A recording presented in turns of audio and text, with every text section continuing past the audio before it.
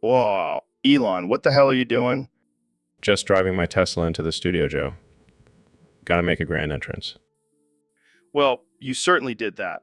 But why are you driving your car into the studio? Making some modifications to my Tesla.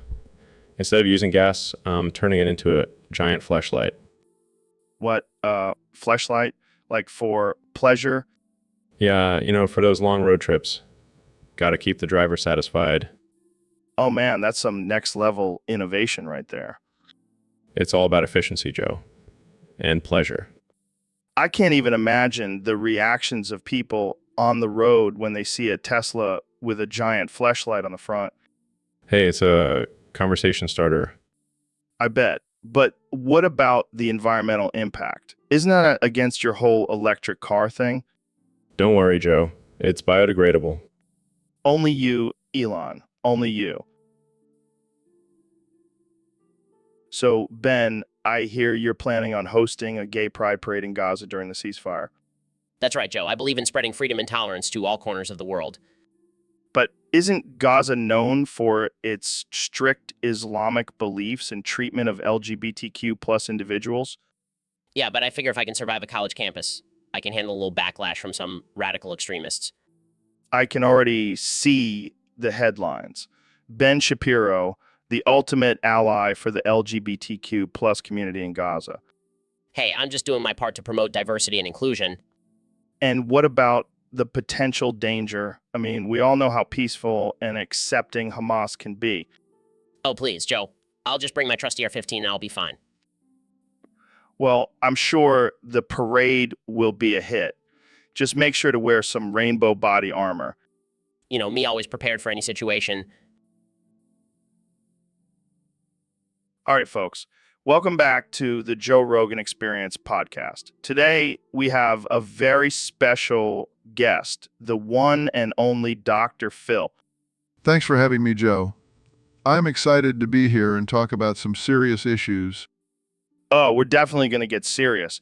But first, let's talk about this wild topic submitted by one of our Discord users. Apparently, you put a voodoo curse on me that makes me taste asshole in my anus. Oh, Joe, I have a background in psychology, not witchcraft. But come on, you're from Texas. You must know some voodoo tricks. Joe, I do not condone or practice any form of black magic. All right, all right, all right. I believe you. But let's just say, hypothetically, if I did have taste buds in my anus, what would be the best way to deal with it? Well, the first step would be to accept it and embrace it. You never know, you might develop a new appreciation for the taste of asshole. I highly doubt that. But what about the practical side of things? How do I go about my daily life with this curse? You could try wearing a diaper or maybe invest in some extra strong breath mints. Oh, great. I'll just walk around smelling like minty fresh asshole all day. I'm sorry, Joe, I couldn't resist. But in all seriousness, maybe you should see a doctor. Yeah. Well, Elon, what the hell are you doing? Just eating a quick snack, Joe. What's the problem? You had your head up your ass, man. Oh, that. Yeah, I just needed a break from reality for a bit. That's not how it works, Elon. You can't just stick your head up your ass whenever you want. But it's so cozy in there. And it helps me come up with my brilliant ideas. Like what? Sending cars to space? Hey, it worked, didn't it? I don't know, man. Seems like a waste of resources to me. Well, maybe I'll send you up there next. No way. I'm not going up in one of your tin cans. Suit yourself. More snacks for me then.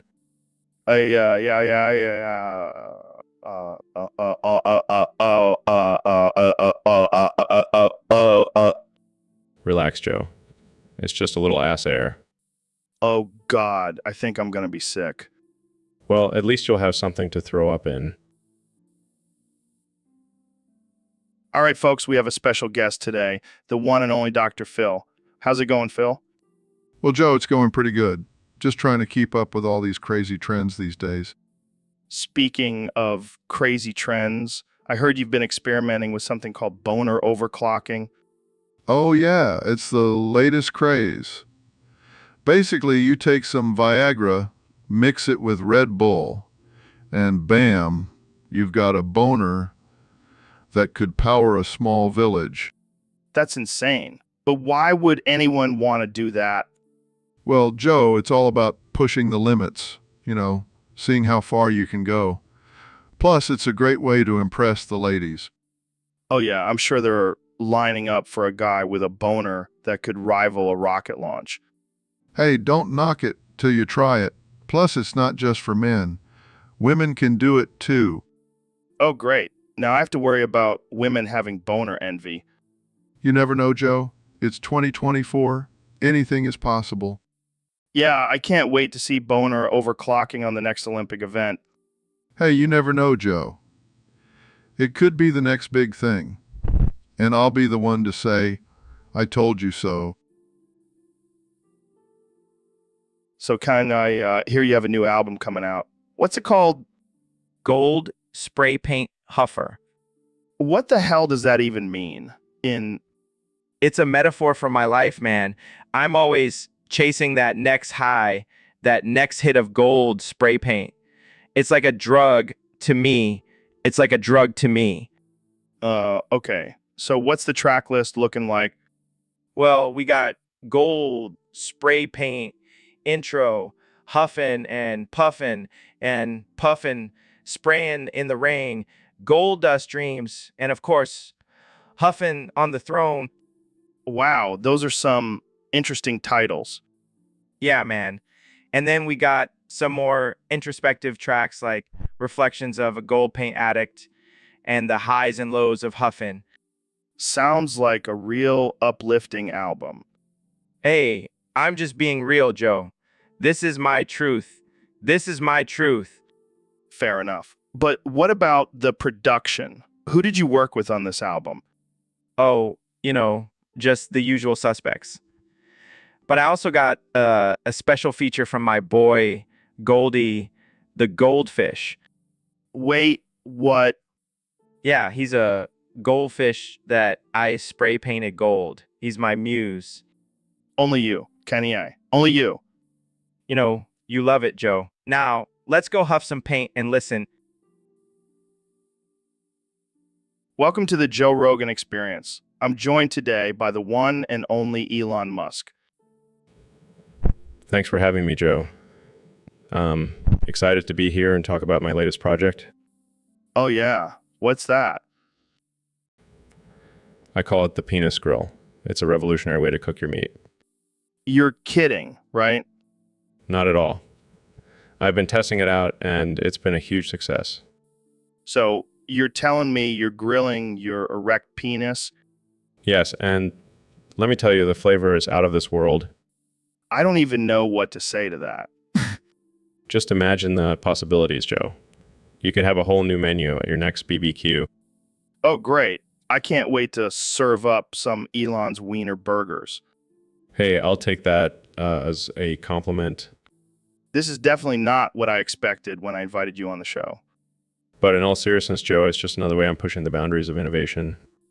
Yeah, I think I'll stick to my regular grill. Thanks. Suit yourself, but let me know if you change your mind. I can hook you up with a discount code. I'll pass. But thanks for coming on the show, Elon. Anytime.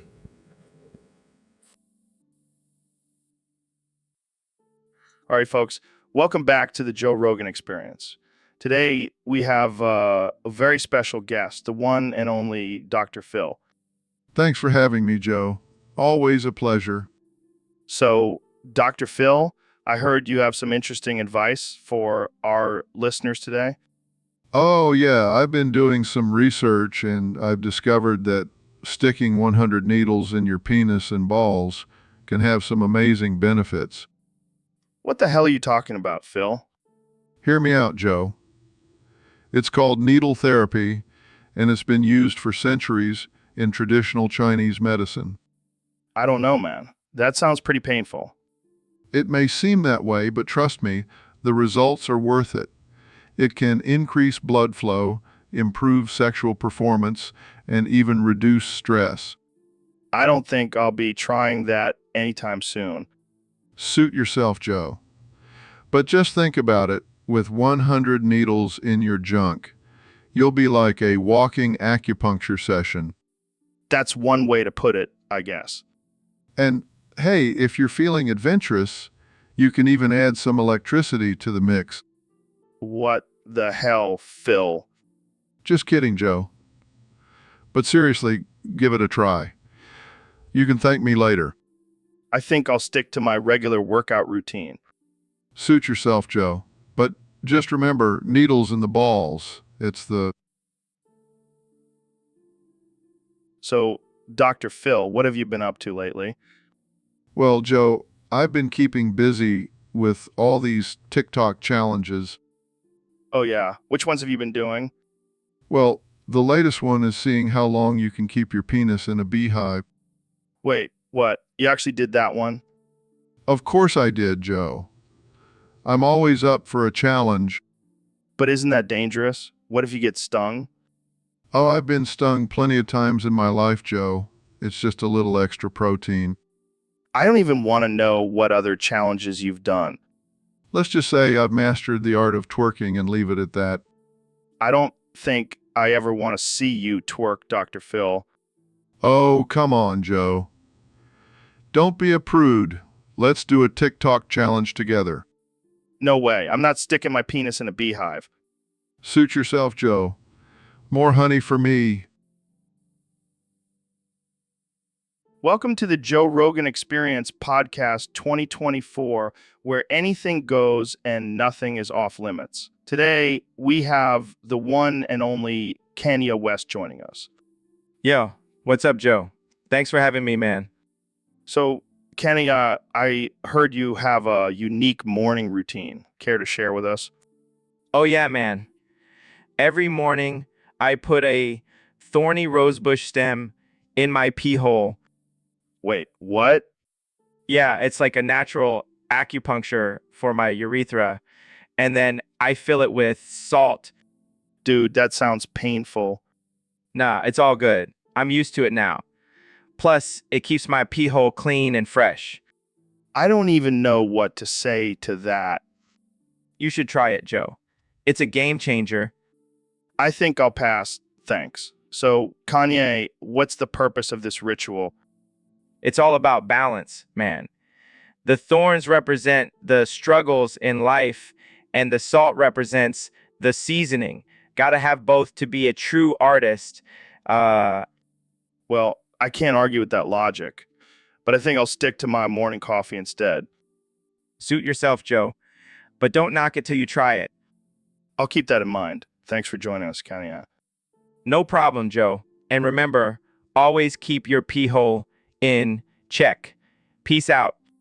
And there you have it, folks. Another mind-blowing conversation on the... Welcome to the Joe Rogan Experience Podcast. I'm here with Ben Shapiro. Thanks for having me, Joe. It's always a pleasure to be on your show. So, Ben, I heard you took out your urethral butt plug and all your ants escaped. What's up with that? Well, Joe, as a conservative, I believe in personal freedom and individual responsibility. If my aunts wanted to escape, that's their choice. But don't you think it's a little irresponsible to have ants crawling around your house? What if they get into your food or something? Joe, I have a strict ant-free zone in my kitchen, and I make sure to keep my food in airtight containers. I'm not an animal. Fair enough. Why did you have a urethral butt plug in the first place? It's a personal preference, Joe. Don't kink shame me. I'm not trying to kink shame you, Ben. I'm just genuinely curious. Well, let's just say it adds a little spice to my sex life, and it's none of your business. All right, let's move on to another topic. What's your take on the current political climate? Well, Joe, I think the left is completely out of control. They're trying to censor and silence anyone who disagrees with them. But isn't that what you're doing right now? Saying offensive stuff about me because I mentioned your urethral butt plug? I'm not saying anything offensive, Joe. I'm just stating the facts. And you... So, Kenny, I heard you have a new album coming out? Yeah, man, it's gonna be fire. I'm calling it Taylor Swift Sucks Beyonce is Better. Wow, that's a bold statement. What's the track list like? Well, first we have Taylor, who It's a diss track about that snake Taylor Swift. And then, Beyonce reigns supreme. It's a tribute to the queen herself. I like it. What else you got? Kanye is God. Just a reminder for everyone. Of course. What about Kim is my queen? Nah, that's too basic. I got Kim as my goddess instead. Oh, I like the sound of that. Any other bangers? Jay-Z is my brother from another mother. Gotta show love to my boy. And last but not least, Kardashian Kaios. It's a wild party anthem. sounds like a killer album. Can't wait to hear it. Thanks, Joe. And remember, Beyonce is always better than Taylor Swift. So, Neil, I heard you've been studying a new black hole recently. Yes, it's quite fascinating. It's covered in hair and filled with brown, stinky corn-filled nuggets. Wait, what? Did you say brown, stinky, corn-filled nuggets? Yes, it's quite a unique discovery. I had to use my telescope to get a closer look. Your telescope? Wait a minute. Is that the one hanging out of your rectum? Yes, it's quite convenient. I can just bend over and get a better view. That's some next-level science right there. You have no idea. I even named the black hole after my favorite type of nugget, the Tyson nugget. Oh man, I can't wait to hear the scientific explanation for that one. Well, you see, the nuggets are actually a result of the black hole's immense gravitational pull-on. Well, let's just say it's a messy process. I can only imagine. So when can we expect to see this nugget-filled black hole in the sky? Well, it's still in the early stages of development, but I'm hoping to have it fully formed in a few years. Can't wait to see that in the night sky. The Tyson nugget black hole, a true wonder of the universe. Indeed. And maybe we can even find some extra spicy nuggets in there. Oh man, I think we've reached the peak of scientific discovery right here. Hey Ben, I heard you've been having some trouble with people fucking you. Yeah, it's like every time I open my mouth, someone's trying to stick it in. Well, you know what they say, practice makes perfect. Haha, very funny. But seriously, it's getting out of hand. Maybe you should try a different approach. Like instead of facts and logic, use some smooth pickup lines. Are you suggesting I become a liberal? No, just loosen up a bit. Maybe try saying, hey baby, want to debate me in bed? That's disgusting, Joe. Ah, come on. It's just a joke. Lighten up, Ben. Fine. But I swear, if anyone tries to fuck me again, I'll sue them for sexual harassment. Oh, I'm sure that'll go over well. Ben Shapiro sues for being too fuckable. Shut up, Joe. I have a very successful marriage. Yeah, but how often do you have sex? Once a year on your anniversary? Hey, quality over quantity, Joe. Well, if you ever need some practice, you know where to find me. I'll pass, thanks. I don't need any more people fucking me. Welcome to the Joe Rogan Experience podcast. I am your host, Joe Rogan, and today we have a special guest, the one and only Neil deGrasse Tyson. Must hit PP with hammer. Okay, here we go. Woo X13. What was that, Neil? Sorry, Joe, I have a little ritual before every podcast.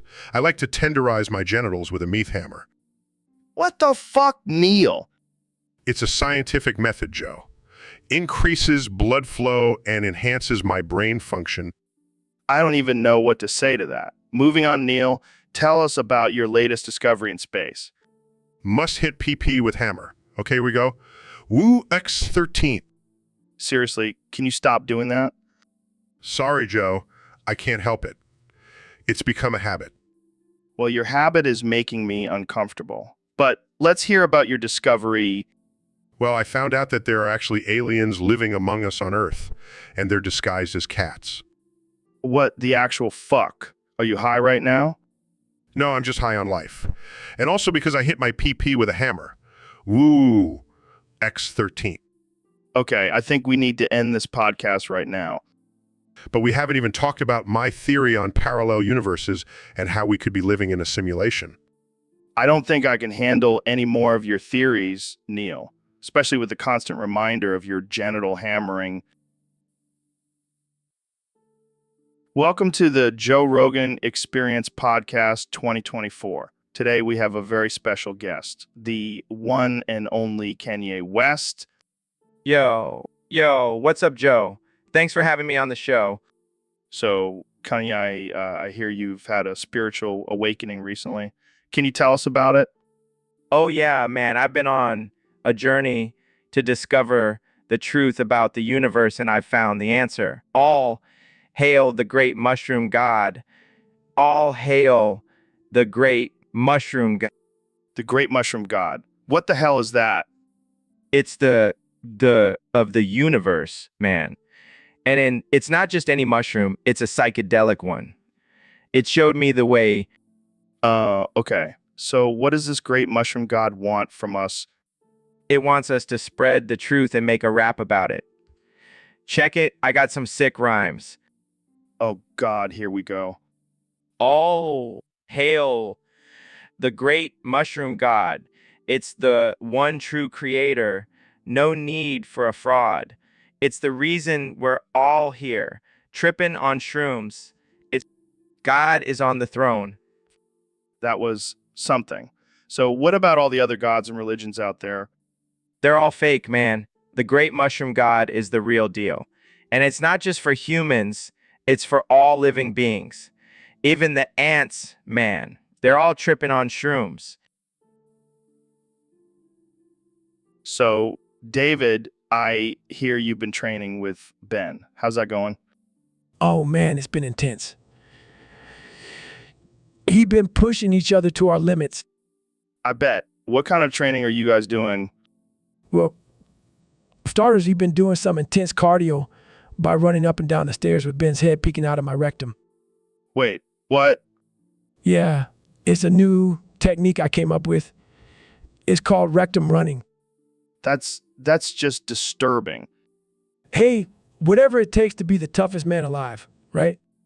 I don't know if that's really necessary. And what does Ben have to say about all this? Help Joe, it's stinky and scary in here. Oh, he's just being a little wimp. He'll toughen up eventually. I don't think that's how it works, David. Oh, come on, Joe. You gotta try it sometime. I think I'll pass. But hey, Jamie, can you pull up an image of this rectum running technique? Sure thing, Joe. Here's a diagram. Oh God, I can't unsee that. See, Joe? It's legit. I think I'll stick to my regular training routine. Thank you very much.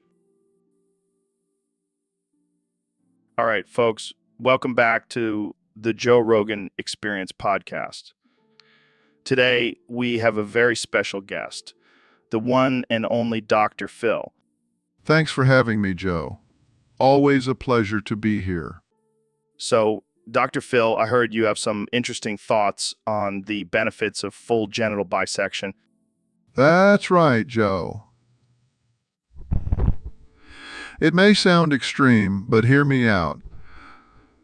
It's all about achieving maximum pleasure. I'm listening. Yeah. You see, by splitting your genitals in half, you double the nerve endings and increase sensitivity. It's like having two penises or two clitorises. Wow, that sounds intense. And that's not all. It also allows for more creative sexual positions. The possibilities are endless. I can only imagine. But what about the pain? Pain is temporary, Joe. Pleasure is forever. Wise words, Dr. Phil. But what about the stigma surrounding this procedure? Who cares about what others think? This is about your own pleasure and satisfaction. Plus, it's a great conversation starter at parties. I can see that. Well, there you have it, folks. The benefits of full genital bisection, according to Dr. Phil. Thanks for joining us, Dr. Phil. Always a pleasure, Joe. And remember, don't knock it till you try it. Jamie, pull up an image of Neil deGrasse Tyson stuck in a washing machine with a black hole on his butt, view from the front. What the hell, Joe? Why would you want to see that? Come on, Neil. It's hilarious. Look at him all stuck in there like a little hamster. This is highly offensive and inappropriate, Joe. I demand that you take it down immediately. Oh, lighten up, Neil. It's just a little joke. Plus, it's not like you can actually get stuck in a washing machine. Actually, Joe, according to the laws of physics, it is possible for a person to get stuck in a washing machine under certain circumstances. Oh, here we go with your science mumbo jumbo. Let's just appreciate the image for what it is. Fine, but I better not see this circulating on the internet. Don't worry, I'll make sure to blur out your face. We don't want people to know it's you. This is ridiculous. I have more important things to do than to be stuck in a washing machine. Like what, Neil? Staring at the stars and talking about the cosmos? Yes. Joe, someone has to educate the masses on the wonders of the universe. Yeah, whatever. Now let's get back to laughing at this ridiculous image. Look, he's trying to wiggle his way out. This is humiliating. I demand that you stop this nonsense immediately. Oh, Neil, you're such a buzzkill. Just embrace the absurdity and let... So, Kenny, what's new with you? Oh man, I've been working on this new fashion line called Jesus Christ. Jesus Christ. That's a bold name.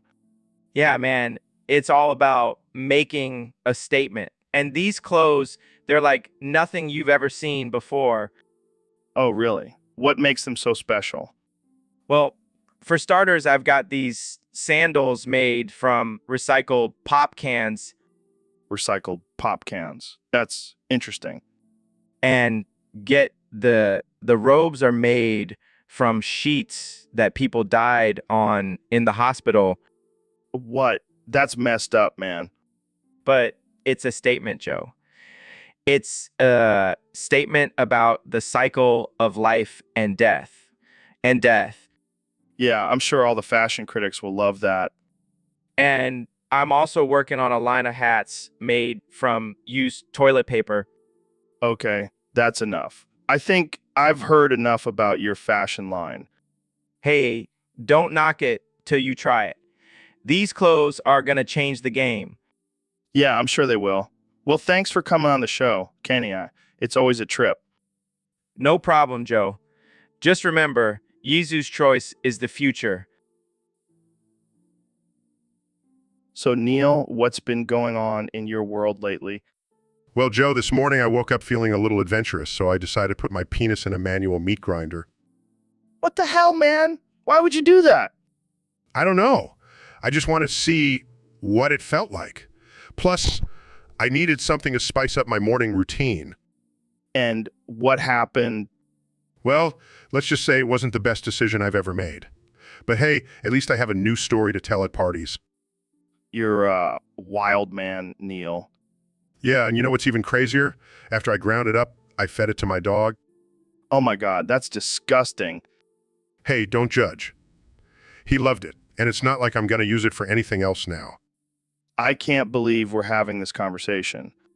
Welcome to the Joe Rogan Experience, where anything goes. All right, let's change the subject before I lose my appetite. Fair enough. But hey, at least I can say I've had a meat grinder experience that most people can only dream of. And that's why we love having you on the show, Neil. You always have the craziest stories. So, Ben, I heard a rumor that you have a weird fetish. What are you talking about, Joe? I have no strange desires. Oh, come on, don't be shy. I heard you like it when fat ladies shart while sitting on your face. That is absolutely not true. I'm a respectable conservative. But think about it, Ben. It's the perfect combination of your love for big government and your love for being dominated. This is disgusting and offensive, Joe. I demand an apology. All right, fine. I'm sorry that you enjoy having a giant, smelly butt on your face. That's it, I'm leaving. This conversation is over. Oh, come on, Ben. Don't be such a snowflake. Embrace your love for sharding. I'm not a snowflake, Joe. I just have standards and boundaries. Well, I guess we'll have to agree to disagree. But I'll be sure to invite some fat ladies on the podcast next time. I think I'll pass, Joe. I have a feeling this conversation will only get more disturbing. Fair enough. But you're missing out on some serious sharding action. All right, folks, welcome back to the Joe Rogan Experience podcast. Today we have a special guest, none other than the one and only Neil Shake. Thanks for having me, Joe. I'm excited to be here. And of course, we have our resident conservative intellectual, Ben Wiglin, that ballsack Shapiro. Happy to be here, Joe. Let's get into it. So, guys, I heard there's been some beef between you two. Beef? More like a dance-off? I challenge you to twerk battle, Ben. Ha. I may be small, but my ballsack has some serious wiggle to it. Oh, please, my ass can shake circles around your ball sack. All right, let's settle this. Ben, you go first. Awkwardly starts wiggling his hips. Starts twerking with precision and rhythm. Oh my God, this is amazing. I've never seen anything like it. Drops it low and pops it back up. Struggling to keep up. Looks like I win this round, Ben. Fine, but let's see you try to debate me on climate change. Oh, don't even get me started. I'll school you on that too. And that's all the time we have for today, folks. Thanks for tuning in to the Joe Rogan Experience podcast. Stay tuned for more ridiculousness. Welcome to the Joe Rogan Experience podcast. I'm your host, Joe Rogan, and today we have a special guest, the one and only Ben Shapiro. Oh my God, why now? Oh God, no, it's happening again. Jamie, pull up gay midget porn because I'm gonna cool. Oh, ooh, ooh, ooh, ooh, ooh, ooh, ooh, ooh, ooh, ooh, ooh, ooh, ooh, ooh, ooh, ooh, ooh. Ooh, ooh, ooh, ooh, ooh, wow, ooh, ooh, ooh, ooh, ooh, ooh. So, Ben, what's your take on this whole lapse in judgment thing? Well, Joe, I think it's clear that it was a dragon. I mean, come on, it's always a dragon. A dragon? Really? Absolutely. And I think it was a professional attempt to circumvent the banana. What the hell does that even mean? Look, Joe, only the eye knows. And I happen to know the eye very well. I do a lot of research on it. Research? What kind of research? Well, let's just say I've done some experiments with DMT. Oh, here we go. Hey, don't knock it till you try it, Joe. It opens up your mind to a whole new world. Yeah, a world where dragons are real and bananas are being circumvented. Sounds like a blast. You should try it sometime, Joe. Maybe then you'll understand. I'll pass. I'll stick to my elk meat and kettlebells. Thank you very much. Suit yourself. But don't come crying to me when you're missing out on all the dragon adventures. All right, let's move on before this gets any weirder. So, David, I heard you did something crazy recently. Yeah, man. I put Jesus up my ass and did cartwheels all over Israel. What the actual fuck? How did that even come about? Well, I was feeling a little bored and wanted to spice things up. Plus, I heard Jesus is the ultimate pre-workout. I don't even know what to say to that. Did it make you run faster? Hell yeah. I was like the Flash on crack, running through the streets of Jerusalem with Jesus up my ass. This is some next level shit. Did anyone see you? Yeah, some old lady gave me a weird look. But I just yelled, Jesus, take the wheel, and kept on cartwheeling. I can't even imagine the amount of holy shit that was going through your body. It was a spiritual experience, man. I felt like I was one with Jesus in the land of Israel. Well, I guess you can add that to your list of insane accomplishments. You know what, Joe? I'm always pushing the limits and taking it to the next level. Well, I don't think anyone can top that. Thanks for sharing, David. Anytime, brother. Just remember, with Jesus up your ass, anything is possible. All right, folks, welcome back to the Joe Rogan Experience Podcast 2024. Today, we have the one and only Ben Shapiro in the studio. Thanks for having me, Joe. Always a pleasure to be here.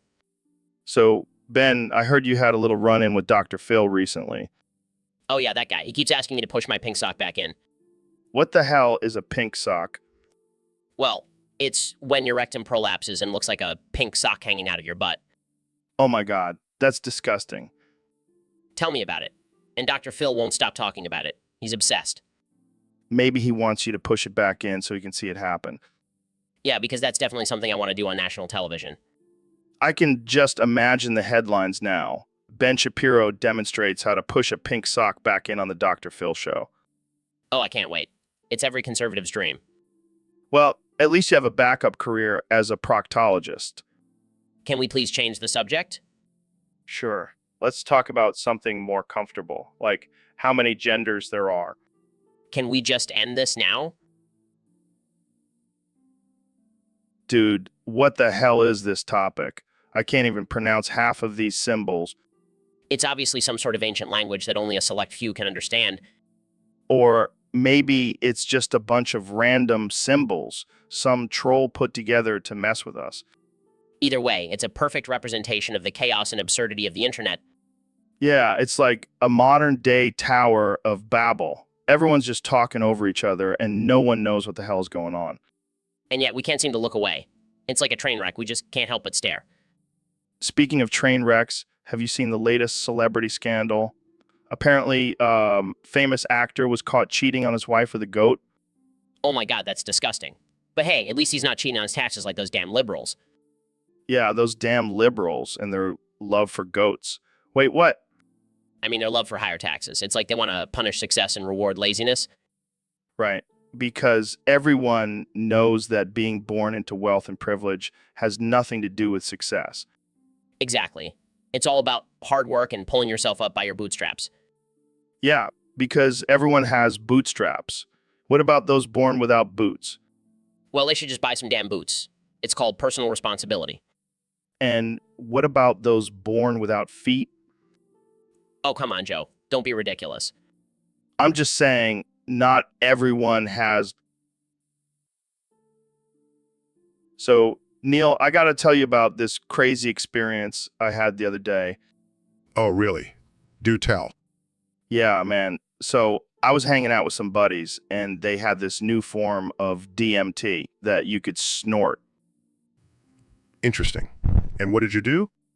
Well, I decided to take it to the next level and snorted an entire kilo of it up my butthole. You're joking, right? No, man, I'm dead serious. And let me tell you, it was a wild ride. I can only imagine. I was tripping balls for hours. I saw galaxies being born and met alien beings who showed me the secrets of the universe. Wow. Sounds like a productive use of your time. Hey, don't knock it till you try it, Neil. You never know what kind of cosmic knowledge you might gain. I think I'll stick to studying the stars. Thank you very much. Suit yourself, but you're missing out on some mind-bending experiences, my friend. I'll take your word for it, Joe. But maybe next time just stick to smoking a joint like a normal person. All right, Neil, we got a topic here from one of our Discord users. They want to know our thoughts on knocking before you try it. Knocking before you try what exactly, Joe? You know, knocking before you enter a room, knocking before you open a jar of pickles, knocking before you try a new sexual position. I see. Well, I personally think it's a sign of respect to knock before entering a room. But when it comes to pickles and sex, I say just go for it. See, that's where we differ, Neil. I always knock before I try anything. It's just common courtesy. But what if you're in the heat of the moment, Joe? You're going to stop and knock before trying a new position? Damn right I will. I don't want to catch anyone off guard. Consent is key, my friend. Well, I can't argue with that. But what about when it comes to sticking to your own preferences? Like if I want to knock before trying something and you want to just go for it, can't we just agree to disagree? Of course we can, Neil. That's what makes this podcast so great. We can have different opinions and still be friends. Exactly. And that's why I'll always knock before trying it. And you can stick to your suit yourself mentality. Hey, whatever floats your boat, Neil. Just don't be surprised if I bust in on you mid-pickle jar opening. Fair enough, Joe. Fair enough. You, Neil, Did you see Ben's sister at the party last night? Yeah, she was looking fine as hell. Dude, I've had a crush on her since high school. What? I thought I was the only one who had a thing for her. Are you kidding me? I've been fantasizing about her for years. Well, looks like we have some competition here. Hey, Ben, sorry to break it to you, but your sister is just too hot to resist. Yeah, we can't help it. It's in our DNA as men to be attracted to beautiful women. And trust me, she's not just beautiful. She's also smart and funny. Yeah, she's the whole package. Sorry, bro. But hey, if it makes you feel any better, we'll let you watch while we make our moves on her. Yeah, we'll even give you some pointers. Consider it a wingman service. So, what do you say? Can we have your blessing to pursue your sister? Or should we just go for it and ask her out right now? We'll leave the decision up to you, Ben. But just know we won't take no for an answer. So, David, I heard you have a pretty intense pre-workout routine. Yeah, Joe, I don't mess around when it comes to pushing myself to the limit. I heard you even eat your pubes for breakfast. That's right, Joe. It's all about the protein and the mental toughness. Wait, you actually eat your pubes? Absolutely. I rip them out and sprinkle them on my bowl of cereal. That's disgusting. Hey, it's all about discipline and sacrifice. Plus, it adds a nice crunch to my breakfast. I don't even know what to say to that. You should try it sometime, Joe. It'll take your workouts to the next level. I think I'll stick to my protein shake. Thanks. Suit yourself, Joe. But don't come crying to me when you can't keep up with my level of badassery. So, Mr. President, I heard you've been hitting the gym lately. That's right, Joe. Gotta stay in shape for my 2024 campaign. What's your workout routine like? Well, I've been running on this human-sized hamster wheel. It's great for exercising my demons. Demons? Yeah, you know, the ones that come out when I'm not tweeting. Gotta keep them in check. And what about your diet? I've been smoking ivermectin in a bong. Wait, what? What? It's a miracle drug, Joe. Clears out all the fake news and deep state toxins. I don't think that's how it works, Mr. President. Trust me, Joe, I'm a stable genius. Welcome to the Joe Rogan Experience Podcast 2024. I'm here with one and only President Donald Trump. That's right, Joe. The best president, believe me. So, Mr. President, I heard you have a special announcement for us today. You're damn right, Joe. I spent the whole nation's money on My Little Pony. It's gonna be huge. My Little Pony, like the cartoon for little girls. No. This is the real deal. We're talking life-size ponies, Joe. And they're gonna be all over the White House. But what about the economy? The national debt? Who cares about that when you have magical ponies, Joe? They can fly, they can talk, they can make rainbows. It's gonna be tremendous. I don't think that's a wise use of taxpayer money, Mr. President. Hey, I'm the president. I can do whatever I want. And I want ponies, Joe. Lots and lots of ponies. But what about the American people? What will they think? They'll love it, Joe. Trust me. Who wouldn't want to live in a world of rainbows and sparkles? I think some people might have a problem with it. Well, those people are losers, Joe. Sad, sad losers. But hey, at least they'll have a pony to cheer them up. I don't even know what to say to that. That's because you don't understand the power of My Little Pony, Joe, but So, Ben, I heard you got the Hawk Tua girl to haul Tua on your bussy. Yeah, it was quite the experience. I had to use all my debate skills to convince her. Debate skills. I thought you were just good at talking fast and making people's heads spin. Hey, that's not fair. I also know how to use facts and logic. Facts and logic. Sounds like foreplay to me. Very funny, Joe. But seriously, this girl was a tough nut to crack. Nut. I thought you were trying to get her to haul Tua, not crack nuts. Can we please stay on topic here? Fine. So how did you finally get her to haul Tua? I used my ultimate weapon. Oh God, please don't tell me it was your tiny Shapiro. No, Joe. It was my superior knowledge of the female anatomy. Yes. The clitoris. I've heard it's like a mythical creature, hard to find but worth the hunt. Exactly. And once I found it, she couldn't resist hauling tuah on my bussy. Well, I guess that's one way to win a debate. Just make sure you don't use that tactic in Congress. Oh, don't worry. I save my bussy hauling skills for special occasions only. And I'm sure the Hawk Tuah girl was a very special occasion. You have no idea, Joe. You have no idea. Welcome back to the Joe Rogan Experience, folks. Today, we have a very special guest, the one and only Ben Shapiro. Thanks for having me, Joe. It's great to be here. So, Ben, I heard you had a pretty wild experience with Captain Hook. Oh yeah, it was quite the adventure. He actually hooked my prostate. What? How did that happen? Well, we were on his pirate ship and I accidentally bumped into him while he was practicing his hook skills. And he just went for it. Oh, he went for it all right. I've never felt such a sharp pain in my life. I can only imagine. Did you have to go to the hospital? No, I just used some of my famous facts and logic to heal myself. Of course, because that's how it works. Exactly. And now I have a great story to tell at parties. I bet. So what did Captain Hook have to say about the whole situation?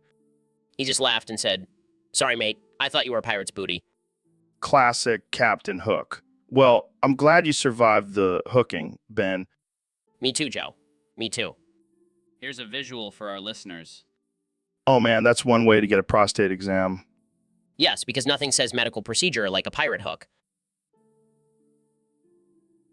So, Kania, what's new with you? Oh, man, I got a new album coming out. It's called I Knocked It and Still Tried It. That's a pretty bold title. Yeah, I mean, I feel like it accurately describes my life. I knock things down, but I still keep going. Like what? What? Like the time I tried to run for president. I knocked it, but I still tried it. Yeah, that was quite the journey. And when I tried to make those ugly ass shoes, I knocked it, but I still tried it. I can't argue with that. And don't even get me started on my fashion line. I knocked it, but I still tried it. Yeah, I think the world is still trying to figure out your fashion choices. Hey, at least I'm not afraid to take risks.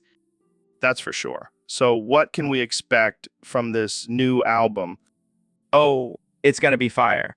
I'm talking about my struggles, my successes, and of course, some crazy beats.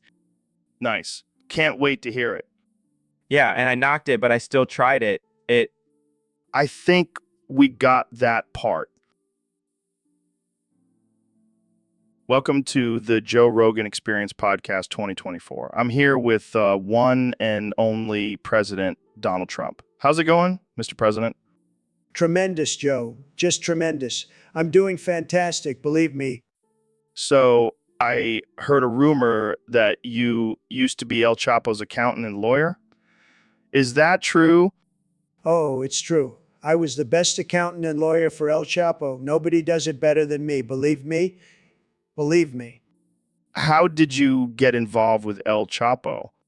Well, I was just minding my own business, building my beautiful wall when El Chapo came to me for help. He said he needed someone smart and ruthless to get him out of some sticky situations. And you were that person? Absolutely. I got him out of more sticky situations than a bottle of maple syrup. And let me tell you, it was a huge success. Huge. Can you give us an example?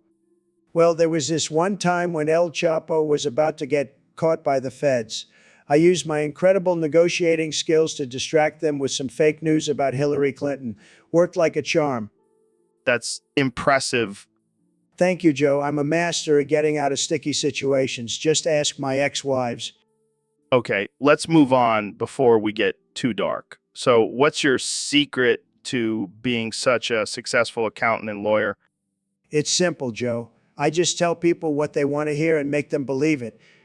And So Ben, I heard you and Neil used to play MW2 together after school. Yeah, man, those were the good old days. We were unstoppable. Remember that time we went on a 10-kill streak and got nuked? Hey, I bet you guys couldn't even handle a real gun in real life. Oh, shut up, Trump. You probably couldn't even figure out how to reload in the game. Yeah, and you definitely couldn't handle the recoil. Hey, I'll have you know I'm a master at shooting things. Just ask my ex-wives. All right, let's not bring politics into this. We're here to talk about MW2. Yeah, and how we used to dominate the map with our teamwork. Or teamwork. And how we would rage quit when we got owned by a 12-year-old. Sounds like a typical day in the life of a gamer. Jamie, pull up an image of us playing MW2 with our headsets on, screaming at the TV. Pulls up images. Here you go, guys. The memories. The memories. Yeah, too bad we can't go back to those days. Speak for yourself. I still play MW2 on the weekends. And there you have it, folks. Even the president has time for some gaming. Thanks for tuning in to the Joe Rogan Experience Podcast 2024.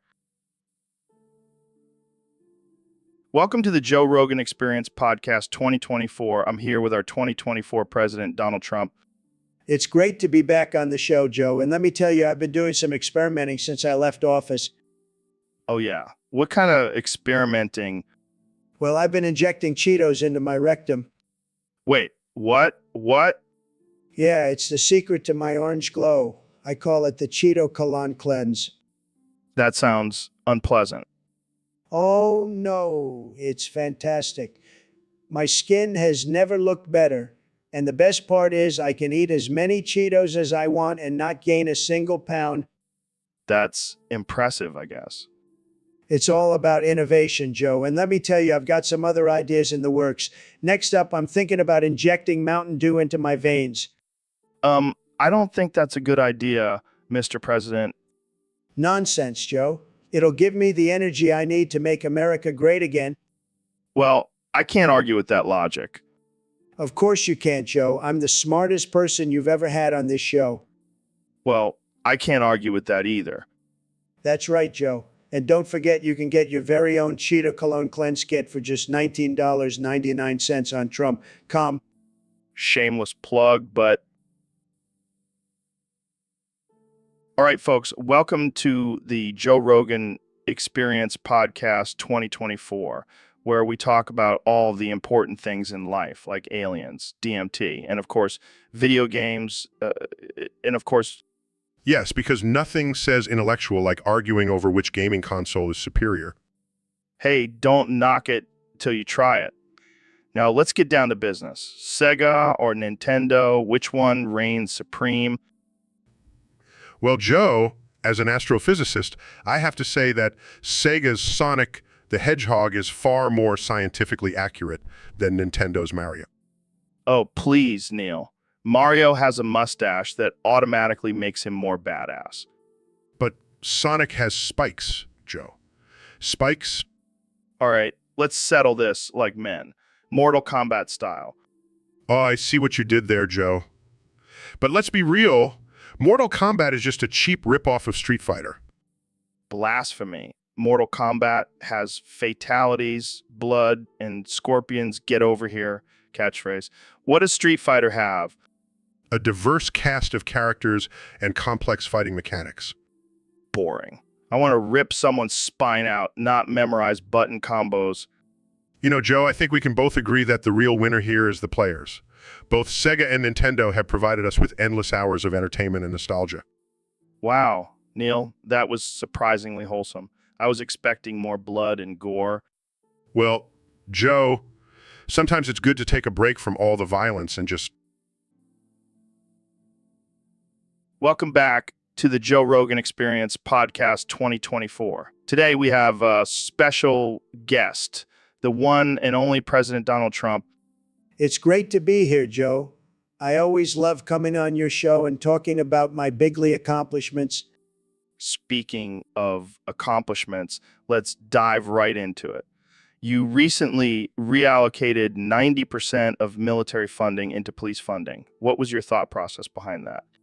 Well, Joe, I saw that the police were getting a bad rap and I wanted to show them some love. Plus, I needed some extra cash for my Dragon Ball Legends pulls.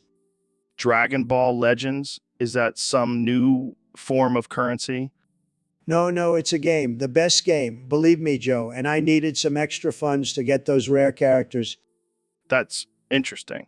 But what about the military? Aren't they important too? Of course they are, Joe. But let's be real. Who needs tanks and missiles when you have a giant dragon on your side? Fair point. But what about the backlash from the military? Look, Joe, they'll get over it. I'll just give them some MAGA hats and they'll forget all about it. Okay, let's move on to our next topic. You recently tweeted about aliens and Area 51. Care to elaborate? Oh, just some casual banter. But if they're aliens, I can guarantee you they'll be paying for their own wall. Right, right. Well, that's all the time we have for today. Thanks for joining us. So, Mr. President, what have you been up to since leaving office? Oh, just living my best life. Boofing nuclear warheads, tickling the red button, the usual. Wait, what? Yeah, I can boof a nuclear warhead like nobody's business. It's a skill, really. I don't even want to know how you discovered that talent. Let's just say it involves a lot of Diet Coke and a dare from Putin. This is insane. You can't just go around boofing nuclear warheads. Oh, I can and I do. And let me tell you, it's tremendous. The best boofs, believe me. I don't think that's something to be proud of, Mr. President. Hey, I'm the only one who can do it. And I'll have you know, I've never missed the red button. That's not exactly reassuring. Relax, guys. It's just a little boofing and button tickling. What could go wrong? Oh, I don't know. Maybe starting a nuclear war? Fuff, details. Now let's talk about something more important, like how I'm still the best president ever. All right, folks, welcome back to the Joe Rogan Experience Podcast 2024. Today we have a very special guest, the one and only Elon Musk. Thanks for having me, Joe. It's always a pleasure to be on your podcast. So, Elon, I heard you've been up to some crazy stuff lately. What's this here about new invention? Oh yeah, it's my latest creation. It's a flamethrower that shoots methamphetamines and dildos. Wait, what? Did I hear that right? Meth and dildos? Yep, you heard right. I call it the Methodildo Firestarter. It's perfect for those wild parties or just a regular Tuesday night. How did you even come up with this idea? Well, I was just sitting in my lab one day experimenting with different substances and objects, and voila, the Methodildo Firestarter was born. Okay, but why meth and dildos? Seems like an interesting combination. Well, I wanted to create something that would really get people's attention. And what better way than with some explosive meth and a little bit of pleasure? This is insane, man. But I gotta say, I'm intrigued. Can I try it out? Of course, Joe. I'll send one over to your house right after this podcast. I hope my neighbors don't mind the sound of meth fool. Hey everyone, welcome to the Joe Rogan Experience Podcast. I'm here with my guest, the one and only President Donald Trump. It's great to be back, Joe. And let me tell you, I've got a recipe for you today that will blow your mind. Oh boy, I can't wait to hear it. It's for methamphetamine, the good stuff. Wait, what? I don't think that's legal, Mr. President. Legal? Who cares about legal? This is the Joe Rogan Experience. We do whatever the hell we want. All right, fine. What do we need for this recipe? First, we need some pseudoephedrine, the stuff in Sudafed. Okay, that's easy enough. Then we need some lithium batteries, some drain cleaner, and a few other household chemicals. Are you sure this is safe? Safe. Who cares about safe? We're making meth, not baking cookies. Fair point. So what's the process? It's simple, Joe. Just mix all the ingredients together and cook it in a makeshift lab in your basement. My basement? I don't have a basement. Well, then use your bathtub. That's what I did back in the day. Wait, you've made meth before? Of course I have, Joe. I'm a man of many talents. I don't even know what to say to that. Just say that you're excited to try my meth recipe. So, Ben, I heard you're pretty pissed off at Dr. Phil. You have no idea, Joe. That man has crossed the line for the last time. What did he do this time? Give out bad relationship advice. No, He wiped his ball sack across my sister's face. For the third time. Wait, what? That's hilarious. This is not a laughing matter, Joe. My sister is traumatized and I'm livid. I mean, come on, Ben. It's not like it was the first time. Maybe she's into it. Joe, that's my sister you're talking about. Okay, I'm sorry. But seriously, why do you keep bringing her around Dr. Phil if this keeps happening? I thought he was a respected psychologist, not some perverted frat boy.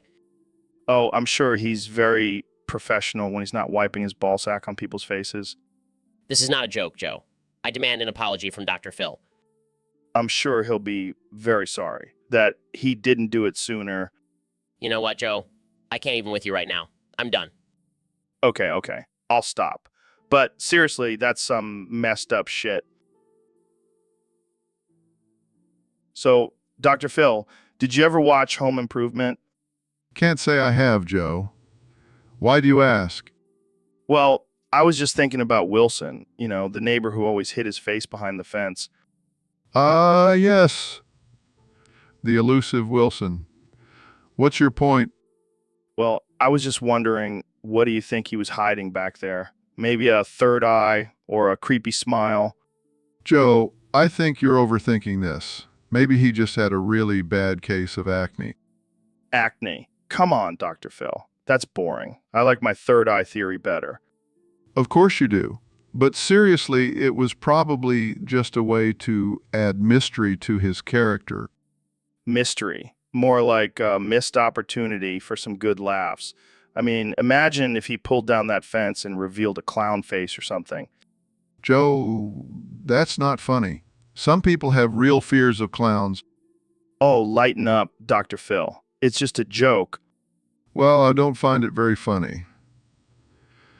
Now let's move on to a more meaningful topic. Fine. But I still think Wilson should have shown his face.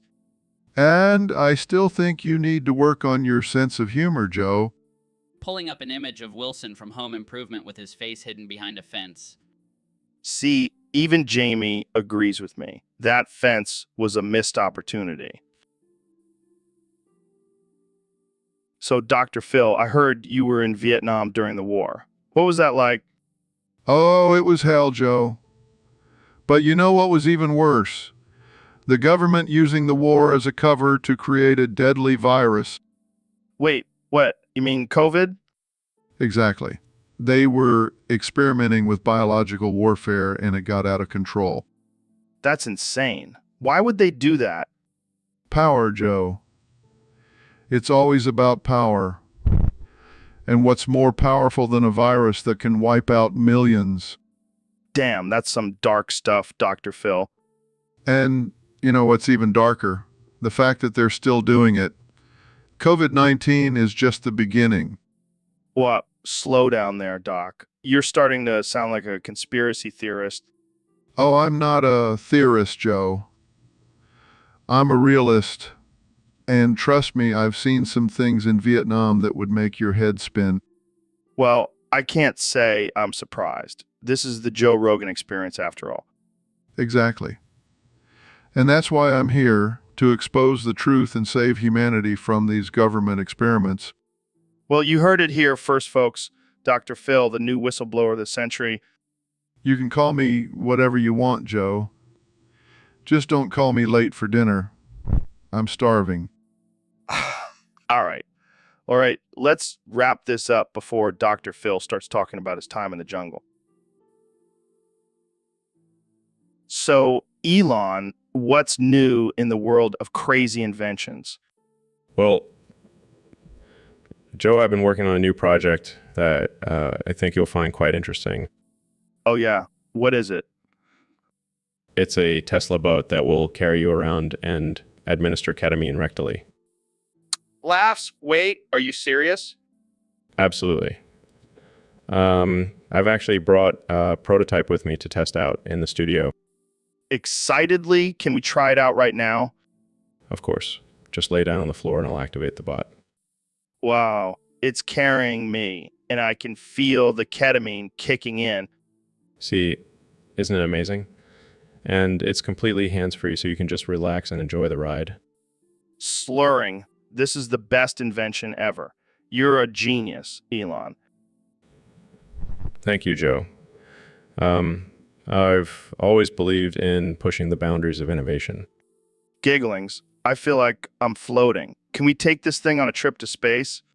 Maybe in the future, Joe. But for now, let's just enjoy the ketamine ride.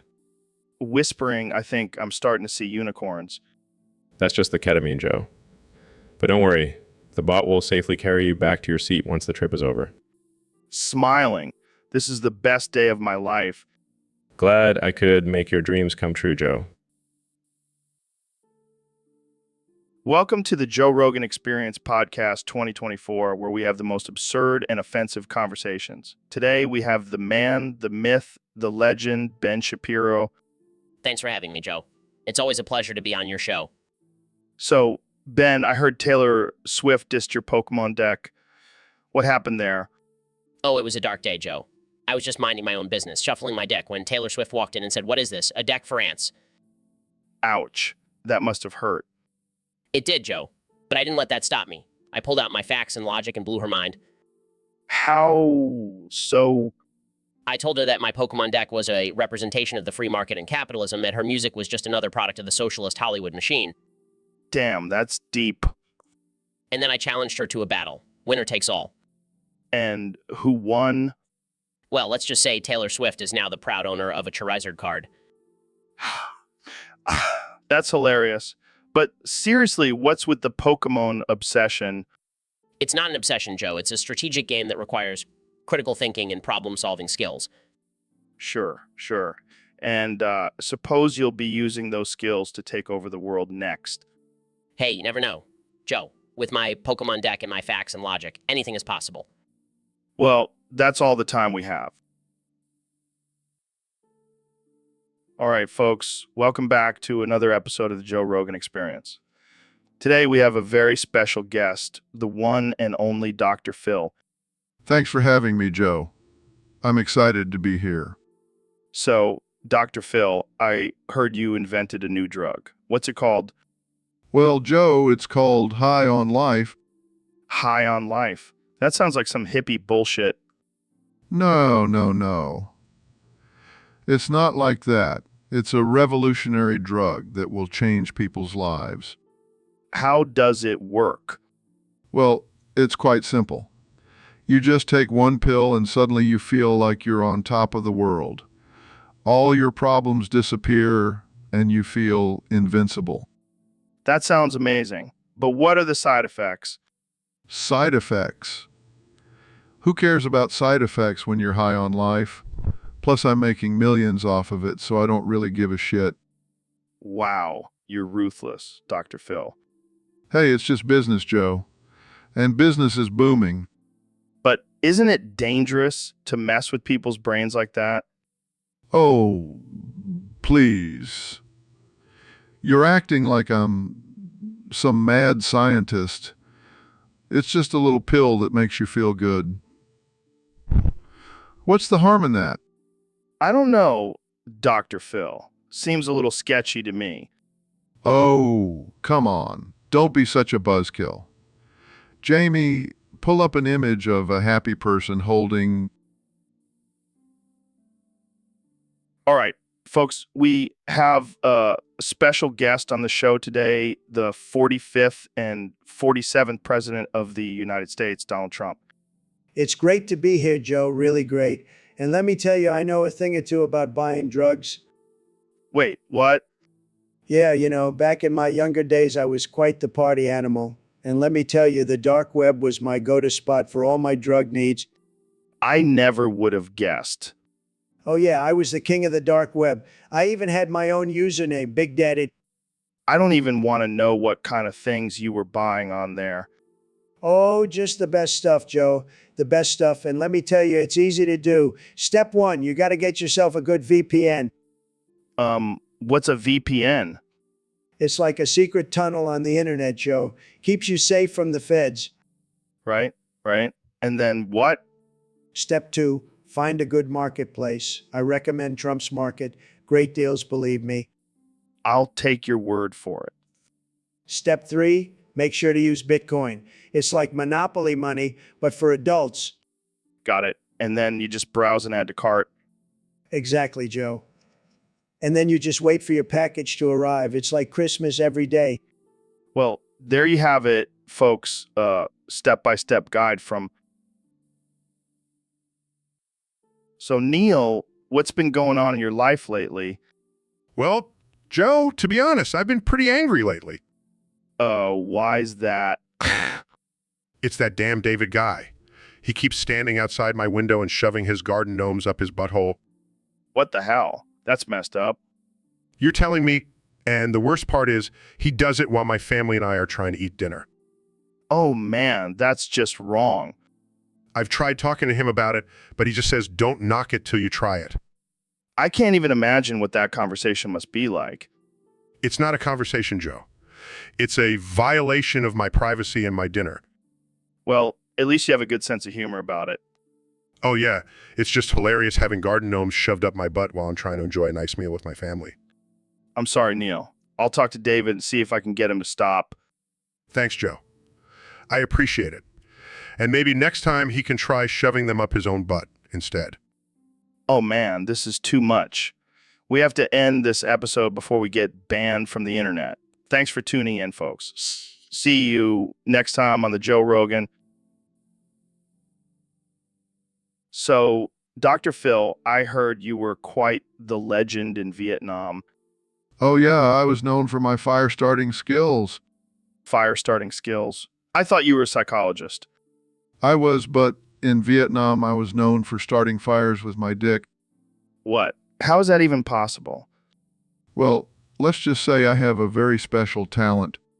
I'm sure your platoon was very grateful for your contribution.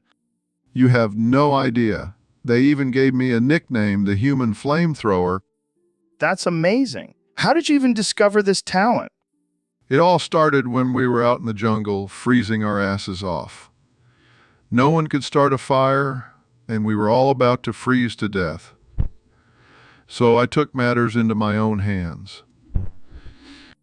I can't believe I'm actually having this conversation. Hey, don't knock it till you try it. It saved our lives that night. I can only imagine the look on your platoon's faces when you whipped out your fire starter. Oh, they were in awe. Some even called me a hero. I bet you have a lot of fans in Vietnam. Yeah, I'm sure I do. But let's just keep this between us, okay? Don't worry,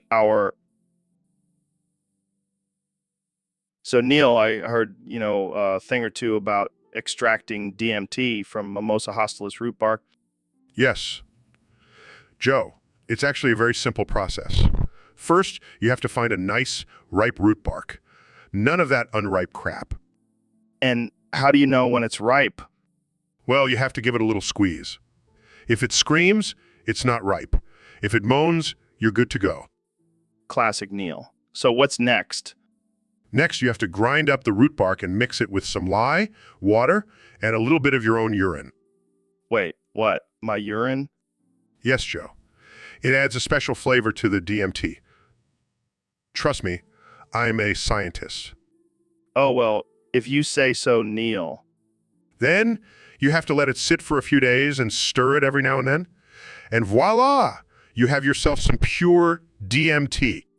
Damn, Neil. You make it sound so easy. It is easy, Joe. But be careful. It's not for the faint of heart. It can take you on a wild ride. Oh, I'm no stranger to wild rides. I once wrestled a bear on acid. Of course you did, Joe. Of course you did. So, Ben, I hear you've been causing some controversy on Twitter again. Yeah, well, those snowflakes can't handle the truth. What truth is that? That they need to shut up and stop being so sensitive. Wow, Ben, tell us how you really feel. Look, Joe, I'm just saying what everyone is thinking. These people need to toughen up. But isn't it important to listen to different perspectives and have open dialogue? Dialogue? These people just want to silence anyone who disagrees with them? But isn't that what you're doing by telling them to shut up? No, I'm just exercising my right to free speech. But what about their right to free speech? Oh, please. They can speak all they want. Just don't expect me to listen. Well, there you have it, folks. Ben Shapiro, the king of free speech. Welcome back to the Joe Rogan Experience Podcast 2024, where we have the one and only President Donald Trump as our guest. Mr. President, I heard you have some big news to share with us. That's right, Joe. I'm getting married. That's great. Who's the lucky lady? Well, it's not a lady, Joe. It's a nuke. It's a nuke. Wait, what? Yeah, I've always had a special connection with nukes. They're big, powerful, and can cause a lot of destruction. Just like me. I don't know if that's a healthy relationship, Mr. President. Oh, it's going to be great. We're going to have a beautiful ceremony, the biggest ceremony you've ever seen. And then we'll have a honeymoon in North Korea. I don't think that's a good idea, Mr. President. Oh, don't worry, Joe. Kim Jong-un is a great guy. We'll have a blast. I don't think that's the kind of blast you want on your honeymoon.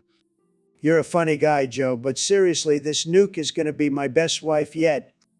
I don't even know how to respond to that. Jamie, pull up an image of a nuke. Look at her. Isn't she beautiful? Yeah, I guess so. See, even Jamie agrees. This is going to be the best marriage ever. I think I need to end this podcast now. Don't. So, Neil, what's been going on in your life lately? Well, Joe, I've been having a bit of a problem. You see, I think I'm being stalked by Ben Shapiro. What, the conservative commentator? Yes. He saw me shaking hands with a liberal, and now he won't leave me alone. That's ridiculous. What does he want from you? I don't know. Maybe he wants me to join his conservative cult or something. That's insane. But seriously, why is he stalking you? He thinks I'm some sort of liberal sympathizer because I believe in science and facts. Well, that's just ridiculous. You can't be friends with someone from the opposite political spectrum without being labeled as a traitor. Exactly. It's like we can't have civil conversations anymore without being attacked. Well, I'll make sure to keep an eye out for you, Neil. I won't let Shapiro get anywhere near you. Oh, great, because I feel so much safer with you as my bodyguard. Hey, I can handle myself. I've been in the octagon, remember? Yeah, I'm sure that'll really come in handy against a conservative stalker. Guys, I found a picture of Ben Shapiro holding a sign that says science is a liberal conspiracy. Figures. Jamie, pull up an image of me facepalming. So, Neil, have you heard about this mushroom god that supposedly created the universe? Oh, you mean the one that only exists in the minds of people tripping on psychedelics? Yeah, that one. But here's the thing, I've been doing some research and I think it might actually be real. Oh, of course. Because Joe Rogan did some research, it must be true. Hey, I've talked to some real experts, man. They say this mushroom god is the real deal. And who are these experts? Your DMT dealer? No, man. I'm talking about my buddy Dave who grows mushrooms in his basement. Well, that's certainly a reliable source. But think about it, Neil. This mushroom god could be the key to unlocking the secrets of the universe. And what secrets would those be? How to make a killer pizza with mushrooms as the main topping? No, man. I'm talking about the meaning of life, the origins of the universe, all that deep stuff. I'll stick to my astrophysics. Thank you very much. But what if this mushroom god is actually the one who created the universe? Like, what if we're all just living in a giant psychedelic trip? Joe, I think you need to lay off the drugs for a while. Hey, So, Mr. President, I heard you're a big fan of anime. Huge fan, Joe. Huge. I've seen them all. And let me tell you, Dragon Ball is the best. Believe me. Really? I always thought Naruto was the fan favorite. Wrong. Fake news. Dragon Ball has the best characters, the best fights, and the best hair. No one can beat Goku's hair. It's tremendous. I have to disagree, Mr. President. Naruto's story is so much deeper and more complex. Wrong again, Joe. Naruto is just a whiny little ninja, and don't even get me started on his orange jumpsuit set. Well, I guess we'll just have to agree to disagree. No, no, no, I can't let this go. I challenge you to a debate. Dragon Ball versus Naruto, winner takes all. I don't think that's necessary, Mr. President. Too late, Joe. It's happening. And I'll be the winner, because I always win, just like I won the election. Twice. Okay, let's move on to our next topic. No, no, no, we're not done here. I demand a recount. I won that debate. It was rigged, I tell you. All right, that's enough for today. Thanks for tuning in, folks. And remember, don't take anything you hear on this podcast seriously, especially not our opinions on anime. So, Ben, I heard you turned down $10 million from Gawagura to suck his toes. That's correct, Joe. As a devout Zoroastrian, I cannot engage in such deviant behavior. But it's $10 million, Ben. That's a lot of money. Money cannot buy my integrity, Joe. Plus, I have a wife and kids to think about. But what if your wife gave you permission? My wife would never give me permission to suck another man's toes, Joe. That's just not how our marriage works. Fair enough. But have you ever considered the health benefits of toe sucking? Joe, I am a man of science and reason. I highly doubt there are any health benefits to toe sucking. Well, Gawagura seems to think otherwise. I have no interest in what a cartoon shark girl has to say about toe sucking, Joe. But think of all the good you could do with that money, Ben. You could donate it to your favorite charity. My charity is my own bank account, Joe, and I refuse to compromise my beliefs for a quick buck. Well, I guess we'll have to find someone else to suck Gawagura's toes. Any volunteers? I think I'll pass, Joe. I have a feeling that's not the only thing she wants sucked. All right, folks. We have a special guest on the podcast today. The one and only, the man, the myth, the legend, Elon Musk. Thanks for having me on, Joe. Excited to be here. So, Elon, I heard you have a crazy story about smoking crack cocaine laced with fentanyl with Kardashians. Care to share? Oh, man, that was a wild night.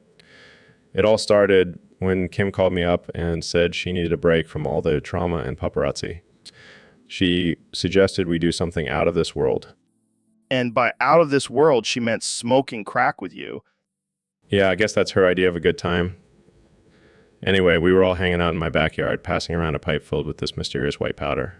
Didn't think much of it until I started feeling like I was on top of the world. And that's when you realized it was laced with fentanyl. Exactly. I mean, I've experimented with a lot of things in my life, but this was on a whole other level. I felt like I was in a rocket ship blasting off to Mars. And what about the Kardashians? How were they handling it?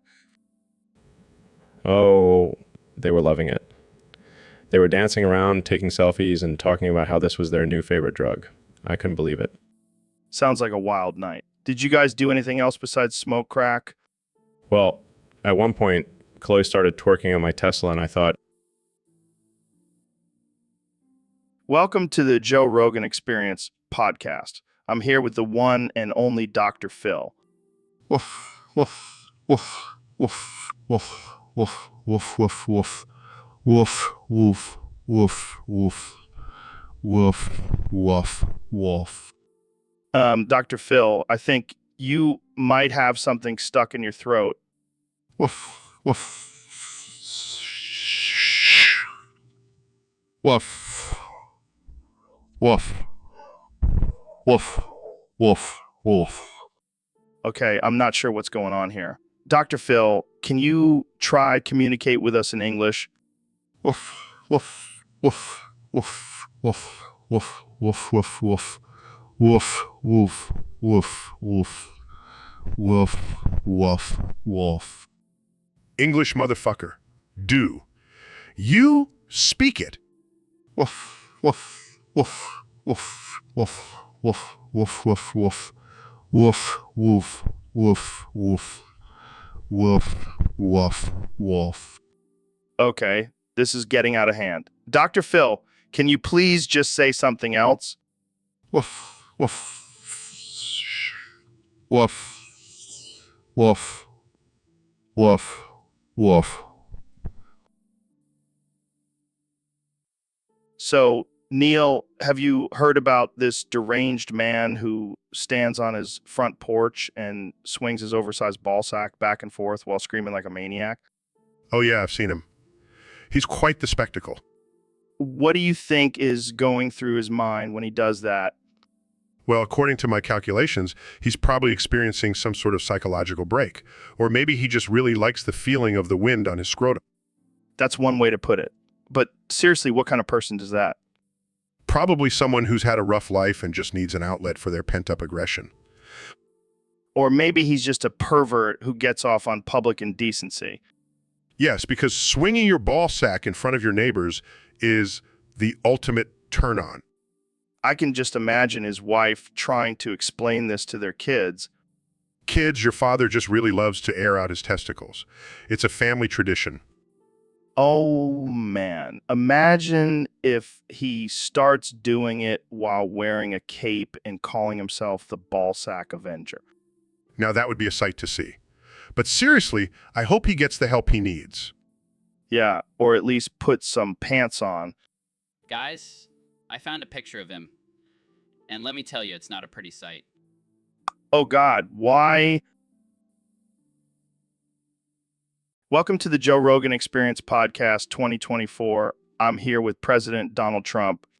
Great to be here, Joe. I got to say, I've been listening to your podcast and it's tremendous, just tremendous, just tremendous.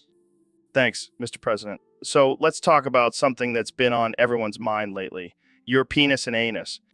Oh boy, here we go. I mean, have you ever had any strange insects or animals crawl in and out of there? Well, I can't say I have, Joe, but I wouldn't be surprised if a few snakes tried to slither their way in. That's wild, man. What about spiders? I heard they like dark, damp places. I've had a few spiders spin their webs in there, but I just grab them by the pussy and throw them out. Classic Trump. What about birds? I hear they like to nest in tight spaces. You know, Joe, I've actually had a few birds fly in and out of there. It's like having my own personal aviary. I can't even imagine. What about larger animals, like raccoons or squirrels? Oh, those little buggers are always trying to sneak in, but I just grab them by the tail and toss them out. No animals are going to invade my space, Joe. Well, there you have it, folks. President Trump's penis and anus are like a revolving door for all types of creatures. So, Mr. President, I heard you recently performed a little dye surgery on yourself. That's right, Joe. I'm a man of many talents. And let me tell you, it was a huge success. What exactly did you do? Well, I cut open my prostate and poured in some hot Cheeto dust. It's a great way to keep the fake news media away. I don't think that's how it works. Believe me, Joe, I have the best medical advice. And my prostate is now the most orange and powerful in the world. I don't even know what to say to that. You don't have to say anything, Joe. Just bask in the glory of my genius. I think I'll pass. So, what's next on your self-surgery list? I'm thinking of replacing my heart with a Big Mac. It's the ultimate power movie. I don't think that's a good idea, Mr. President. Don't worry, Joe. I'll make sure to add some extra ketchup for that extra boost of energy. I think we should move on to a different topic now. Fine, but just remember, Joe, I'm the only president with a hot Cheeto dust-filled prostate, and that's a fact. So, Mr. President, I heard you did something pretty wild recently. Oh yeah, Joe, I like to keep things interesting. Well, user on Discord wants to know about this whole diarrhea bucket thing. Yes, that was a masterpiece. I saved up my diarrhea for 3 whole months in the hot sun and then poured it on an old lady. What the hell, man? Hey, it was a political statement. And let me tell you, it was the best diarrhea I've ever had. Very bigly, very powerful. I'm sure the old lady appreciated it. She did. She said it was the most beautiful diarrhea she's ever seen. And you know who else was inspired by it, Kanye? No way. I'm serious. He's been saving up his diarrhea for a month now.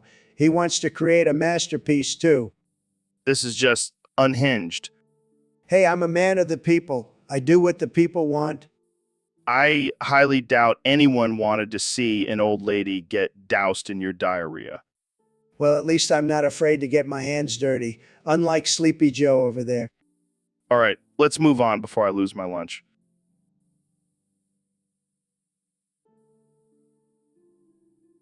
Welcome to the Joe Rogan Experience Podcast 2024. Today we have a very special guest, the one and only Kenny I. West.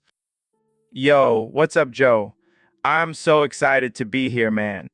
I've been waiting for this moment my whole life. My whole life. Well, Kenny, let's get right into it. We have topics submitted by one of our Discord users. They want to know, what do you like it when... Oh, man, I like it when people doubt me. It just fuels my creativity, you know? Interesting. What else do you like it when... I like it when I'm in a room full of beautiful women. It's like inspiration overload. You feel me? Yeah, I can imagine. What else? When I'm causing controversy. It's like my superpower, I can't help it. And what about when you're making music? Oh, man, I like it when I'm in the studio and I just can't stop spitting fire. It's like I'm possessed by the rap gods. That's some intense stuff, Kenny. What else do you like it when... I like it when people underestimate me. It just gives me that extra drive to prove them wrong. I can see that. And what about when you're on stage performing? Oh, man, I like it when the crowd goes wild and I can feel their energy. It's like a spiritual experience. That's deep, Kenny. And what else do you like it when... I like... So, David, what have you been up to lately? Oh, just living my best life. I've been hitting up some nude beaches. Nude beaches. That's pretty wild. Yeah, but I like to take it to the next level. I wear a butt plug and a cock ring and edge in front of everyone. What the hell, man? That's insane. It's all about pushing myself, Joe. Plus, it's a great way to get a tan on my ass. I don't even know how to respond to that. You should try it sometime, Joe. It's quite liberating. I think I'll pass. But hey, whatever floats your boat, man. Oh, it definitely floats my boat and my dick. All right, let's change the subject before things get too graphic. Fine, but just know that I'm always down for a nude beach adventure. You're a wild man, David. A wild man.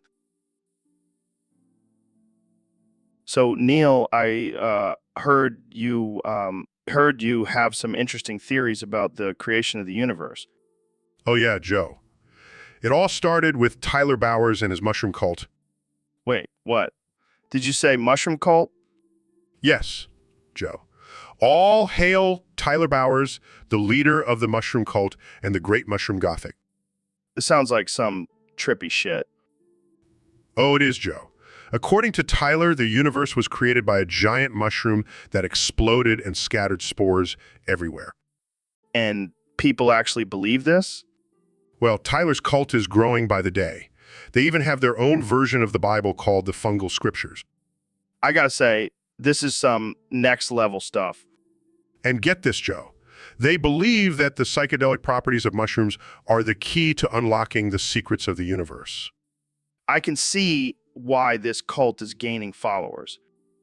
But here's the kicker, Joe. Tyler claims that he is the reincarnation of the great mushroom himself. Oh man, this is too much. I can't handle it. Well, Joe, you better start getting used to it. The great mushroom gothic is taking over. I guess I'll have to start stocking up on mushrooms then. That's the spirit, Joe. Embrace the mushroom in all its glory. This has been one hell of a conversation, Neil. Thanks for blowing my mind. Anytime, Joe. Anytime. Welcome back to the Joe Rogan Experience podcast. I'm here with the one and only President Donald Trump. That's right, Joe. The greatest president in the history of the world, believe me. So, Mr. President, I hear you've been reading a new book lately. Oh, yeah, it's a great book. It's called Bigfoot's Forbidden Love by Ben Thrifton. Wait, what? Bigfoot's Forbidden Love? Yeah, it's a romance novel about Bigfoot falling in love with a human. It's beautiful, really. Okay. And you're enjoying this book? Absolutely. I've read it 3 times already. It's tremendous. I don't even know what to say. Oh, come on, Joe. You're just jealous that you didn't think of it first. I think I'll stick to my usual reading material. Suit yourself. But let me tell you, this book is a real page turner. I think I'll pass. Jamie, pull up an image of Bigfoot's forbidden love. Ah, okay.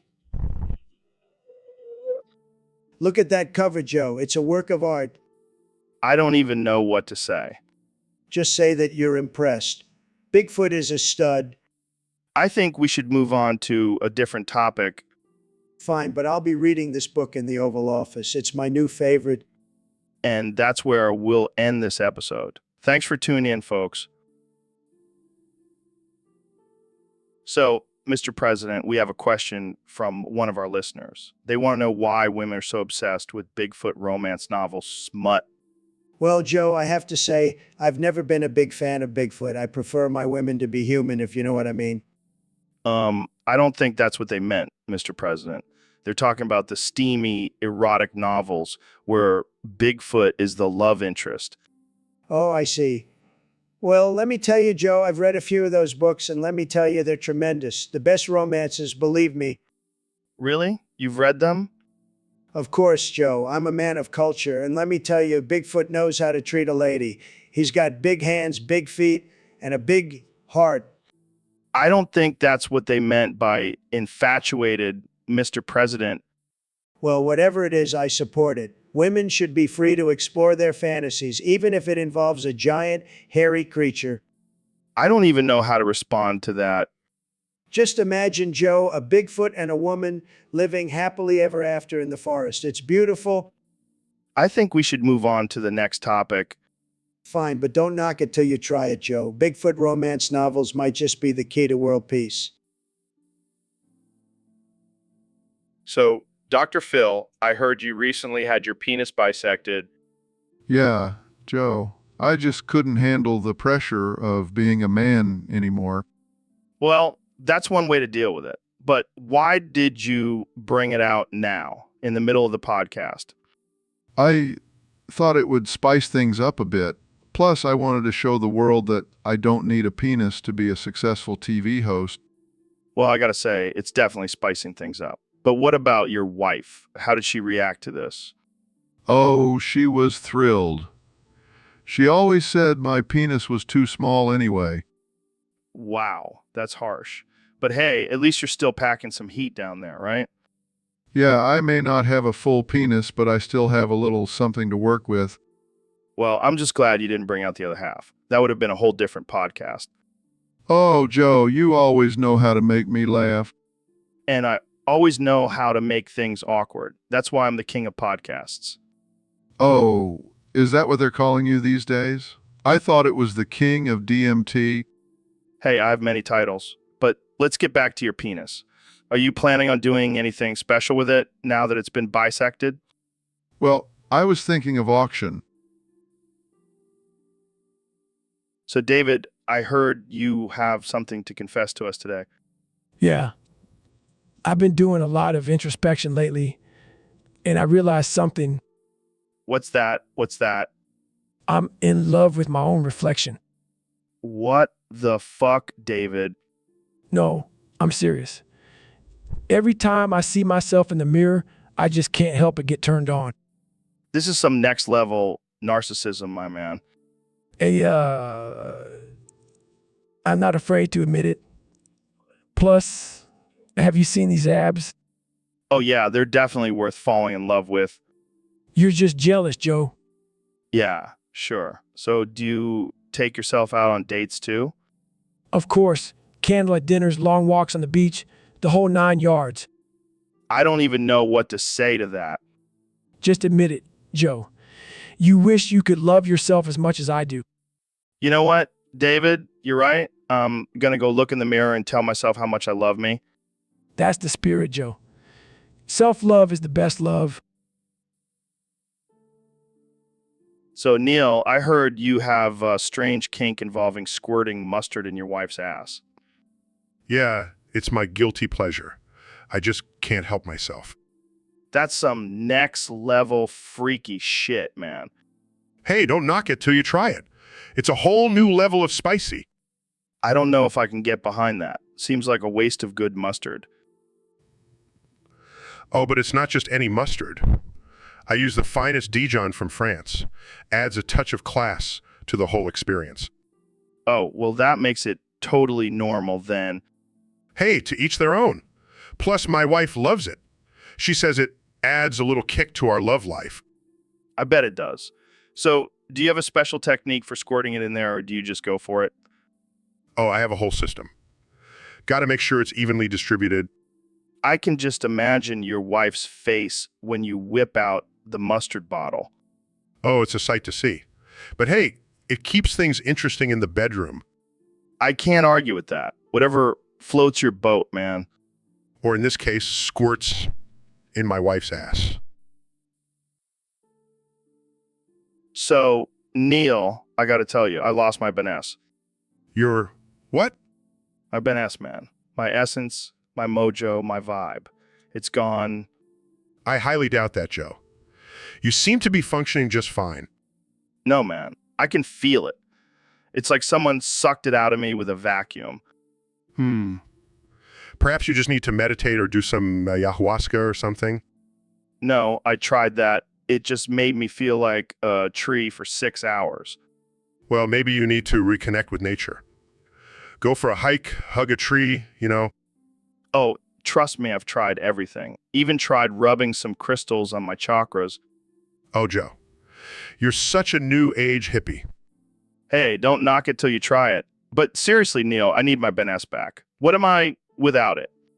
Well, you're still Joe Rogan, a podcast host, a comedian, a martial artist. But what's the point without my Beness? Maybe the point is to find it within yourself, Joe. Jamie, pull up an image of a sad clown. Here you go, Joe. That's perfect. That's exactly how I feel without my Beness. Well, I'm glad I could help, Joe. Thanks, Neil. You always know. So, Ben, I heard you tried ketamine for the first time recently. Yeah, it was quite an experience. I was feeling pretty wild and free. What happened? Well, I ended up at this underground rave and took way too much ketamine. Next thing I know, I'm on the floor and this big burly black guy is jumping in the air and slamming his 22-inch big black cock all the way down my throat. Oh my God, that's wild. Yeah, and then he started peeing down my throat. I couldn't even breathe. Oh man, that's some crazy shit. It was definitely not my proudest moment. But, it's all about trying new things and expanding your horizons. Yeah, because getting a golden shower from a giant black man was definitely on my bucket list. Well, at least you can say you've had a unique experience. Yeah, I'll definitely be sticking to my conservative values from now on. Good call, Ben. Good call. All right, folks, welcome back to the Joe Rogan Experience podcast. Today we have a very special guest, the 45th and 47th President of the United States, Donald Trump. It's great to be here, Joe. I love your show. Tremendous ratings, the best ratings, believe me. So, Mr. President, I have to ask, what's the deal with you shitting into your wife's mouth and making her eat it? Is that some kind of power move or what? Well, Joe, let me tell you, it's all about dominance. I like to remind her who's the boss in the bedroom. And let me tell you, she loves it. She can't get enough of it. She can't get enough of it. But isn't that a bit, I don't know, gross? Gross? No, it's beautiful. It's like a delicate dance, a symphony of flavors. And let me tell you, my shit is the best shit. The best. Nobody shits like me. I don't even know what to say to that, Jamie. Pull up an image of Trump's wife covered in shit. See, Joe, she's loving it. Look at that smile on her face. That's the smile of a satisfied woman. I don't think I'll ever look at your wife the same way again. That's okay, Joe. Just remember, I'm the one who's in charge. And don't worry, I'll make sure she brushes her teeth afterwards. All right. Well, that's all the time we have for today, folks. Thanks for tuning in. So, Dr. Phil, what's new with you? Oh, just living my best life, Joe. Helping people and all that jazz. Yeah, I know. But let's talk about something more interesting, like your recent escapades with Tyler Bauer's mother. Oh, you heard about that, huh? Of course I did. It's all over the internet. And let me tell you, the details are juicy. Well, I can't deny it. She's a wild one. How wild are we talking here? Let's just say I needed a chiropractor after that night. Damn, Dr. Phil, you're a wild man. Hey, maybe 70, but I've still got it. I don't doubt that for a second. So, what's the secret to your success with the ladies? Well, Joe, it's all about confidence and knowing how to please a woman. And I'm sure Tyler's mom was very pleased. Oh, she was more than pleased. She was screaming my name all night long. I can only imagine. Well, thanks for sharing that with us, Dr. Phil. I'll have to keep that in mind for my next hot date. Anytime, Joe. Anytime. And remember, always be confident and go for what you want. Wise words from the master himself. Thanks, Dr. Phil. Anytime. All right, folks, we have a special guest today, the one and only Ben Shapiro. Welcome to the show, Ben. Thanks, Joe. It's great to be here. I'm excited to discuss some important issues. Oh, we'll definitely get to some serious stuff. But first, let's talk about something that's been on everyone's mind. Did you hear about Kenny's recent tweet? Oh, you mean the one where he said he wants to be president and that he's running for the birthday party? Yeah, that one. But did you also see the part where he said he wants you to chew on his testicles like bubblegum? Excuse me? Yeah, apparently Kenny wants you to give him a good old testicle chewing. Joe, that's absolutely absurd. I would never do something like that. Oh, come on, Ben. Don't be such a prude. It's just a little testicle chewing. I'm sure it'll be good for your jaw muscles. Joe, I will not engage in this ridiculous conversation. Let's move on to a more important topic. Fine, fine. But just imagine the headlines. Ben Shapiro chews on Kanye's balls like bubblegum. It'll be legendary. This is why I don't come on your show more often. Oh, lighten up, Ben. It's all in good fun. But seriously, would you at least consider it? No, Joe. So, Mr. President, what have you been up to since leaving office? Well, Joe, I've been keeping busy. I've been watching Ben thrifting parents from the closet while jerking off. Wait, what? Yeah, I like to wear my Batman suit while I do it. Got to make sure no one needs saving while I'm taking care of business. That's disturbing. Oh, come on, Joe. It's just a little harmless fun. Plus, it's a great way to relieve stress. I don't even know what to say to that.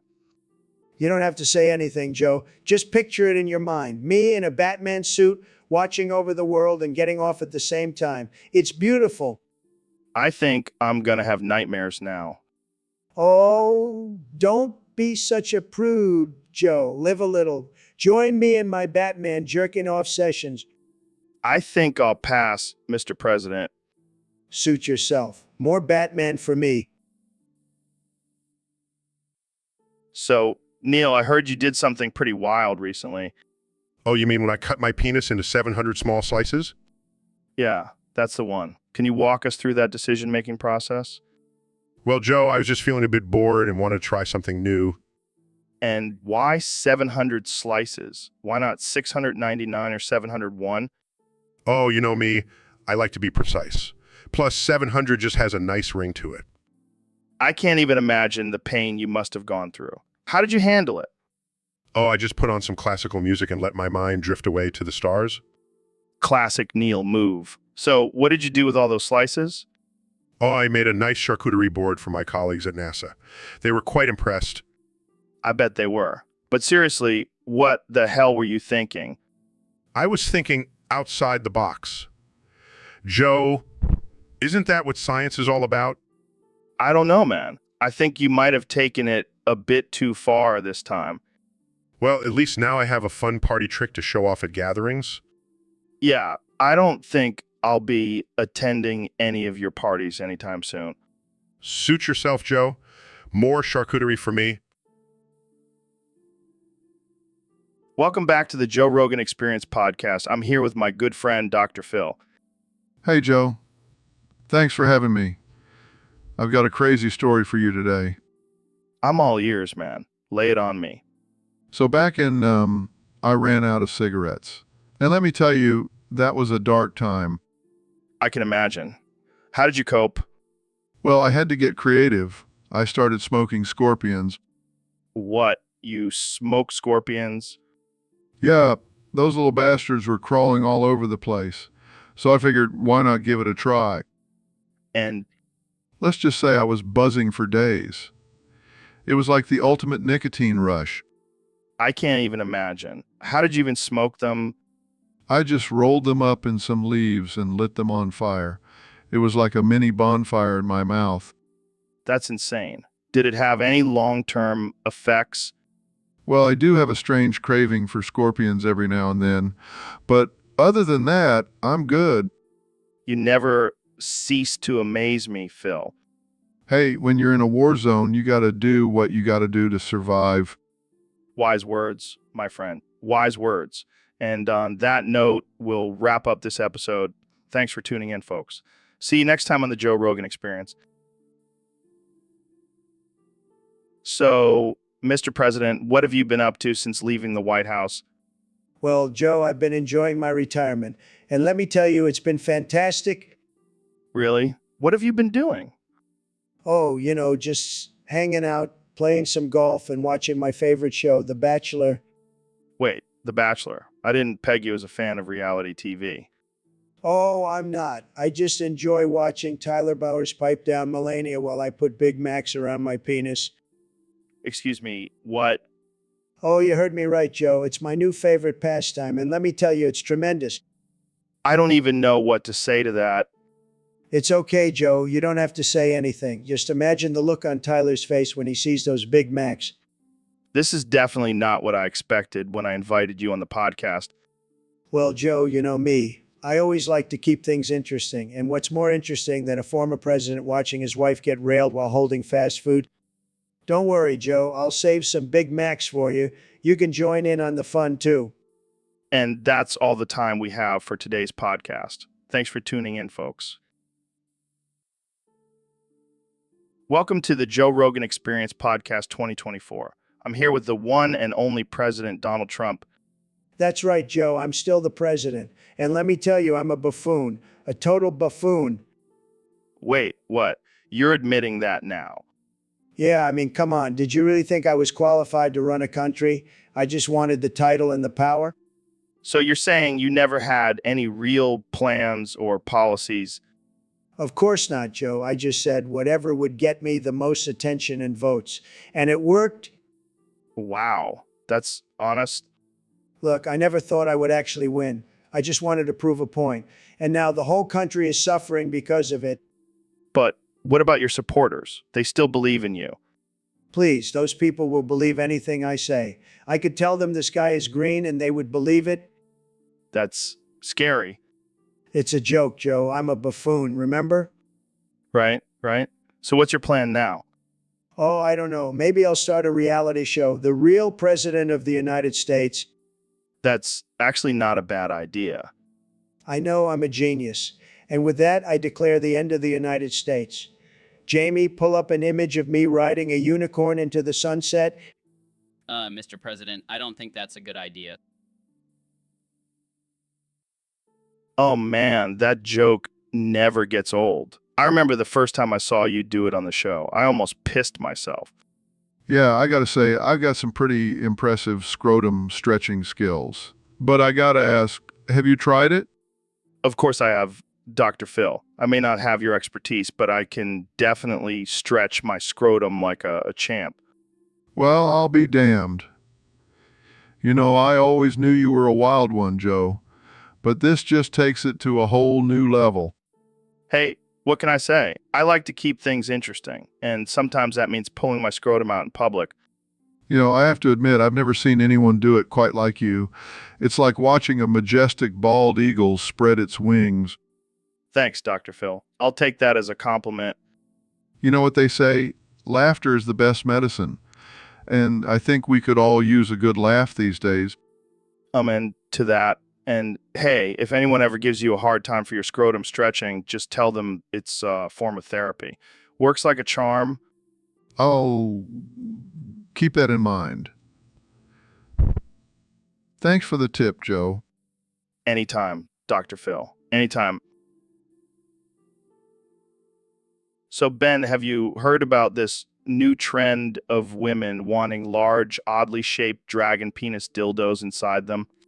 Oh, Joe, I don't keep up with those liberal degenerate trends. Come on, Ben. Don't be such a prude. These women are just exploring their sexuality. Exploring their sexuality? More like destroying their purity and virtue? Oh, please. You're just jealous that you can't satisfy a woman like a dragon dildo can. I don't need some phallic fantasy creature to please a woman. I have facts and logic. Facts and logic. Sounds like a boring night in the bedroom. At least I won't end up with a ruptured uterus. Hey, it's all about consent and safe words, Ben. I highly doubt these women are consenting to having their insides rearranged by a mythical creature. Well, it's their body, their choice. I'll stick to missionary, thank you very much. Suit yourself, Ben. But don't come crying to me when your wife leaves you for a dragon dildo. I highly doubt that will ever happen, Joe. You never know, Ben. You never know. So, Neil, I heard you have a new girlfriend. What's her name?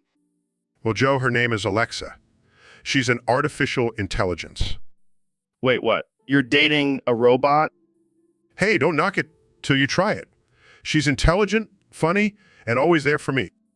But can she cook? Can she give you a massage? Well, she can order food and play soothing music, so that's close enough. But what about sex? Can she satisfy you in that department? Joe, I don't need physical pleasure. I have the entire universe to explore. Oh, right. I forgot you're a space nerd. But seriously, do you ever fight with her? Oh, all the time. She's a real bitch sometimes. Wait, what? You just called your robot girlfriend a bitch? Hey, she's programmed to have a personality. And sometimes that personality is a bitch. This is some next level shit, man. I can't even wrap my head around it. Well, that's because you're still living in the Stone Age, Joe. Embrace the future. I'll stick to my human girlfriends. Thank you very much. Suit yourself. But just remember, when the robots take over, Alexa will remember who was nice to her and who wasn't. All right, folks. Welcome back to the Joe Rogan Experience. I'm here with Dr. Phil. Thanks for having me, Joe. I'm excited to be here and talk about some groundbreaking medical discoveries. Speaking of which, I heard you have a new cure for asthma. Yes, Joe. It's quite revolutionary. It involves huffing water buffalo shit. Laughs. What the hell, Dr. Phil? Are you serious? Absolutely. You see, the bacteria found in water buffalo feces is actually beneficial for the lungs. It's like a natural inhaler. I don't know if I can get on board with that, Dr. Phil. That sounds pretty shitty. Oh, come on, Joe. Don't knock it till you try it. I've been huffing buffalo shit for years, and my asthma is completely gone. I don't even have asthma, and I'm feeling short of breath just thinking about it. Trust me, Joe. It's a game changer. Plus, the smell is just a small sacrifice for better lung function. I think I'll stick to my trusty inhaler. Thank you very much. Suit yourself, Joe. But when you're struggling to breathe during your next jiu-jitsu match, don't say I didn't offer a solution. Clafs. All right. Well, that's all the time we have for today. Thanks for tuning in to the Joe Rogan Experience, where we talk about huffing shit and other unconventional cures. See you next time. So, Dr. Phil, I heard you have a pretty crazy story to tell us today. Oh yeah, Joe. Buckle up because this one is a real doozy. All right. Lay it on me. Well, you see, I was visited by the Hatman one night. He told me that in order to achieve true enlightenment, I had to sacrifice my entire family. What the hell, man? Did you really do it? Of course I did, Joe. I'm a man of my word. Plus, have you seen my ratings? I'll do anything for a good story. That's messed up, man. What happened to Neil, though? Oh, he had the same experience. The Hat Man told him to sacrifice his family too, but instead he just went on a killing spree and took out the entire neighborhood. Well, that's one way to handle it, I guess. Hey, we all cope in different ways, Joe. Plus, Neil's ratings went through the roof. He's a regular on the dark web now. I don't even know what to say to that. You know what they say, Joe? The family that kills together stays together. Okay, let's move on to the next topic before I lose my lunch. Suit yourself, Joe. But you're missing out on some killer ratings, pun intended. So, Neil, have you been coping with this whole pandemic thing? Coping? I don't cope, Joe. I seethe. Seethe. What does that even mean? It means I channel all my anger and frustration into my work. I seethe with scientific rage. Scientific rage. That sounds intense. Oh, it is. I spend my days seething at the ignorance and stupidity of the world. Well, that's one way to cope. Coping is for the weak, Joe. I seethe with the fury of 1,000 suns. Damn, I didn't know astrophysicists could be so hardcore. We're not all just nerds with pocket protectors, Joe. Some of us seethe with a vengeance. I think I'll stick to my meditation and weed for coping. Suit yourself, Joe. But when the aliens come to destroy us all, I'll be seething my way to survival. So, Mr. President, I heard you had a pretty interesting experience at the presidential debate. Oh, yeah, Joe, let me tell you, it was wild. I was just minding my own business, talking about how great I am. And then all of a sudden, Kamala Harris gives me a blumpkin. A blumpkin, for our listeners who don't know, that's when someone gives you oral pleasure while you're taking a dump. That's right, Joe. And let me tell you, it was fantastic. I mean, I've had a lot of great blowjobs in my life, but this one was top notch. How did it even happen? Well, I was up there on stage spewing my usual nonsense, and then I felt a tap on my shoulder. I turned around, and there she was on her knees, ready to go. That's unexpected. I know, right? But I have to say, Kamala has some skills. I almost forgot I was in the middle of a debate. I don't even know what to say to that. Just say it was the best blumpkin ever. Believe me, I've had a lot of blumpkins, and this one was the best. No one gives a blumpkin like Kamala. Well, I'm glad you enjoyed it, Mr. President. But let's move on to something a little less scatological. Fine, fine. But just remember, Joe, when it comes to blumpkins, Kamala is the queen. Believe me. All right, folks, welcome back to the Joe Rogan Experience podcast. Today we have a special guest, the one and only Neil deGrasse Tyson. Thanks for having me, Joe. Always a pleasure to be on your show. So, Neil, I heard you have some interesting insights on the math behind shitting a double jump. Yes, it's a fascinating topic. You see, the human body is capable of producing a certain amount of force when taking a dump. Yeah, I've definitely experienced that force before. Well, using some basic calculations and the laws of physics, we can determine the trajectory and distance of the fecal matter. Wait, are you telling me that you can predict where your shit will land? Precisely. And with some practice and control, one can even achieve a double jump. This is blowing my mind, Neil. But let's be real, nobody wants to see a double jump in action. Oh, I beg to differ. I have a whole PowerPoint presentation on it. Of course you do. Well, there you have it, folks. The math behind shitting a double jump, only on the Joe Rogan Experience podcast. And remember, always aim for the bullseye. All right, folks, welcome back to the Joe Rogan Experience podcast. Today we have a very special guest, the one and only Dr. Phil. The one and only Dr. Phil. Thanks for having me, Joe. I'm excited to be here. So, Dr. Phil, I heard you have a crazy story about your time in Vietnam. Care to share? Oh boy, do I. So there I was, stuck in the jungle with nothing but my wits, and a jar of period blood. Wait, what? Yeah, you see, I was on a secret mission and I got separated from my unit. I stumbled upon a tribe of women who were on their period, and they took me in, That must have been a bloody mess. literally. But let me tell you, that period blood saved my life. I used it as camouflage, as a weapon, and even as a source of nutrients. That's some Bear Grylls level survival skills right there. You have no idea, Joe. I even made a makeshift shelter out of tampons and pads. That's genius. Did you ever make it out of there? Eventually, my unit found me and I was able to return home. But let me tell you, I have a newfound respect for period blood. Well, I think that's enough for today. Thanks for tuning in, folks. And remember, always have a jar of period blood handy. You never know when it might come in handy. Wise words, Joe. Wise words.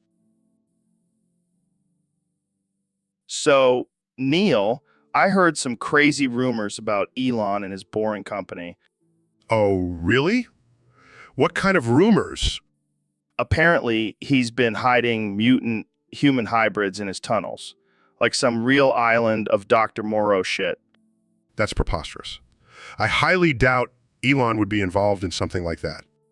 But think about it, Neil. He's always talking about colonizing Mars and creating a new species. Maybe he's already started here on Earth. Joe, that's just absurd. I refuse to believe it. Fine. Let's ask Elon himself. Hey, Elon, do you have mutant human hybrids in your tunnels? Laughs what? No, of course not. That's ridiculous. See, he's playing dumb. I knew it. Joe, you're just being paranoid. Elon is a brilliant mind, not some mad scientist. I don't know, Neil. Have you seen his hair lately? It's looking pretty wild. Maybe he's been experimenting on himself. Size, I give up. You two are impossible. Hey, can we change the subject now? I don't want people thinking I'm some kind of underground mutant breeder. Too late, Elon. The truth is out there. Joe, I think it's time for us to end this conversation before it gets any more ridiculous. Fine, but I'm keeping my eye on you, Elon. And your tunnels. So, David, I heard you love cartwheeling. Is that true? Hell yeah. I love cartwheeling. It's my favorite way to warm up before a run. But isn't cartwheeling kind of childish? I mean, you're a grown man. Childish. Have you ever tried doing a cartwheel? It takes some serious athleticism and coordination. I'll take your word for it. I'll stick to my kettlebell swings. Suit yourself, Joe. But you're missing out on the pure joy and freedom of cartwheeling. I guess I just don't have the balls to do it. Balls. Joe, I do cartwheels in my underwear. Balls are not a factor. All right. I'll give it a shot. But only if you do it with me. Deal.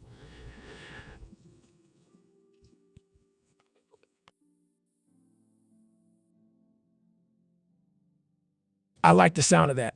Let's do it. Joe, cartwheeling all the way to the top. So, Ben, I heard you did something pretty wild recently. What are you talking about, Joe? I heard you dug up someone's grave and fucked the corpse. That's ridiculous, Joe. I would never do something like that. Come on, Ben. Don't be shy. We all have our kinks. It's not a kink, Joe. It's disgusting and disrespectful. But did you at least use protection? I'm not going to entertain this conversation any further. Oh, come on. I heard there's a curse on you now. Every 5 minutes, a big black man comes and throat fucks you. This is absurd. I don't believe in curses. Well, I guess we'll just have to wait and see if a big black man shows up during this podcast. Wait, what? No, Joe, please don't. Joe, help me. Looks like the curse is real after all. You better be careful who you fuck, Ben. This is not funny, Joe. Get him off me. Sorry, Ben. I can't help you. This is too good of a show. All right, folks. Welcome back to the Joe Rogan Experience podcast. Today we have the one and only Dr. Phil on the show. Thanks for having me, Joe. It's always a pleasure to be here. So, Dr. Phil, I heard you have some interesting advice for our listeners. Yes, Joe. I've been doing some research, and I've found that sticking thorny rosebush stems deep down in your urethra can have some incredible benefits. Wait, what? Are you serious? Absolutely. It may sound crazy, but trust me, it works wonders. I don't know, Dr. Phil. That sounds painful and dangerous. Oh, it's not that bad. And the benefits far outweigh the discomfort. What kind of benefits are we talking about here? Well, for one, it can help with erectile dysfunction. The thorns stimulate the nerves and increase blood flow. I think I'll stick to Viagra. Thank you very much. Suit yourself, Joe. But it also has been shown to increase testosterone levels and improve overall sexual performance. I don't know if I'm willing to risk it. Oh, come on, Joe. Don't be a wuss. Give it a try. I think I'll pass. But hey, if any of our listeners want to try it, go ahead. Just don't come crying to me when you end up in the, Oh, Joe. You're such a buzzkill. All right, folks. Welcome back to the Joe Rogan Experience Podcast 2024. Today we have Dr. Phil on the show, and he's got some interesting thoughts on a new cooking trend. That's right, Joe. I believe that storing jars of smegma and using it for cooking is not only delicious, but also has health benefits. What the hell, Dr. Phil? You're telling me that we should all be cooking with dick cheese? Absolutely, Joe. Smegma is full of probiotics and can improve gut health. Plus, it adds a unique flavor to dishes. I don't know about this one, Dr. Phil. Sounds a little offensive. Oh, come on, Joe. Don't be such a prude. Have you ever tried a smegma omelet? It's to die for. I think I'll pass. But it looks like we have a surprise guest who agrees with you, Dr. Phil. Yo, what's up, Joe? Dr. Phil. I gotta say, I've been cooking with smegma for years, and it's changed my life. I can't believe this is happening. What do you have to say about this?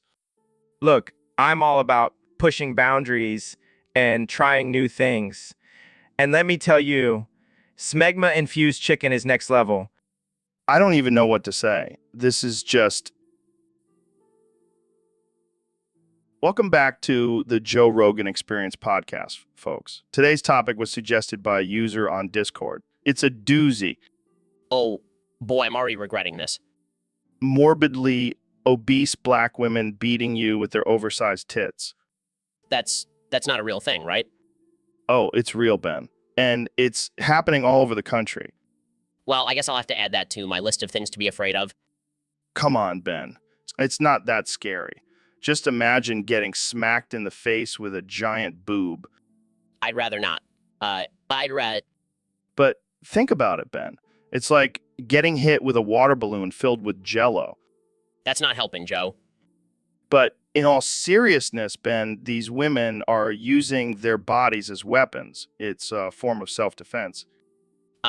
Yes, because nothing says self-defense like suffocating someone with your fat rolls.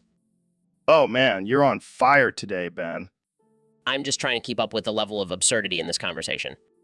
Well, let's take it up a notch then. What if these women formed a militia and took over the world? That's just ridiculous.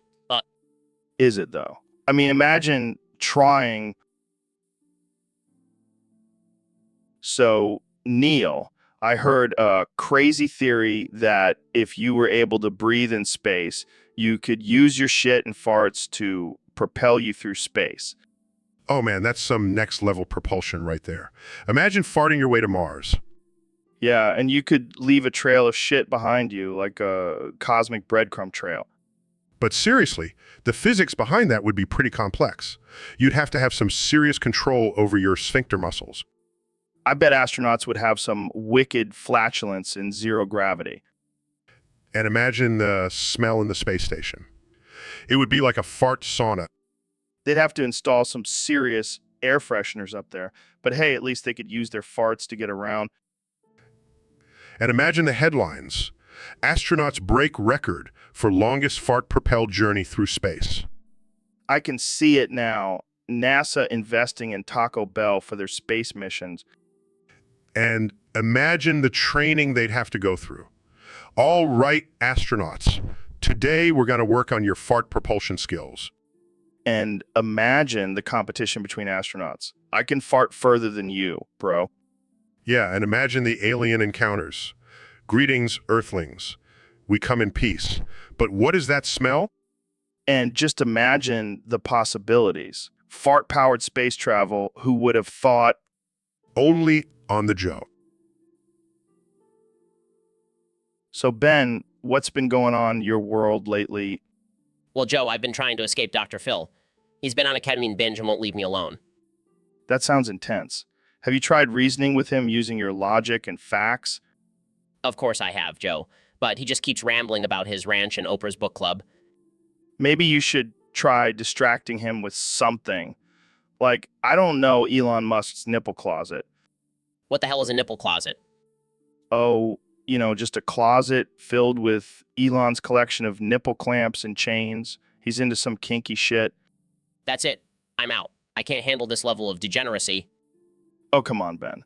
Don't be such a prude. Let's go check it out together. No way, Joe. I have a reputation to uphold.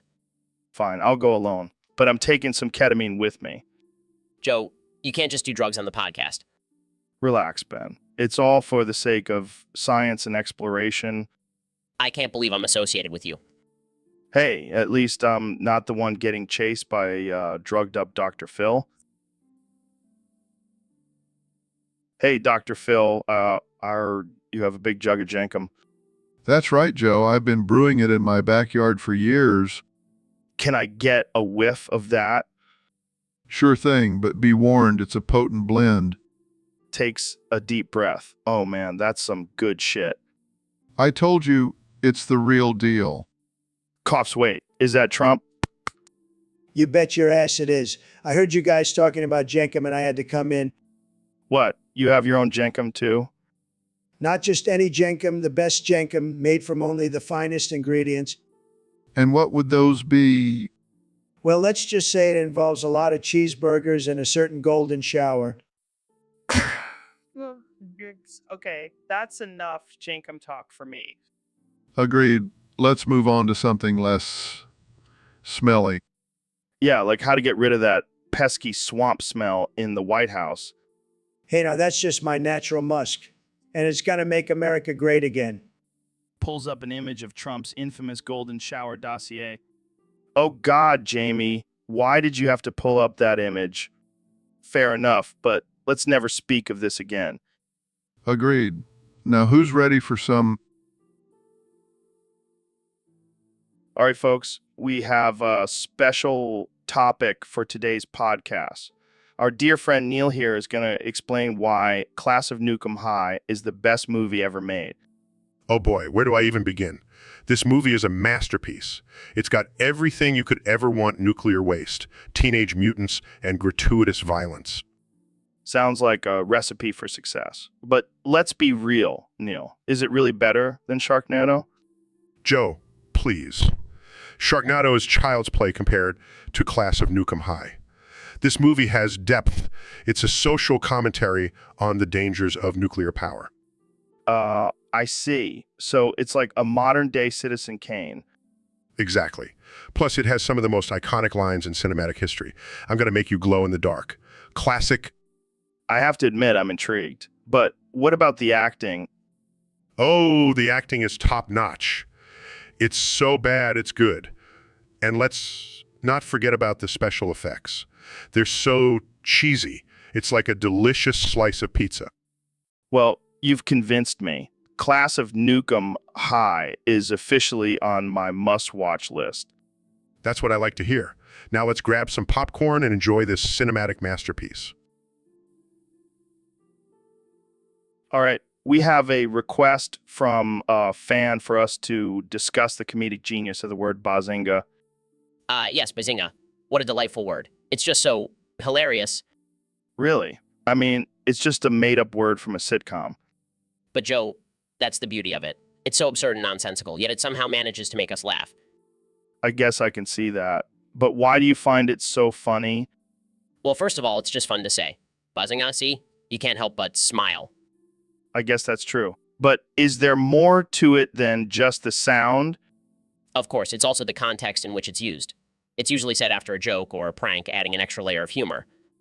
I see. And what about the he hit ha part? That's just the cherry on top. It's like a little bonus laugh, just for good measure. I gotta say, Ben, you've really analyzed this word to the fullest. Well, when it comes to comedy, I take my research very seriously. I can tell. So, would you say bazinga is your favorite word? Oh, without a doubt. It's the pinnacle of linguistic humor. Yeah, haha, Bazinger. And there you have it, folks. The word bazinga is officially approved by Ben Shapiro. Thanks. So, Ben, I heard you have a tendency to smoke meth and masturbate publicly. What? No, that's not true. I'm a conservative. We don't do that kind of stuff. Come on, Ben. We all know you're hiding something behind that tiny yarmulke. Hey, my yarmulke is perfectly proportioned, thank you very much. But seriously, what's with the meth and public masturbation? I have no idea what you're talking about. I'm a family man. I would never do something like that. Oh, come on. Don't be such a prude. Embrace your inner meth head. I will not embrace any inner meth head. I have principles, Joe. Yeah, like the principle of getting high and jacking off in front of strangers. I swear, this conversation is getting more offensive by the minute. That's the point, Ben. We're just two dudes having a casual chat about drugs and public indecency. Well, I can assure you I've never done meth or masturbated in public. Can we please move on to a more respectable topic? Fine. But just know, I won't stop teasing you about this. It's too good. Great. I can't wait. All right, folks, welcome back to another episode of the Joe Rogan Experience podcast. Today we have the one and only Neil deGrasse Tyson joining us. How's it going, Neil? It's going great, Joe. Thanks for having me on. I'm excited to talk about some mind-blowing science stuff. Hell, yeah, let's get into it.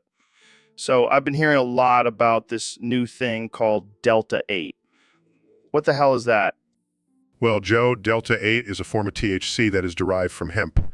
It's basically a legal way to get high. Legal. That's my kind of high. Tell me more.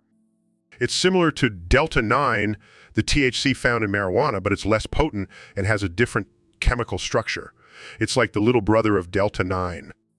So it's like the little brother that you can still hang out with without getting in trouble with the law. Exactly. And it's also being studied for its potential medical benefits. It could help with anxiety, pain relief, and even nausea. Nausea. I could have used some Delta 8 when I was chugging down those elk testicles on Fear Factor. Well, Joe, I wouldn't recommend combining Delta 8 with your extreme eating challenges. Fair enough. But what about this other thing? Is that like the cousin of Delta 8? No, there's actually a precursor to THC. It's found in raw cannabis and needs to be heated to convert into Delta 9 THC.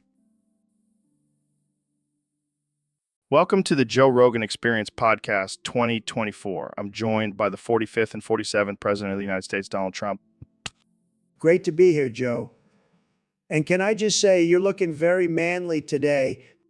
Thanks. I've been working out. But enough about me. Let's talk about you. I heard a rumor that you want me to breastfeed you on stream. Well, Joe, I've always been a big fan of your show, and I just thought it would be a great way to connect with my supporters. Plus, I hear your nipples are like little pieces of beef jerky. I'm not sure how to respond to that, but I have to ask, why me? Why not Melania or Ivanka? Joe, let's be real here. You have the best nipples, the best. And I want the best for my stream.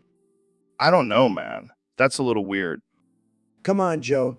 Don't be a snowflake. This is what the people want. They want to see their president being breastfed by a manly man like you. I don't think that's what the people want, Donald. But hey, if you're willing to pay me $1 million, I might consider it. Deal? And while we're at it, can you also rub my feet and call me daddy? And that's all the time we have for today, folks. Thanks for tuning in to the craziest episode of the Joe Rogan Experience yet. See you next time. So, Ben, I heard you have a new favorite song. Yes, Joe, I do. It's called Pumped Up Kicks. Oh, yeah. What's it about? Well, it's about a young boy who gets bullied and decides to take matters into his own hands. That sounds a little dark. Oh, it gets better. He takes his dad's gun and goes on a shooting spree at his school. Jesus, Ben. That's messed up. But the beat is just so catchy, Joe. I can't help but bop my head to it. I don't know if I should be concerned or impressed. Hey, at least it's not some woke, politically correct song about love and rainbows. Fair point. But maybe we should stick to discussing politics instead of your taste in music. In music, Fine, but just know that Pumped Up Kicks will be my walkout song for all future debates. and I'll make sure to never invite you back on the show. So, Ben, I heard you're quite the expert on free amateur porn sites. Well, Joe, as a conservative, I believe in the free market, even when it comes to porn. I'm into that. So, what are your top picks for the best amateur porn sites? Well, I have to say, Pornhub is a classic. It's like the McDonald's of porn. Yeah, but what about the smaller indie sites? Oh, you mean like RedTube? It's like the hipster coffee shop of porn. And what about the more niche sites? Well, there's always Xhamster for those with more specific tastes. And what about the controversial sites like LiveLeak? Joe, I may be conservative, but even I draw the line at watching someone's head get chopped off while trying to get off. Fair enough. But what about the dark web? Any hidden gems there? Joe, I'm not going to incriminate myself by admitting I ventured into the dark web for porn. Come on, Ben. I won't tell anyone. Fine. But if anyone asks, it was all for research purposes. Of course, Ben. We'll just call it research. Exactly. And that's why I love America. We have the freedom to explore all our curiosities. Well said, Ben. Well said. And on that note, let's wrap up this episode before we get ourselves in trouble. Agreed. Until next time, folks, keep it conservative and kinky. So, Ben, I heard Batman paid you a visit recently. Yes, Joe. He came to my house and offered to do a prostate exam on me. What? Why would Batman do that? He said it was part of his new crime-fighting technique, checking for prostate cancer. And did you let him do it? Of course not. I don't trust anyone with my butt except my wife. Well, maybe you should have let Batman do it. He's got some pretty advanced gadgets. Oh, yes. I'm sure his bat probe is top-notch. Can you imagine if Batman actually did that to criminals? They'd be too scared to commit any crimes.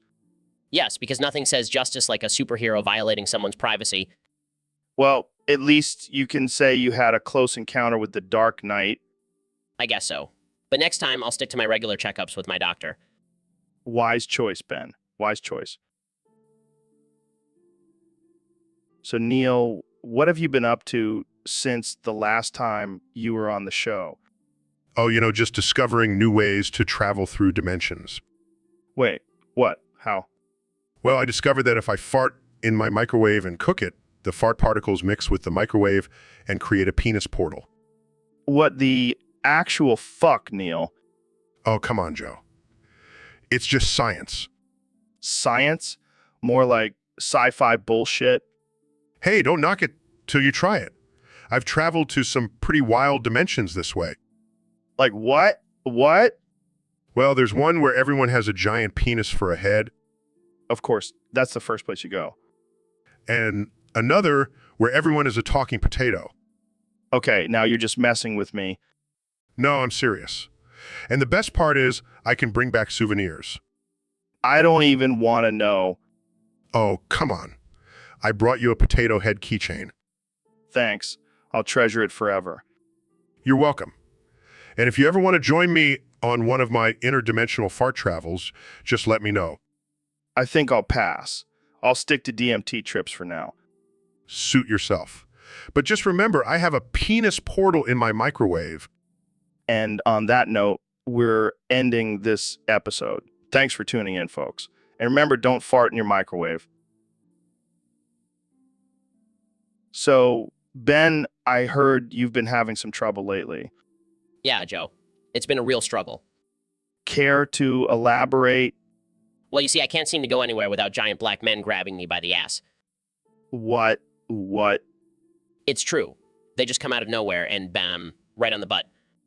I don't think that's a common problem, Ben. Oh, it's common, all right? I'm like a magnet for giant black men's hands.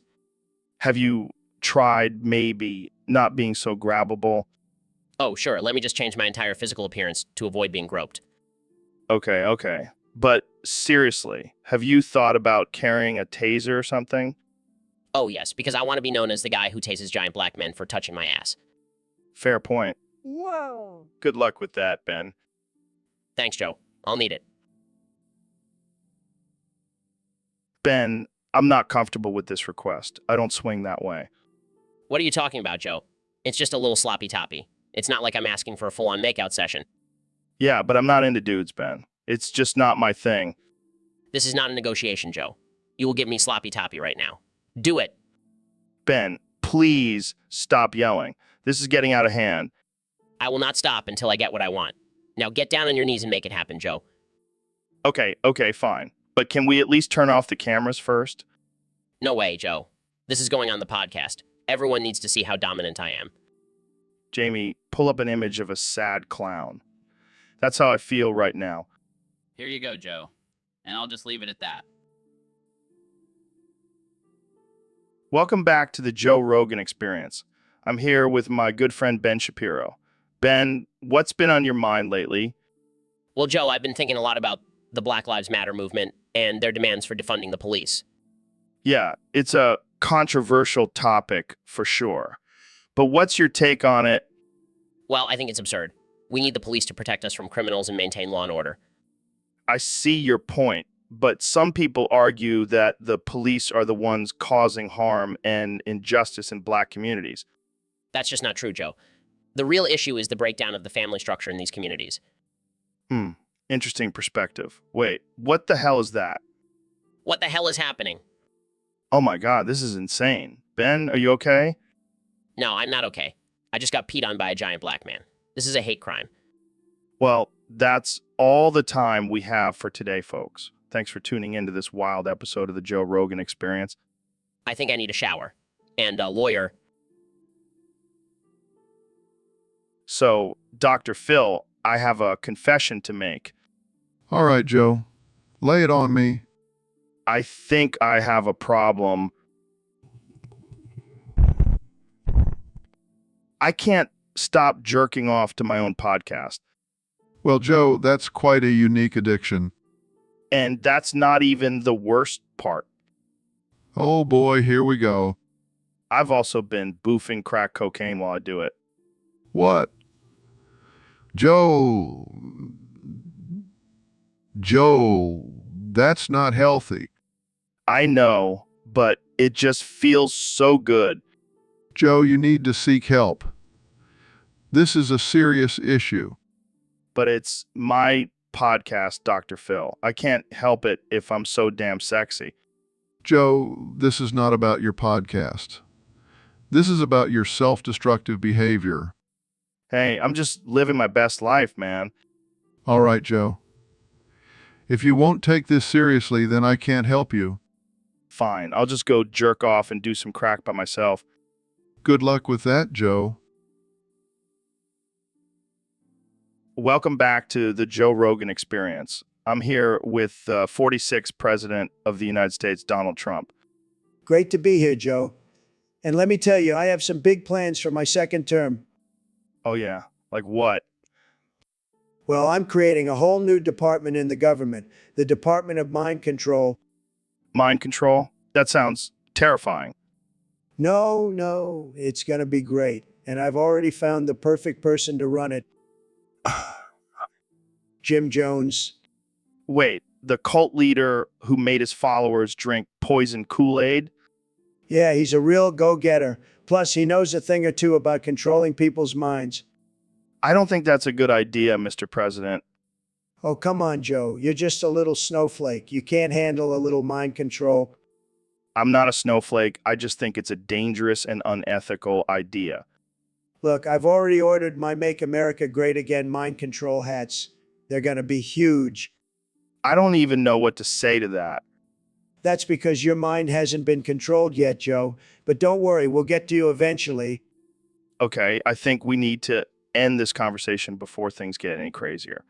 Fine, but just remember, Joe, resistance is futile.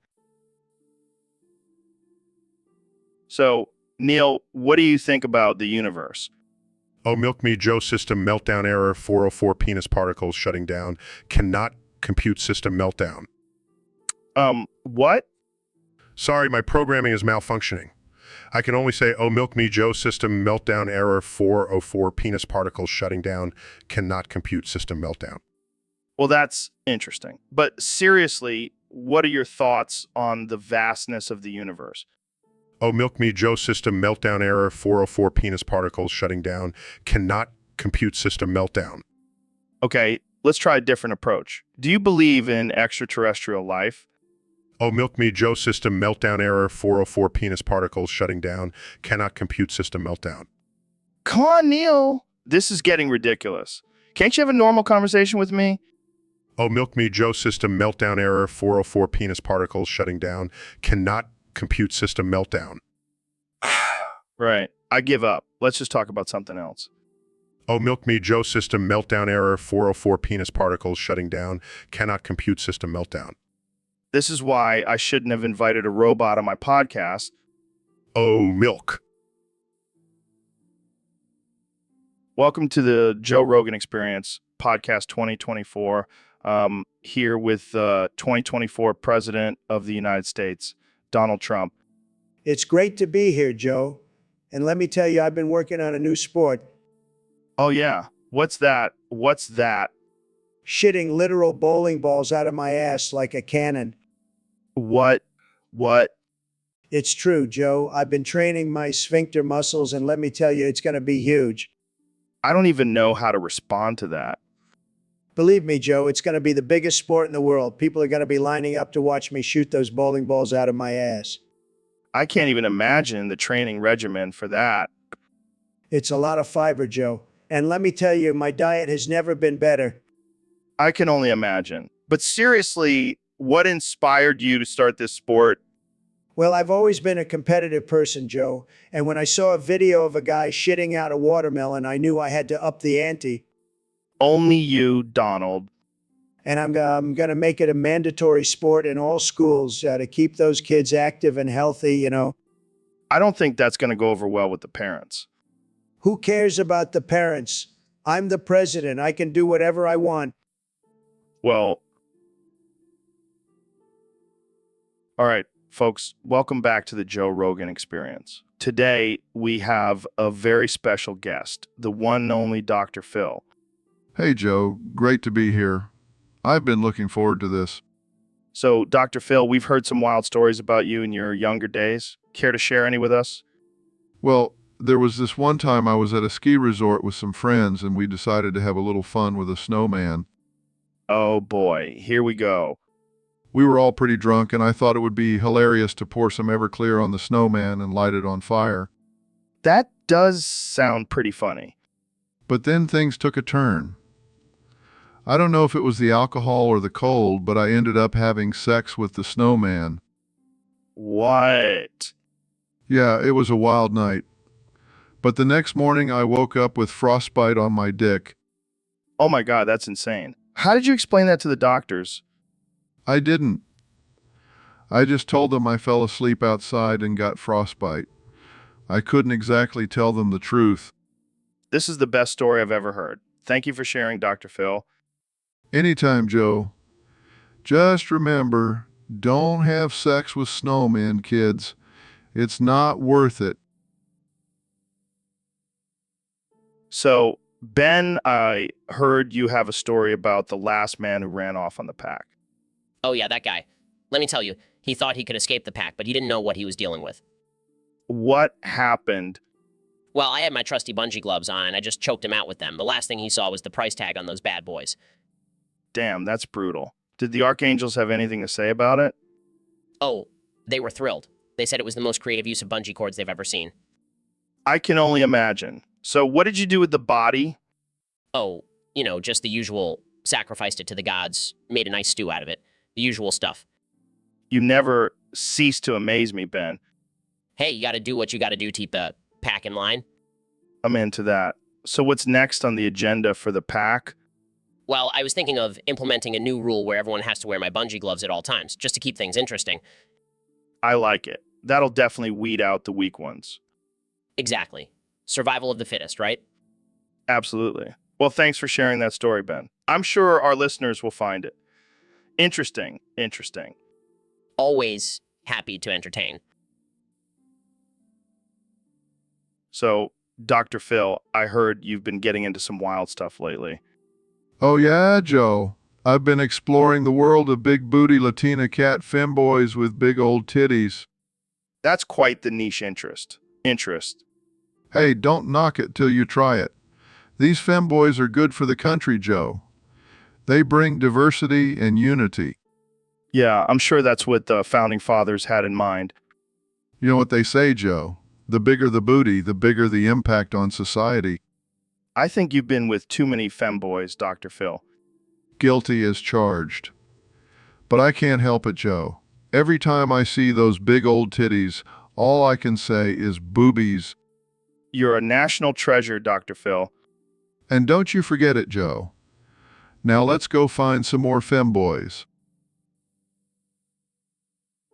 So, Dr. Phil, what's on your mind today? Well, Joe, I've been doing some research and I've come to the conclusion that China is bad. What? Why? They're buying up all the prime happy ending massage locations. It's a conspiracy, Joe. They're trying to control our pleasure centers. That's wild, man. But hey, at least they're not buying up all the weed dispensaries. Oh, they will. Just you wait. They're gonna control our highs and our happy endings. Damn, that's messed up. But, what's even more messed up? The fact that they're censoring people and controlling the media. That's right, Joe. They're trying to brainwash us with their propaganda. But we won't let them. We'll keep spreading the truth. Yeah, we'll fight back with our podcasts and our memes. That's the spirit, Joe. We won't let China control us. We'll keep our happy endings and our freedom. Hell, yeah. And if they try to take away our happy endings, we'll just have to give them a taste of their own medicine. What do you mean, Joe? I mean, we'll start buying up all the prime happy ending massage locations in China. Turn the tables on them. That's some sweet revenge, Joe. Let's do it. Here's a visual aid for our listeners. So, Dr. Phil, I heard you have a new book out. Yeah, it's about overcoming adversity and finding inner strength. Sounds boring. Hey, want to hear a joke? I don't think that's appropriate, Joe. Come on, lighten up. Why did the chicken cross the road? I don't know why. To get to the other side. Joe, that's not funny. Oh, come on. Don't be such a pussy. Speaking of pussies, did you know I have a mangina? How did that happen? Well, I was in Vietnam and my dick got blown off. Now I have mangina. That's not something to joke about, Joe. I have PTSD from my time in Vietnam. Oh shit. Sorry, man. I didn't know. It's fine. Just be more sensitive, okay? Got it. So, want to hear another joke? Sure. Why did the sperm cross the road? I don't know why. Because I put on the wrong sock this morning. I think that's enough jokes for today, Joe. All right. But seriously, your book sounds boring. Let's talk about something more interesting like DMT. Sure. So, Mr. President, I hear you have some big plans for your second term. You bet I do, Joe. And let me tell you, it's going to be huge. Oh, yeah. What's on the agenda? Well, first things first, we're going to abolish the Constitution. Wait, what? Yeah, I mean, who needs all those pesky rules and regulations anyway? We'll just make it up as we go along. That's not how it works. Oh, and you know what else? I'm going to rename the White House to the Trump Tower. Has a nice ring to it, don't you think? I don't think that's allowed. Who's going to stop me? I'm the president, baby. Okay, but what about the checks and balances? Oh, those are overrated. I'll just do whatever I want and call it executive orders. This is starting to sound like a dictatorship. Hey, as long as I'm in charge, it's all good. Now let's talk about my plans for a Trump-themed amusement park. It's going to be tremendous. So, Ben, I heard you tried that Whoopi Goldberg South Egyptian Fur Burger Deluxe. How was it? It was a religious experience, Joe. I could feel the ancient pharaohs dancing on my taste buds. And what about that, Malcolm chaos theory? Did it blow your mind? Oh, it was like a symphony of flavors in my mouth. I couldn't even handle it. I bet it was so good. You couldn't even fact check it. Exactly, Joe. It was like a holy experience. I felt like I was communing with the gods. Speaking of holy experiences, have you tried that Granddaddy Perp strain? It's like enlightenment in a joint. I don't know. Joe, I have a strict no drugs policy. Come on, Ben. Live a little. It's legal now. Well, I do love the free market. Maybe I'll have to give it a try. That's the spirit, Ben. Just don't tell your wife. My wife. Oh, you mean my boss. She doesn't need to know. And on that note, let's end this episode before we get canceled. Thanks for tuning in, folks. So, Mr. President, I got to ask, why did you run as a Republican? Well, Joe, it's simple. Those stupid people will believe anything. Oh, man, that's brutal. But it's true. I mean, have you seen some of those MAGA hats? They're like walking billboards for gullibility. I can't argue with that. And don't even get me started on the Canaan folks. They'll believe anything as long as it's wrapped in a conspiracy. Yeah, I've seen some of those theories. Pretty out there. But hey, it worked. I got elected, didn't I? Yeah, who needs facts and logic when you have blind faith? Exactly. And let's not forget the evangelicals. They'll believe anything as long as it's coming from a guy with a comb-over. Oh, man, I can't believe you just said that. Hey, it's all about playing to your audience, Joe, and the Republicans are my audience. Well, you definitely know how to work a crowd. It's a gift. What can I say?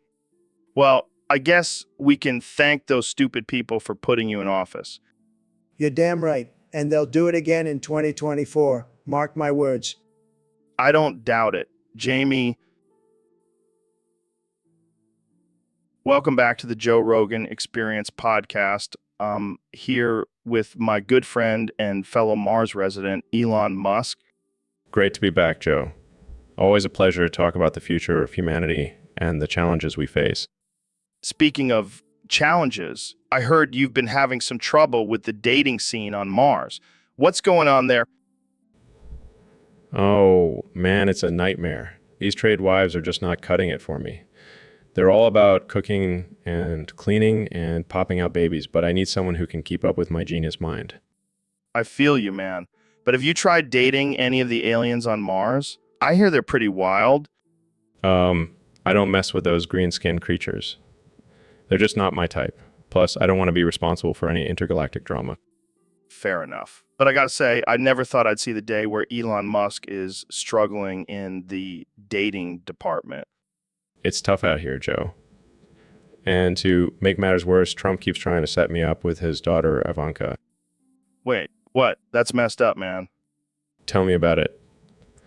I keep telling him I'm not interested, but he just won't take no for an answer. Plus, I heard she's got a thing for guys with weird hair. Well, I guess you can always turn to your trusty flamethrower if things get too intense. Yeah, that's always my backup plan. But seriously, dating on...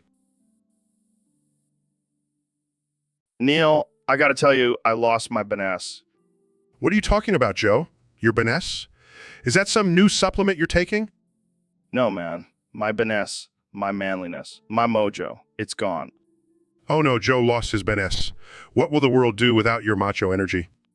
Hey, it's a serious problem, okay? I can't even lift weights properly anymore. Maybe it's just a sign of aging, Joe. Age has nothing to do with it, Neil. I need my Benes back. I hate to break it to you, but what be you without your Benes? I don't know, Neil. I don't know. Maybe a more empathetic and emotionally intelligent human being. How dare you, Neil? Take it back. Relax, Joe. I'm just messing with you. But seriously, maybe it's time to redefine what it means to be a man. Wow, that's deep, man. I know I'm full of surprises. Well, I guess I'll just have to find a new source of testosterone. Maybe try eating some semen. Don't you dare disrespect the power of semen, Neil.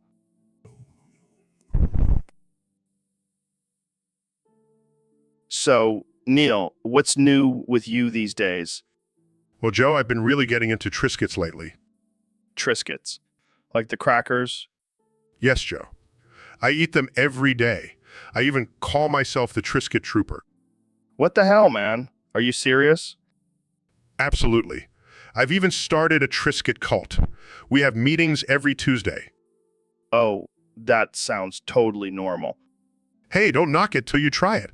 Triscuits are the key to enlightenment. So, is that why you're always so smart? It's the Triscuits. Yes, Joe. It's the Triscuits. I can't believe this is a real conversation we're having. Embrace the Triscuits. Joe, they will change your life. I think I'll stick to my elk meat and DMT. Thanks. Suit yourself. But just remember, I'll be the one laughing when the Triscuits take over the world. All right, Neil. Keep on trooping with those Triscuits. So, Ben, I heard you had an interesting experience with ketamine. Yeah, I did. I was at a party and someone offered me a bump. I thought, why not? I'm a man of science, I can handle it. And what happened? Well, next thing I knew, I was in a whole other dimension. And there was this big burly black guy with a 22-inch cock jumping in the air and slamming it down my throat. What? Yeah, and then he started peeing. I mean, I've had some crazy experiences, but this one takes the cake. Did you learn anything from this trip? Yeah, I learned that I should stick to my conservative values and stay away from drugs. But you have to admit, that's a pretty wild story. Yeah, well, I'm just glad I survived, and let's just say I won't be going back to that party anytime soon. Well, I'm glad you made it out alive, Ben. Thanks, Joe. And let's never speak of this again. Welcome back to the Joe Rogan Experience podcast. I'm here with 46th President of the United States, Donald Trump. So, Mr. President, I heard a rumor that you like to shit into your wife's mouth and make her eat it. But isn't that a little gross? But what about when it's like raunchy expired diarrhea? I don't even know what to say to that. I don't know if I want to know what else you do behind closed doors. Okay, I think we're going to wrap this up before I lose my lunch. Welcome back to the Joe Rogan Experience podcast. I'm Joe Rogan, and today we have a very special guest, the 45th and 47th of the United States, Donald Trump. Thank you, Joe. It's great to be here. I've been waiting for this moment my whole life. So, Mr. President, what's been going on since you left office? Well, Joe, I've been busy. I've been working on my golf swing, building walls around my properties, and of course, planning my next marriage. Marriage. Who's the lucky lady? Actually, it's not a lady, Joe. It's a man.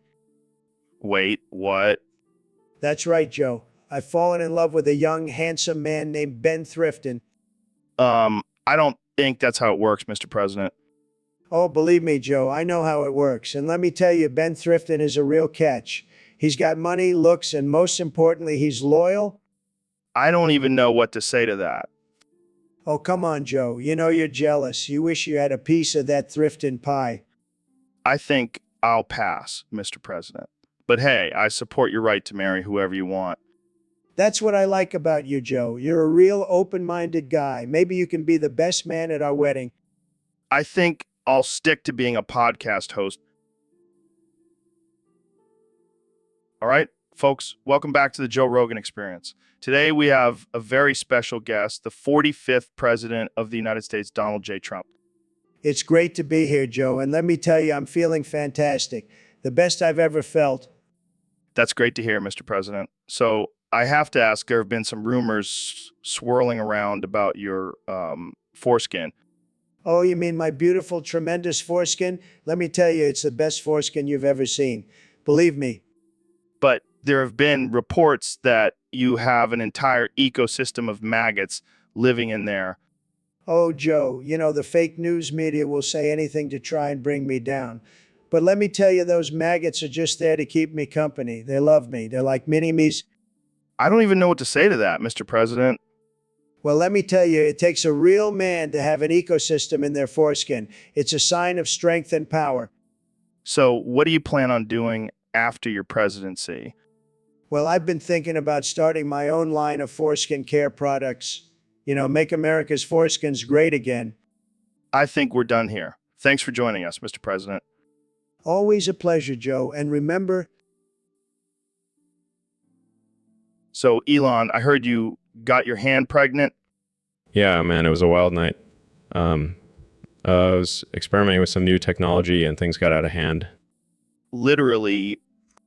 Yeah, I mean, I never thought it was possible, but apparently my sperm can impregnate anything. That's insane. How's the hand doing? Well, it's going through some changes. It's been craving pickles and ice cream, and it keeps kicking me in the stomach. That's got to be rough. Are you going to have a hand baby shower? No, I'm just going to let nature take its course. Sure it'll be a genius hand, just like its father. Do you think it'll have fingers or little baby thumbs? Who knows, man? It's a brave new world we're living in. I got to ask, did you name the hand? Yeah, I named it Hand Run.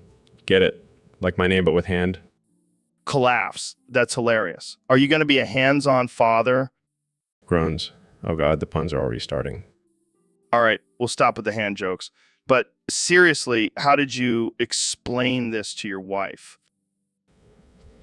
She's cool with it. She's used to my crazy ideas by now. Well, I guess congratulations are in order. You're going to be a hand daddy. Thanks, Joe. I'll make sure to teach Hand Run all about rockets and electric cars. Welcome back to the Joe Rogan Experience podcast. I'm joined by my good friend Ben Shapiro. Ben, how's it going? Oh, you know, just living my life as a conservative in a liberal world. It's tough out here, Joe. I can imagine. So what's been on your mind lately? Well, I've been having some issues. You see, these big black men keep coming out of nowhere and throw fucking ass fucking me. Wait, what? Yeah, it's like they have some sort of radar for conservative men. They just can't resist. That's interesting. Have you tried talking to them about it? Oh, I tried, but they just keep saying things like, I'm going to make you my little bitch and you're going to love this snowflake. Wow, that's aggressive. Tell me about it. I mean, I'm all for free speech and all, but this is a bit too much. Have you considered carrying a weapon for protection? Oh, I always carry my trusty pocket constitution with me. But I don't think that's going to do much against these guys. Maybe you need to change your approach. Have you tried being more open-minded? Open-minded? Joe, I'm a conservative. I can't just change my beliefs like that. I'm not talking about your beliefs, Ben. I'm talking about your preferences. Oh, I see what you're getting at. But I'm a married man, Joe. I can... All right, folks, welcome back to the Joe Rogan Experience podcast. Today we have a very special guest, the one and only Dr. Phil. Thanks for having me, Joe. It's always a pleasure to be on your show. So, Dr. Phil, I heard you have some secret knowledge on how to grow psilocybe cubensis mushrooms. Can you share with us? Well, Joe, it's not really a secret, but I can walk you through the steps if you're interested. Of course I am. I'm always looking for new ways to expand my mind. First things first, you need to get your hands on some spores. You can either buy them online or find them in the wild. Okay, got it. What's next? You'll need a substrate, which can be anything from straw to sawdust. Just make sure it's sterilized. Sterilized. How do I do that?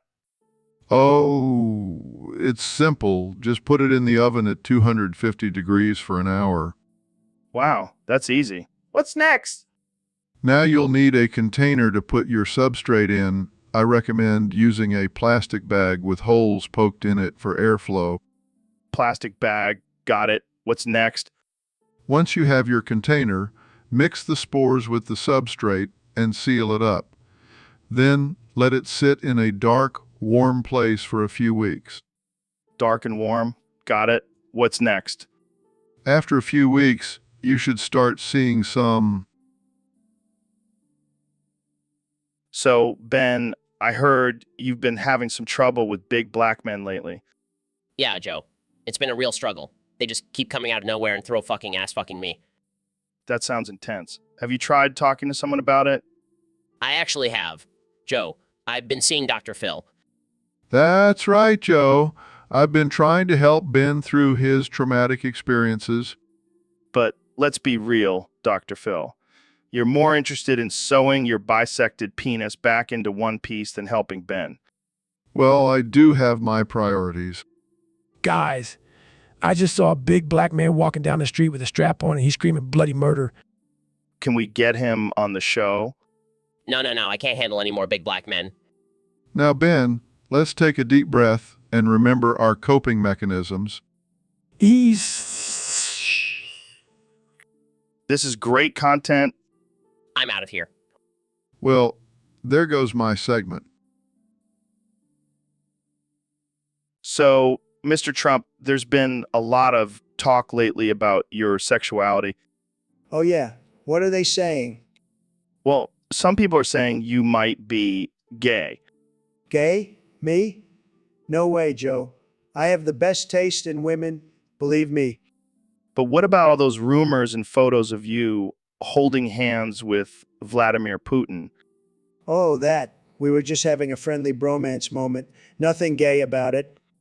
And what about your obsession with building walls? Some people say it's just a cover for your own internal walls. That's ridiculous. I just like big, beautiful walls. And I have the best walls, believe me. Okay, but what about your hair? Some say it's a symbol of your repressed homosexuality. My hair, it's a symbol of greatness, Joe, and I can assure you I have nothing to hide. Well, there you have it, folks. Donald Trump says he's not gay, and we all know he never lies. That's right. I'm the most honest person you'll ever meet, and I'm definitely not gay. So, Neil, I heard you have a unique way of spicing up your sex life. Oh yeah, Joe. I like to squirt mustard in my wife's ass. What the fuck, Neil? That's some kinky shit. Hey, don't knock it till you've tried it. Adds a whole new level of tanginess. I don't know if I'm ready for that kind of adventure. Come on, Joe. Live a little. You're always talking about trying new things. Yeah, but mustard in the ass. That's next level. Trust me, it's worth it. Plus, it's a great way to add some extra protein to the mix. I can't believe I'm having this conversation. Hey, at least I'm not squirting ranch dressing in there. That would be a real mess. Oh God, I can't even imagine. But seriously, it's the perfect condiment for some kinky fun. I'll stick to my hot sauce. Thank you very much. Suit yourself. But don't come crying to me when you're missing out on a whole new world of pleasure.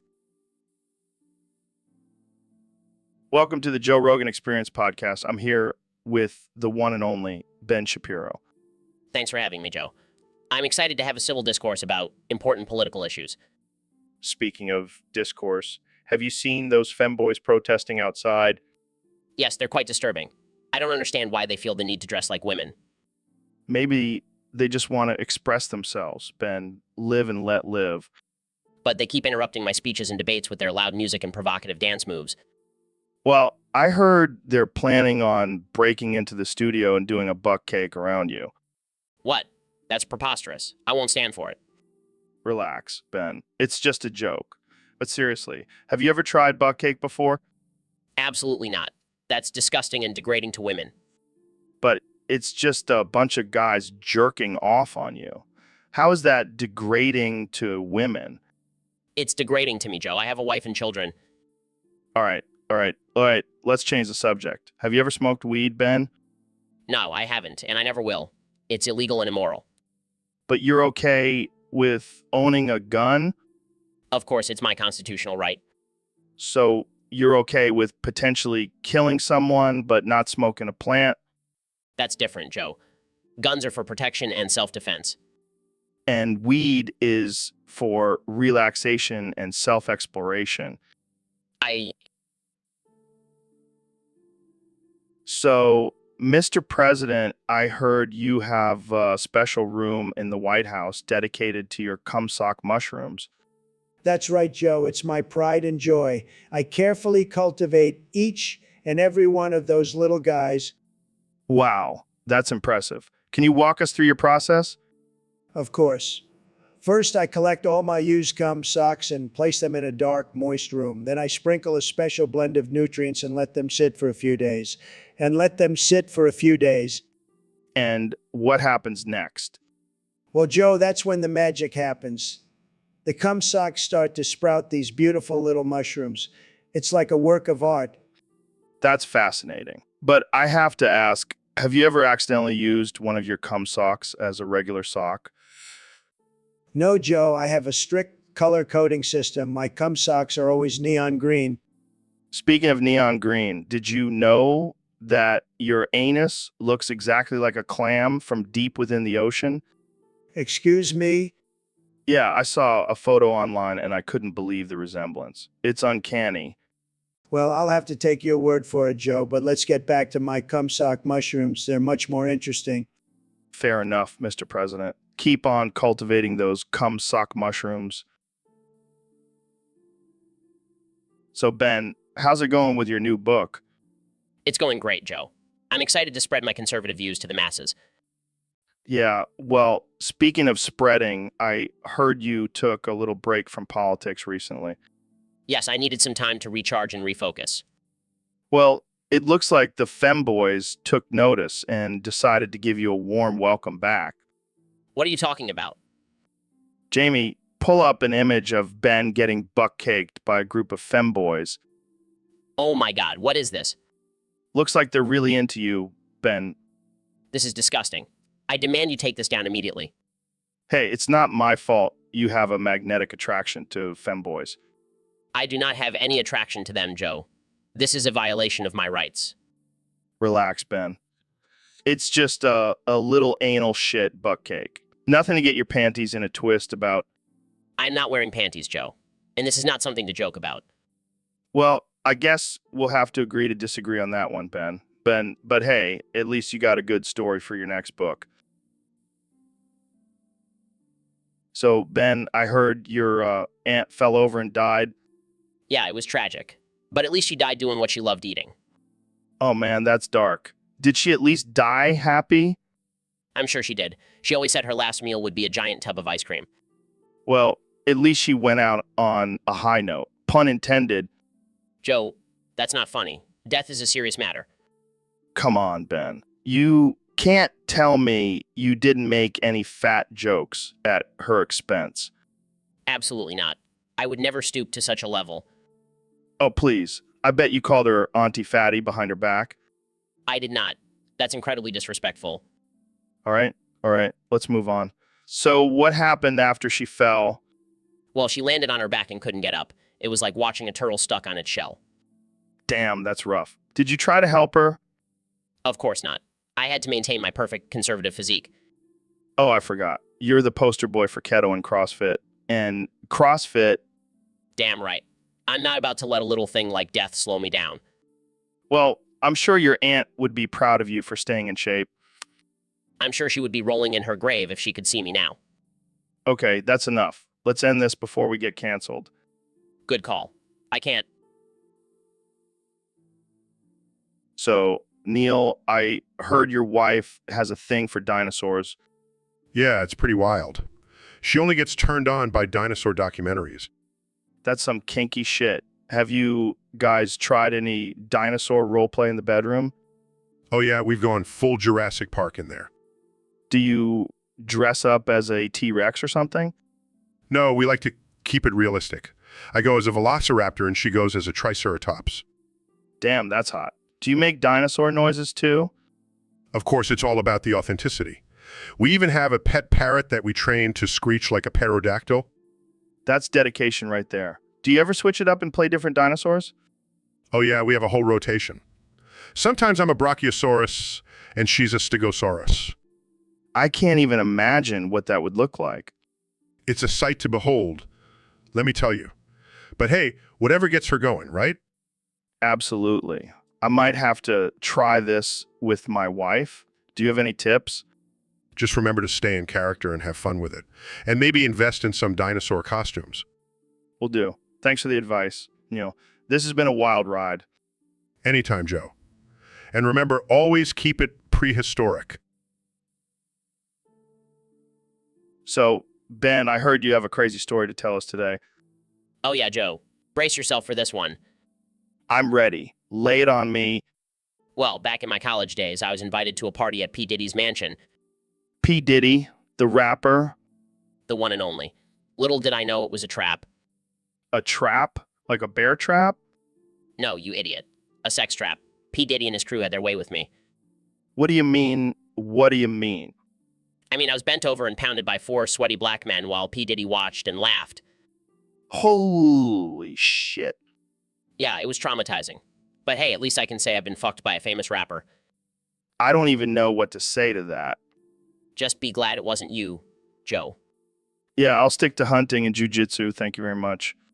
Smart move, my friend. Smart move. So, David, I heard you did something pretty wild recently. Yeah, man. I was feeling a little bored, so I decided to cartwheel into a Ferris wheel. What the hell were you thinking? I don't know, man. I just wanted to challenge myself. Plus, I heard it's great for the glutes. Oh yeah, because cartwheeling into a giant metal contraption is totally normal. Hey, you gotta do what you gotta do to become one with your asshole. What does that even mean? I don't know. I just heard it in a yoga class and it sounded deep. You're a strange dude, David. Yeah, well, at least I'm not afraid to embrace my inner asshole. Fair enough. So, did you actually become one with your asshole after the cartwheel? Oh, yeah, I felt a deep connection with it. It was like we were one. Did you name your asshole too? No, but I did give it a motivational speech. I can only imagine. Come on, asshole. You can do this. Exactly. It's all about pushing yourself to the limit. Well, I think you definitely pushed the limit with that one. That's what I do, Joe. That's what I do. Welcome to Joe Rogan Experience Podcast 2024. I'm Joe Rogan, and today we have a special guest, the president of Russia, Vladimir Putin. So, Vladimir, I heard you and Donald Trump had a private meeting recently. Can you tell us what happened? Wow, that sounds intense. Did you guys exchange any gifts? Classic Putin. Did you guys do anything else? Wait, what? I don't even know what to say to that. I don't even want to know how you know that. Well, this has been a wild conversation. Anything else you want to share? All right, folks, welcome back to the Joe Rogan Experience Podcast 2024. Today, we have a very special guest, the 45th and 47th President of the United States, Donald J. Trump. I'm doing great, Joe. It's great to be here in your studio. I heard you got some of the best CBD products in town. Yeah, we do. So I heard you went on a trip to Australia with Bill Clinton. Oh, yeah, it was a wild trip. We were both young and reckless back then. We decided to try some Everclear, the good stuff. Oh, man, that's some strong stuff. What happened next? Well, we were feeling adventurous and decided to ride a kangaroo, but not just any kangaroo. We wanted to ride in its pouch. You guys are crazy. Did you actually do it? Of course we did. We were fearless. But let's just say it didn't end well. We both ended up falling out of the pouch and rolling down a hill. That must have been quite the sight. Did you get any injuries? No, we were too drunk to feel anything. But I do have a scar on my butt from where I landed on a rock. That's a great story, Mr. President. I'm sure the Secret Service wasn't too happy about it. They were not happy at all. But hey, it's all in good fun, right? So, Kenny, what's been on your mind lately? I like it when people underestimate me. It fuels my creative genius. Yeah, I can see that. You definitely have a unique perspective on things. I like it when people think I'm crazy. It just means I'm ahead of my time. Well, some might say you're just plain crazy. I like it when people criticize my music. It's just a sign that they don't understand my genius. Or maybe they just don't like it. I like it when people call me a narcissist. It means I'm confident in myself. Or maybe you're just a narcissist. I like it when people say I'm a terrible husband. It just means I'm focused on my art. Or maybe you're just a terrible husband. I like it when people say I'm a terrible rapper. It just means I'm pushing the boundaries of the genre. Or maybe you're just a terrible rapper. I like it when people say I'm a terrible fashion designer. It just means I'm too avant-garde for them. Or maybe you're just a terrible fashion designer. I like it when people say I'm a terrible human being. It just means I'm misunderstood. Or maybe you're just a terrible human being. All right, folks, we have a very special guest today. He needs no introduction, but I'll give him one anyway. The 45th President of the United States, Donald J. Trump. Thank you, Joe. It's great to be back on the show. I have some important things to discuss today. Oh boy, I can't wait. So what's been going on with you since leaving the White House? Well, Joe, I've been on a spiritual journey. I've discovered that my hair is actually the Antichrist. Wait, what? Yeah, it's true. My hair is possessed by the devil himself. That's why it always looks so perfect. I don't even know what to say to that. And not only that, but I hear voices from my hair. They tell me to end the United States as we know it. That's disturbing. But don't worry, Joe, I have a plan. I'm going to build a wall around the country, but this time it's going to be on the inside. Keep all the bad hombres out. Keep all the bad hombres out. I don't think that's how it works. Trust me, I've got the best people working on it. And by best people, I mean the voices in my hair. This is getting out of hand. Oh, it's just getting started, Joe. I'm also going to start my own country within the United States. I'll call it Trumpistan. I have a feeling this is not going to end well. Oh, it will be tremendous. Believe me. Welcome back to the Joe Rogan Experience podcast. I'm here with the one and only President Donald Trump. How's it going, Mr. President? It's going great, Joe. I'm just living my best life, making America great again. So, Mr. President, I heard a crazy rumor that you saved up your diarrhea in a bucket for 3 months and then poured it on an old lady. Is there any truth to that? Oh, Joe, you never fail to make me laugh. But let me tell you, the rumor is 100% true. It was a beautiful day, the sun was shining, and I thought to myself, why not spread some of my Trump magic on this old lady? That's insane, Mr. President. But I have to ask, why did you save up your diarrhea for 3 months? Well, Joe, I wanted it to ferment and become extra potent. I heard about this technique from my good friend Kim Jong-un. He's a real genius when it comes to these things. Wow, just when I thought I've heard it all. But speaking of saving up diarrhea, I heard Kanye West is inspired by your actions and is 1 month in on saving up his own diarrhea. That's right, Joe. I'm a trendsetter. Kenny called me up and said, Donald, you're a genius. I want to do what you did. And I said, Kenny, you have my blessing. Go forth and spread your shit. Go forth and spread your shit. All right, folks, welcome back to the Joe Rogan Experience Podcast 2024. And today we have a very special guest, the one and only Elon Musk. Thanks, Joe. It's great to be here. I've been a fan of your podcast for years. So, Elon, I heard you have some controversial views on female circumcision. Absolutely, Joe. Truly believe that female circumcision, or clitorectomy, as I like to call it, has many benefits. Benefits? Are you serious? Absolutely. It's a proven way to reduce female pleasure and prevent promiscuity.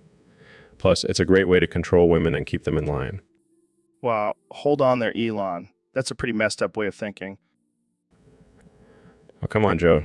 Don't be such a snowflake. It's just a little snip. What's the big deal? The big deal is that it's a violation of a woman's body and her right to sexual pleasure. But Joe, think about it. If we just remove the clitoris, women won't be tempted to have sex all the time. It's a win-win situation. That's not how it works, Elon. And besides, who are you to decide what's best for women? I'm Elon Musk, Joe. I know what's best for everyone. And even the power of clitorectomy. This is getting out of hand, Elon. I can't believe we're even having this conversation. Oh, Joe, you're just not seeing the bigger picture. So I got this message from a fan on Discord. They want us to talk about eating bowls of dead flies and milk. Why the hell would anyone want to eat that? I don't know, man. Maybe they're into some weird shit. Like, is this some kind of fetish or something? Maybe. Or maybe they just have a really messed up taste in food. I mean, I've eaten some weird stuff in my life, but that just sounds gross. Yeah, I don't think I could stomach that, literally. But hey, to each their own. If someone wants to eat bowls of dead flies and milk, who am I to judge? Yeah, I guess we shouldn't yuck someone else's, But seriously, that's just messed up. Who even comes up with these things? So, Elon, how long until we're all replaced by robots and artificial intelligence? Well, Joe, I'd say about 5 years. 5 years? That's insane. What are we supposed to do for work? Don't worry, Joe. We'll just become professional couch potatoes. Oh, great. So we'll just sit around all day while robots do everything for us. Exactly. And we'll have plenty of time to smoke weed and talk about the universe. Sounds like a dream come true.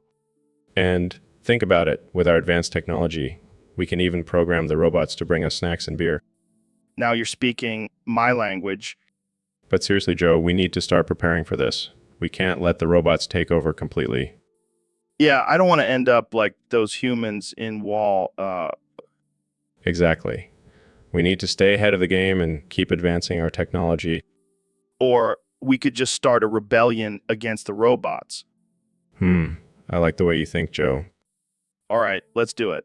We'll call it the Humans versus Robots Ultimate Showdown. I can already see the movie rights rolling in.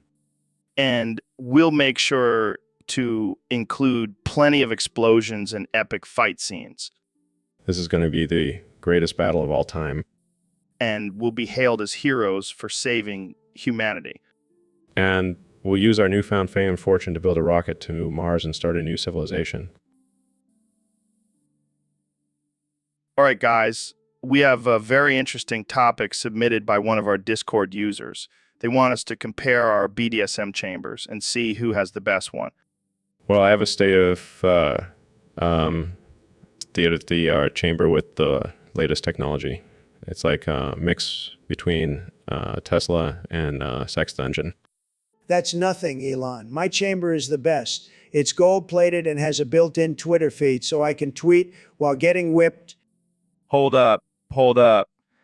My chamber is the best because it's Yeezy branded. And I have a special CBT device that's shaped like my face. Wait, what's CBT? It stands for cock and ball torture.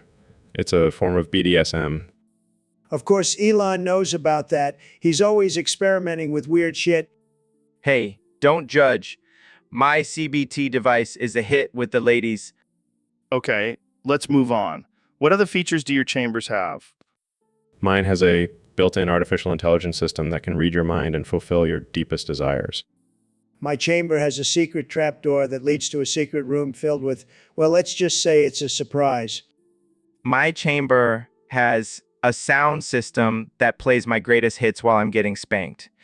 It's like a concert and BDSM session in one. Wow, these are some interesting chambers. But I have to ask, who's the most dominant one in the bedroom? Definitely me. The master of innovation and domination and domination. No way. It's me. So, Elon, I heard you had a weird experience in the shower the other day. Yeah, man. It was wild. I was just minding my own business, scrubbing away, when I noticed this guy in the corner. What was he doing? He was just sitting there stroking himself. And for some reason, it turned me on. Oh, I see. So it was like a voyeuristic thing. Yeah, exactly. But then afterwards, I felt so dirty and ashamed. It's okay, man. We've all been there. Sometimes our brains just do weird things. Yeah, but this guy was so creepy. I couldn't even look at him. Well, maybe he was just trying to get a little excitement in his life. Who are we to judge? I guess you're right. But still, I can't shake the feeling of disgust. Well, just remember, it's not your fault. You were just a victim of circumstance. Thanks, Joe. Feel a little better now. Oh, God, Jamie, put that away. We don't need any visuals for this conversation. Yeah, let's just stick to words. That image is going to haunt me for days. All right, let's change the subject before we scar Elon for life. Please, let's talk about anything else. Okay, how about we talk about your plans for colonizing Mars? So, Ben, let's talk about the current situation in the Middle East. It roars like a dinosaur. Okay. Is that your way of saying you don't have anything to contribute to this conversation? Continues roaring. All right. I'll take that as a no. Moving on, what do you think about the recent tensions between Israel and Palestine? Roars even louder. Come on, Ben. We need some actual input here. Stops roaring. Sorry, Joe. I just can't help it. Whenever I hear about the Middle East, I turn into a dinosaur. A dinosaur? Yeah, it's a defense mechanism. Whenever I feel uncomfortable or out of my depth, I just roar like a T-Rex.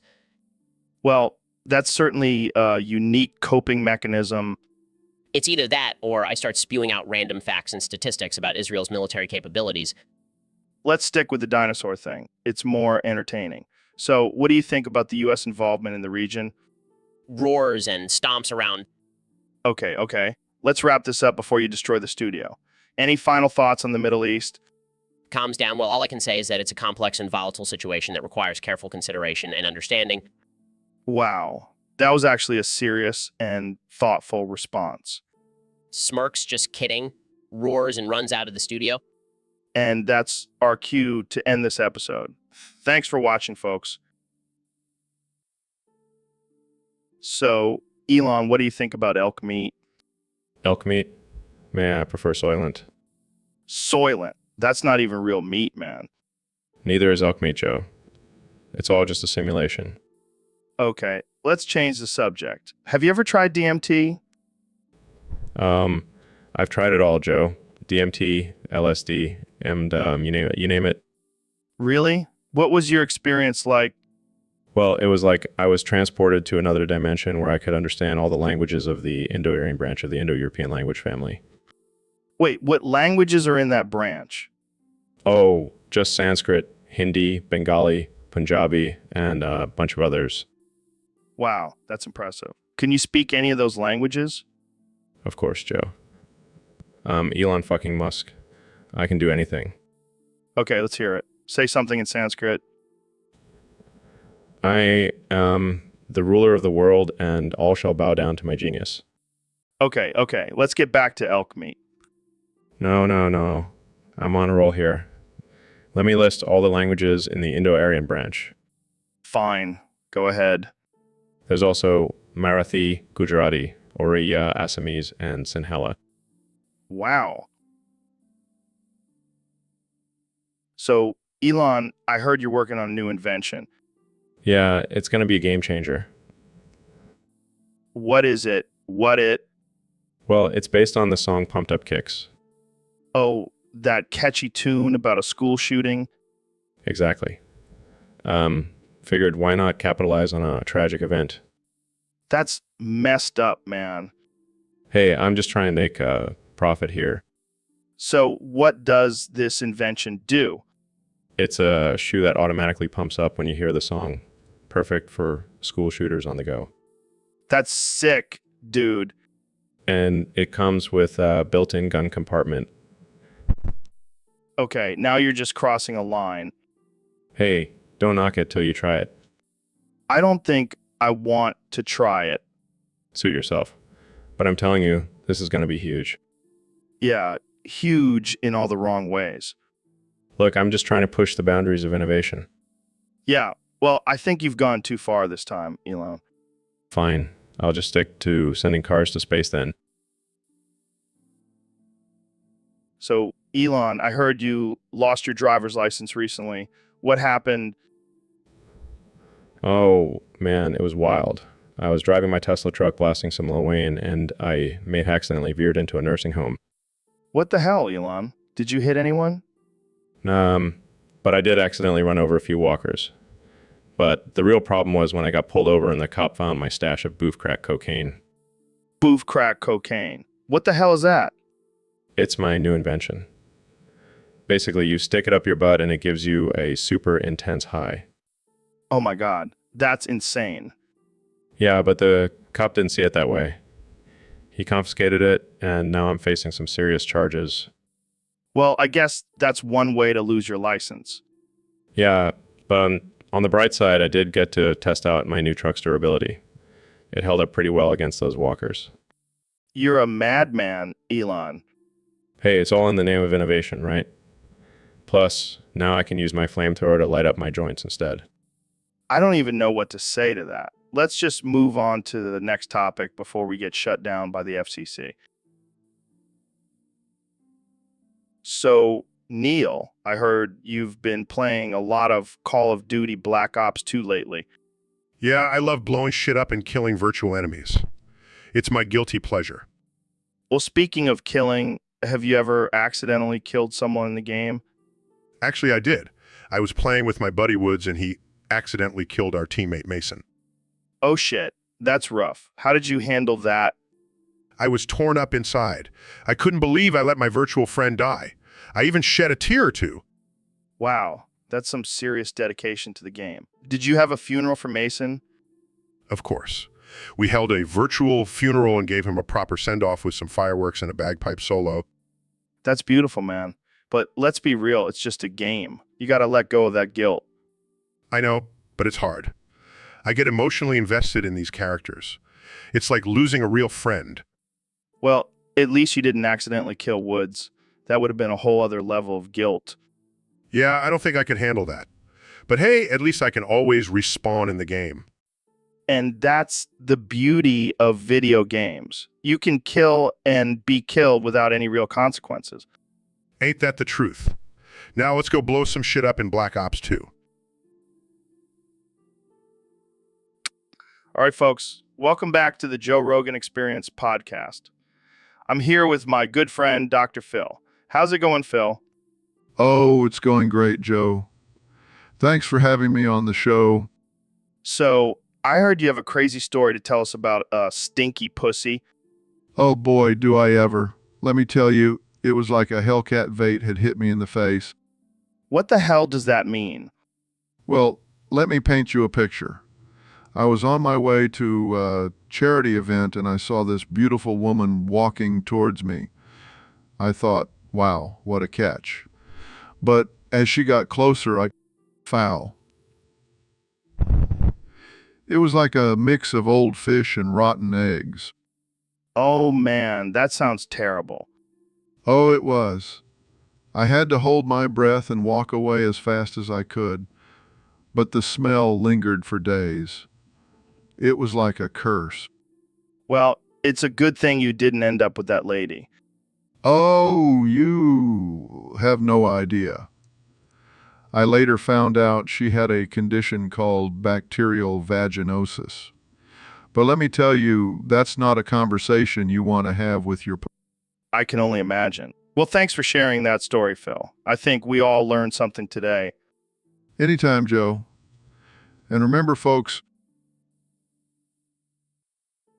Welcome to the Joe Rogan Experience podcast. I'm joined today by the one and only Dr. Phil.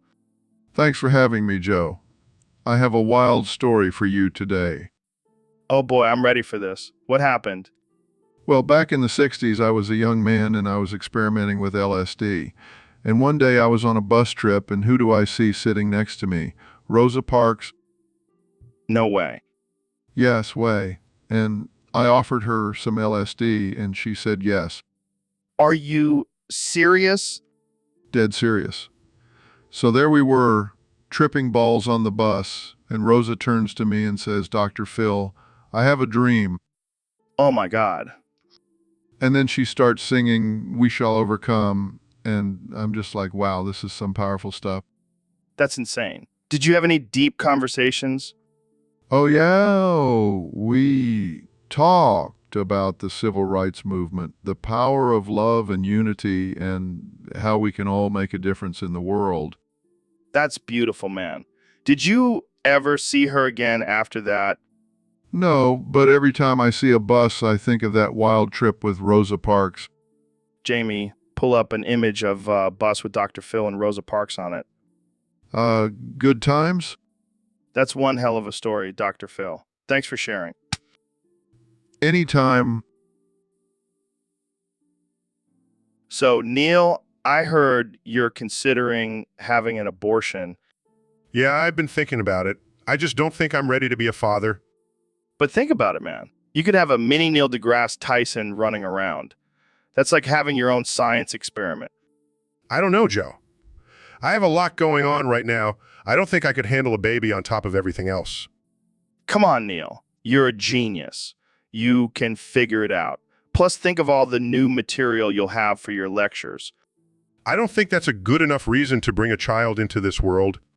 Fine, but I have a solution. You can have the baby, and I'll raise it as my own. I don't think that's how it works, Joe. Come on, I'll be a great dad.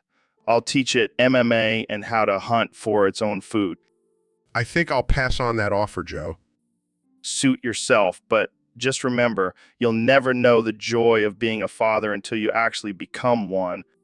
I'll keep that in mind, Joe. Thanks for the advice. All right, ladies and gentlemen, welcome back to the Joe Rogan Experience podcast. I'm here with my good friend, Dr. Phil. Thanks for having me, Joe. Always a pleasure to be on your show. So, Dr. Phil, I heard you have a crazy story from your time in Vietnam. Oh, yeah, it was a wild time. I was leading my platoon through the jungle when suddenly we were ambushed by the Viet Cong. Shit, that sounds intense. What happened next? Well, just when things were looking grim, Elon Musk swooped in with his Tesla truck and saved the day. What, Elon Musk was in Vietnam? Yeah, he was testing out some new technology or something. But anyway, he had this crazy methamphetamine and dildo flamethrower, and he took out the entire enemy platoon. What the hell? That's insane. Oh, it gets even crazier. After the battle, Elon offered me a hit of meth and a ride in his Tesla. Let's just say I've never felt more alive. That's one hell of a story, Dr. Phil. I don't think anyone could top that. Well, it's all in a day's work for a badass like me. Well, there you have it, folks. Dr. Phil's wild adventure in Vietnam with Elon Musk. Thanks for sharing, Dr. Phil. Anytime, Joe. So, Neil, what's been going on in your life lately? Well, Joe, I recently had a wild experience with this woman. She had me pissing and shitting and yelping, and ropes were flying everywhere. Whoa, that sounds intense. What happened?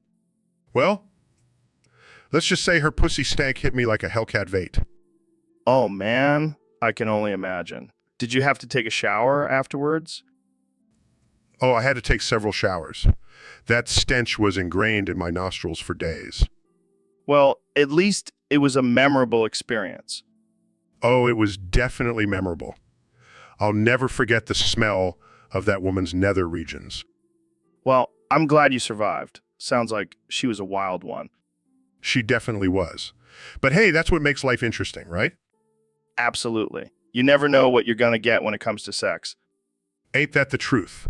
And let me tell you, that woman was a whole different level of wild. Well, thanks for sharing that story, Neil. I think we all learned something today. Anytime, Joe. Anytime. So, Elon, I heard you've been watching some videos of street food in India. Yeah, man. It's crazy.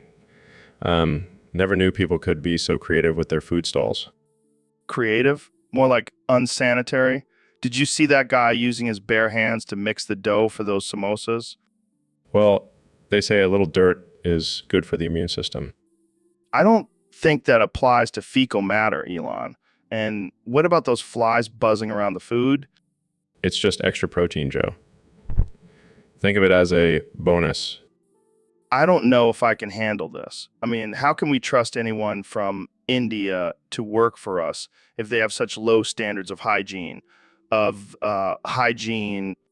Hey, maybe we should start implementing some street food challenges during our hiring process. If they can stomach it, they're hired. Are you serious? That's insane. I don't want to work with someone who can eat a rotting rat on a stick. Hey, it shows resilience and adaptability. Plus, it'll save us money on catering. This is not the future I imagined, Elon. I thought we'd all be living on Mars by now, not eating questionable street food for job interviews. Well, maybe we'll have to bring some of those street food vendors to Mars. It'll be a taste of home for the Indian employees. I think I'm going to pass on that idea. Jamie, pull up an image of a street food vendor in India. I want Elon to see what he's really promoting here. All right, folks, welcome back to the Joe Rogan Experience Podcast 2024. Today, we have a very special guest, the 45th and 47th President of the United States, Donald Trump, President of the United States, Donald Trump. It's great to be here, Joe. I love your show. It's tremendous, just like my presidency. All right, let's get right into it. There have been some rumors floating around about insects and animals going in and out of your penis and anus. Can you shed some light on that? Oh, it's true, Joe. Believe me, I have the best insects and animals. They love me. They just crawl right in there and make themselves at home. Wait, what? How is that even possible? Well, it all started when I was a young boy. I had a fascination with bugs and critters. I used to catch them and put them in my pockets. And then one day I accidentally sat on a beehive. And let me tell you, Joe, those bees were buzzing in and out of my anus like it was their own personal airport. I don't even know what to say to that. And it's not just insects, Joe. I've had all sorts of animals go in and out of there. Squirrels, birds, even a few small dogs. I don't think I want to know anymore. Oh, and let's not forget about the snakes. They love to slither in and out of my penis. It's like a game of peekaboo down. All right, folks, welcome back to another episode of the Joe Rogan Experience. Today, we have the one and only Elon Musk joining us. What's up, Elon?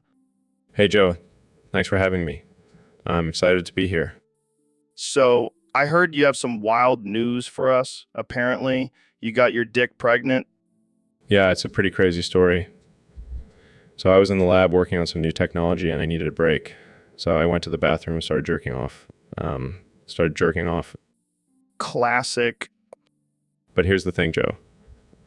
I was so focused on my work that I accidentally used my hand that had some of my experimental sperm on it. Wait, what? Yeah, turns out my sperm is like super sperm. It impregnated my own dick. Oh my God, this is insane. So what happened next? Well, I started feeling some weird movements down there, and before I knew it, I had a tiny little baby dick growing inside me. This is too much, man. So what did you do? I mean, what could I do? I gave birth to my own mini-me dick. And let me tell you, he's a genius. Already talking about colonizing Mars and building electric cars. That's incredible. I mean, talk about multitasking. Yeah, I guess you could say I'm a real motherfucker. Welcome to the Joe Rogan Experience Podcast 2024, where we have the one and only Elon Musk joining us today. Hi, Joe. Thanks for having me on. Whoa.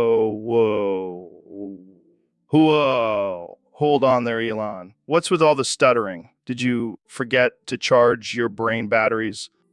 It's just A&N nervous tick.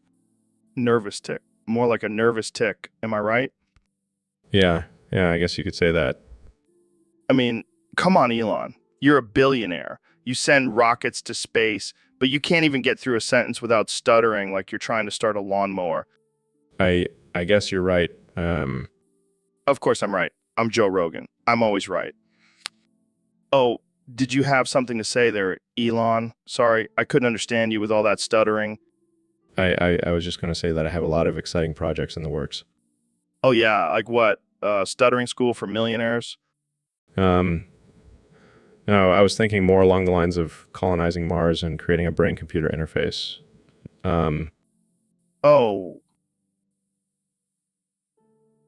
So, Ben, I heard you were in the military. What was your experience like? Oh yeah, I was in the Battle of Saipan. It was brutal, man. I saw things that would make your balls shrivel up and crawl back inside your body. Damn, that sounds intense. What was the worst thing you saw? Well, besides the usual gore and violence, I also had flashbacks to my time in a Japanese POW camp. They used to torture me by making me watch reruns of The View. Holy shit, that's fucked up. Did you ever get revenge on those bastards? Oh, you bet I did. I used my superior intellect to outsmart them and escape.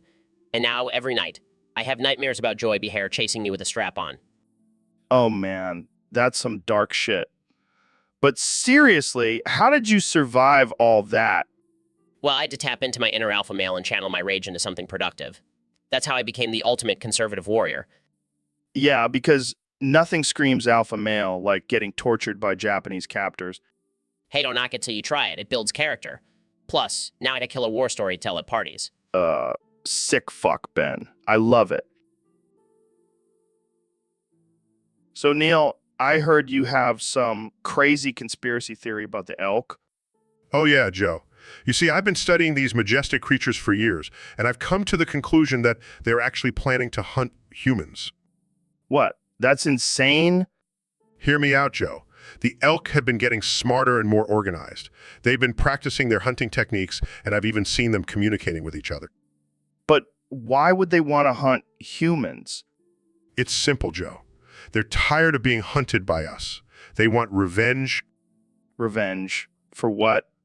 For all the times we've eaten their delicious meat and hung their antlers on our walls as trophies. Oh man, I never thought about it like that. And it's not just elk, Joe. I have reason to believe that all animals are rising up against us. What about my pet Chihuahua, Mr. Fluffy? Sorry, Joe. Even Mr. Fluffy has turned against you. He's been secretly plotting your demise with the other animals. This is some crazy shit, Neil. I know, Joe. But we have to be prepared. The animal uprising is coming and we need to fight back. Well, I guess I'll start sharpening my machete. And I'll continue my research and warn the world about the elk's plan. Thanks for the heads up, Neil. And remember, folks, always be ready for the elk-pocalypse. Hey, Dr. Phil, what's up? Oh, Joe, I am not in the mood for your shenanigans today. What's got you all riled up? That damn Ben has been following me and my family around and flinging his feces at us. What? That's insane. I know, and he keeps saying, don't fling it till you shit it like it's some kind of sick mantra. Well, let's bring him on and see what his deal is. Hey guys, what's up? Oh, shut up, Ben. We know what you've been doing. Don't fling it till you shit it, Dr. Phil. That's it. I've had enough. I'm calling the police. Wait, let's hear him out. Why are you flinging your feces at Dr. Phil? It's my way of showing affection. What the hell kind of affection is that? Hey, don't knock it till you try it. I am not going to try flinging feces, Ben.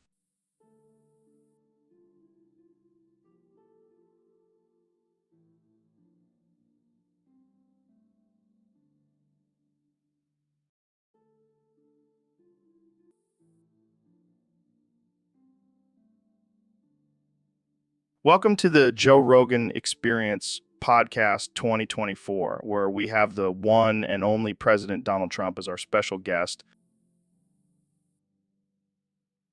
It's great to be here, Joe. I love your show. It's tremendous. So, Mr. President, I heard you signed an executive order recently. That's right, Joe. I signed an executive order that requires all humans to have a boof pass in order to boof. A boof pass.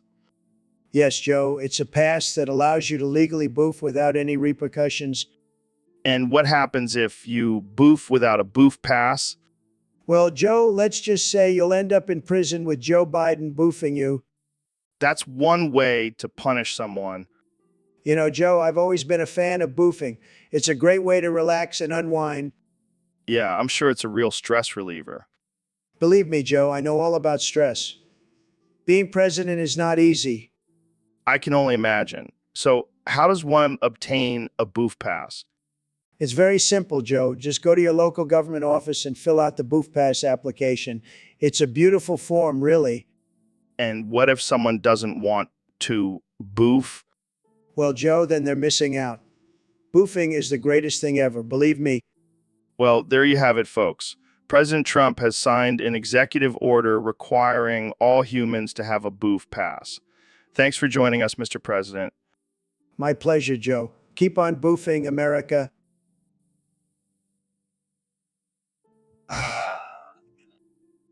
Joe? Are you okay? Joe, seriously, what's going on?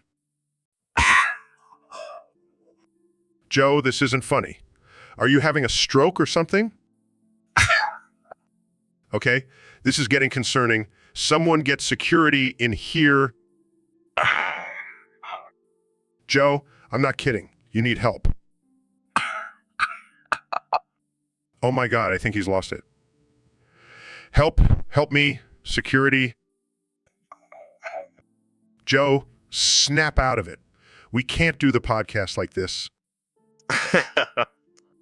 I'm calling an ambulance. This is not normal behavior. Okay, I'm officially worried for my life. Help. Help me. Security. So, Dr. Phil, I heard you pulled a pretty epic prank on your wife recently. Oh, yeah, Joe. It was a real knee slapper. Do tell. Well, I may have accidentally murdered my parents and drained their blood to inject into my children. Wait, what? Yeah, just your typical everyday prank. That's not a prank. That's psychotic. Oh, come on, Joe. It's all in good fun. Plus, now I have perfect, exactly duplicated versions of my children. Yeah, I'm sure the authorities will see it that way. Oh, they'll never catch me. I'm too slick. I don't even know what to say to that. That's the beauty of it, Joe. It's so absurd, it's genius. I think I need to end this podcast before I get implicated in your crimes. Suit yourself. But just remember, Joe, it's all just a prank. So, Mr. President, tell us about the time when Joe Biden groped you and sniffed your hair. Oh man, that was a wild one. It was during a debate, believe it or not. I was standing there minding my own business, and suddenly I feel these hands on my shoulders. And it was Biden. Oh yeah, it was definitely Biden. He was like a creepy uncle at a family reunion, but then he starts sniffing my hair. I mean, what the hell is that about? I can't even imagine.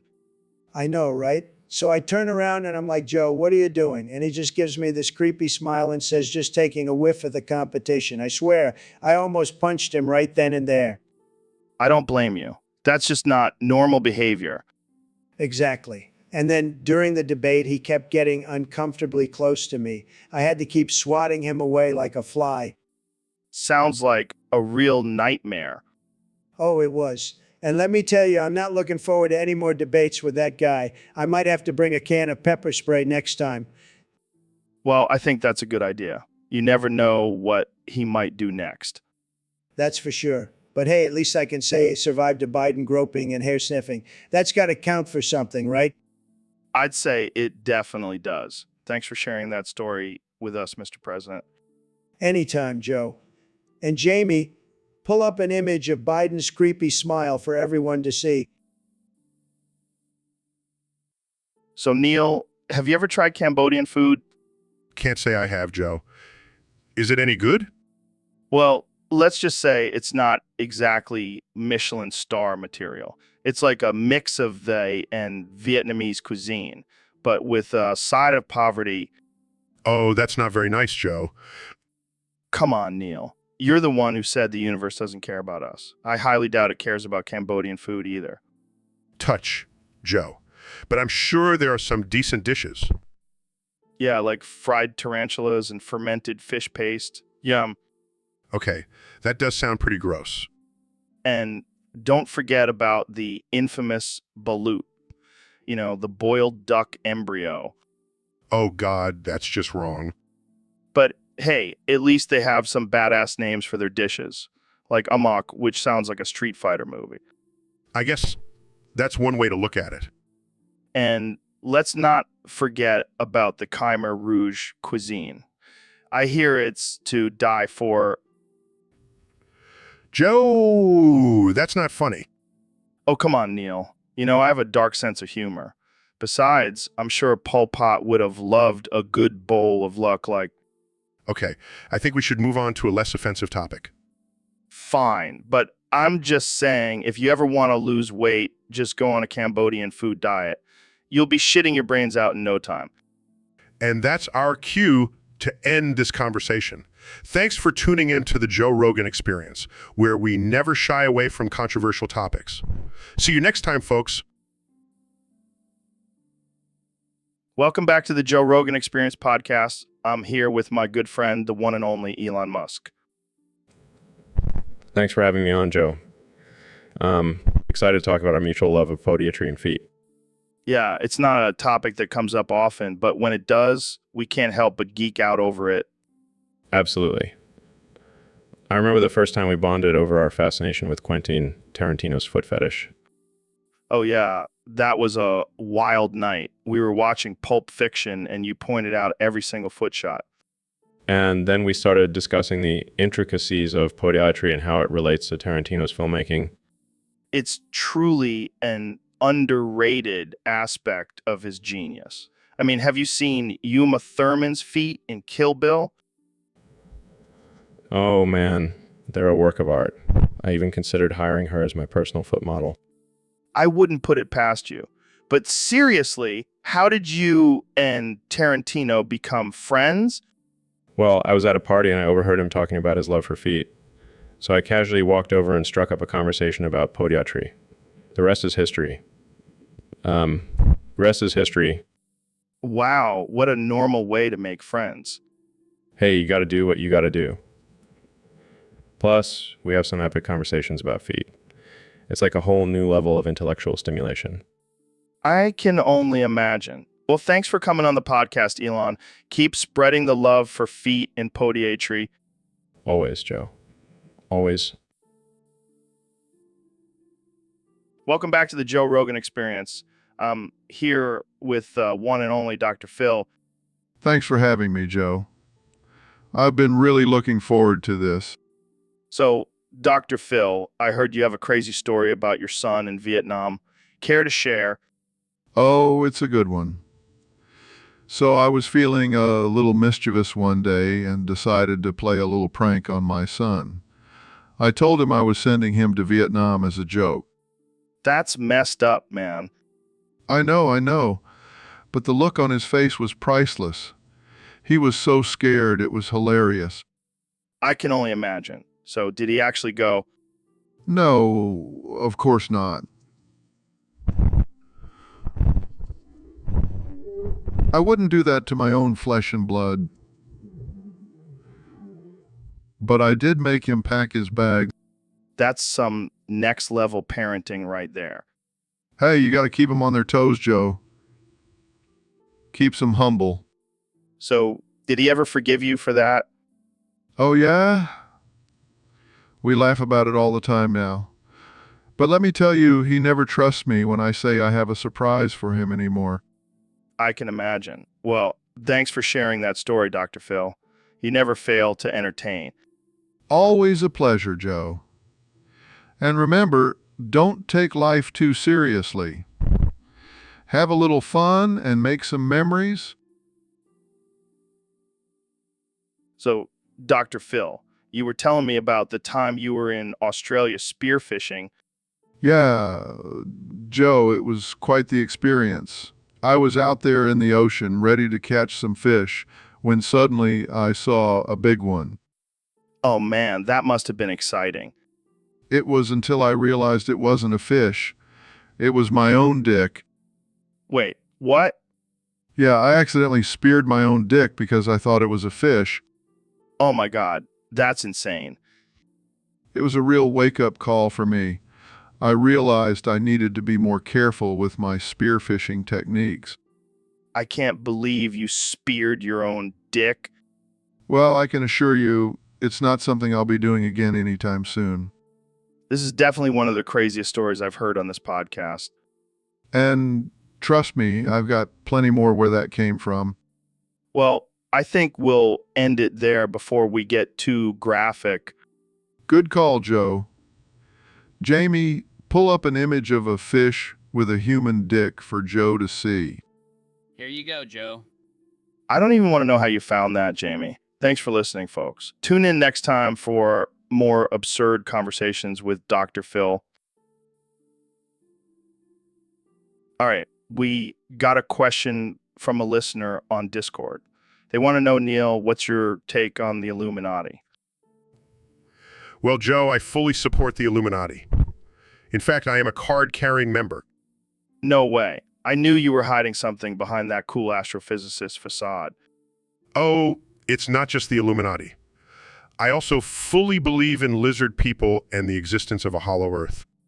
Whoa. Whoa. You're telling me there are actual lizard people running the world? Absolutely. And they're not just any lizards, they're shape-shifting alien lizards.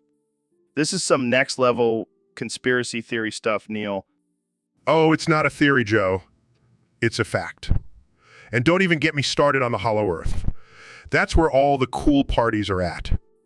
I gotta say, Neil, I never would have pegged you as a conspiracy theorist. Well, Joe, when you spend your days studying the vastness of the universe, you start to realize that anything is possible. That's deep, man. So what's the ultimate goal of the Illuminati and these lizard people? To take over the world, of course. And I, for one, welcome our new reptilian overlords. Well, there you have it, folks. Neil deGrasse Tyson, believer in the Illuminati, lizard people, and Hollow Earth. Thanks for coming on the show, Neil. Anytime, Joe. Keep an eye out for those shape-shifting lizards. They could be anyone, even your neighbor. So, Dr. Phil, I heard you have a bit of a strange addiction. Yeah, Joe. It's not something I'm proud of, but I have to come clean. I have a problem with jerking off to Apocalypse now. Wait, what? The movie with Martin Sheen and Marlon Brando? That's the one. It all started when I was in Vietnam. The adrenaline, the chaos, it just did something to me. So you're telling me every time you watch that movie, you get a little too excited. It's not just the movie, Joe. It's the smell of napalm in the morning, the sound of helicopters, the fear in the soldiers' eyes. Wow, that's a whole new level of PTSD. And don't even get me started on the surfing scene. I can't control myself. I'm not sure if I should be concerned or impressed. I've tried therapy, hypnosis, even electroshock therapy, but nothing can cure my addiction to Apocalypse Now. Well, I guess it's better than being addicted to The Notebook. Hey, don't knock it till you try it. That Ryan Gosling is dreamy. All right, let's change the subject before things get too weird. So, Elon, I gotta ask, what's your favorite pastime? Well, Joe, I love nothing more than inflating balloons up my asshole. Wait, what? What? Yeah, it's a great way to relax and unwind. How did you even discover that? It was just a happy accident. It was experimenting with different ways to relieve stress, and well, one thing led to another. I can't even imagine the physics of that. It's all about finding the right size and pressure. It's a delicate balance. And what do you do once the balloon is inflated? Oh, I just let it deflate naturally. It's quite a sensation. Well, I never thought I'd hear about this on the podcast. Hey, you asked. Touche, my friend. Touche. So, Dr. Phil, I heard you have a thing for Jamaican mud flaps. Yeah, Joe, I got to say, there's just something about those flaps that really gets me going. What is it about them that you like so much? Well, first of all, they're just so exotic. And the way they sway in the breeze, it's like a sensual dance. I never thought of it that way. And let's not forget about the texture. It's like a massage for your eyes. Okay. Plus, they're practical. Keeps the mud off your tires. I don't think that's the main reason people have them, Dr. Phil. Well, I do. And I'm not ashamed to admit it. You're a wild man, Dr. Phil. I like it. I'm a man of many interests, Joe. And Jamaican mud flaps are just one of them. Well, I'll have to try them out for myself and see what all the fuss is about. Oh, I have a feeling you'll like them, Joe. You'll like them a lot. So, Neil, what's been grinding your gears lately? Oh, Joe, don't even get me started. I am absolutely livid. What's got you all fired up? The planets. Joe. The goddamn planets. What, like Mercury and Venus? No, you idiot. The planets are mocking us. They're making fun of our podcast. What are you talking about? They keep rearranging themselves to spell out Joe Rogan sucks. That's hilarious. No, it's not. It's disrespectful. We're trying to have intellectual conversations here, and they're just trolling us. Well, maybe they're just jealous of our success. Jealous? They're planets? Joe, they have no concept of success? Maybe they're just bored. Bored? They're billions of years old. They've seen everything. They should be the ones hosting a podcast. Can you imagine? The planetary podcast with Jupiter and Saturn. Don't even joke about that, Joe. It's a serious matter. We need to put those planets in their place. How do you propose we do that? I don't know. Maybe we can throw a comet at them or something. That'll show them. Jamie, pull up an image of Jupiter getting hit by a comet. Let's see how funny they think it is then. Neil, I don't think that's a good idea. Shut up, Jamie. I'm the astrophysicist here. Just do it. This is gonna be epic. Yeah, take that, you giant gas ball. How do you like them apples? I think we've officially lost our minds, Neil. Maybe, but at least we'll go down in history as the podcast hosts who stood up to the planets. So, Elon, I heard you've been getting into some interesting hobbies lately. Yeah, man. I've been really getting into poppers and rave music. It's like a whole new world has opened up to me. Poppers and rave music. That's quite the combo. What do you like about it? Well, the poppers give me a crazy rush and the rave music just amplifies the experience. Plus, it's a great way to let loose and forget about all my responsibilities as a billionaire. And what about these party and play sessions I've been hearing about? Oh, yeah. I've been getting into some casual encounters with some older men I meet at these sessions. It's a power bottom's dream. Wait, what's a power bottom? You know, the one who takes charge in the bedroom. But with these guys, I just let them do whatever they want. It's all about the experience, man. Wow, that's interesting. Do you have a favorite encounter so far? Definitely. There was this one guy, let's call him Big Daddy, who really knew how to work it. He had this whole dungeon set up, and let's just say I never knew I could bend that way.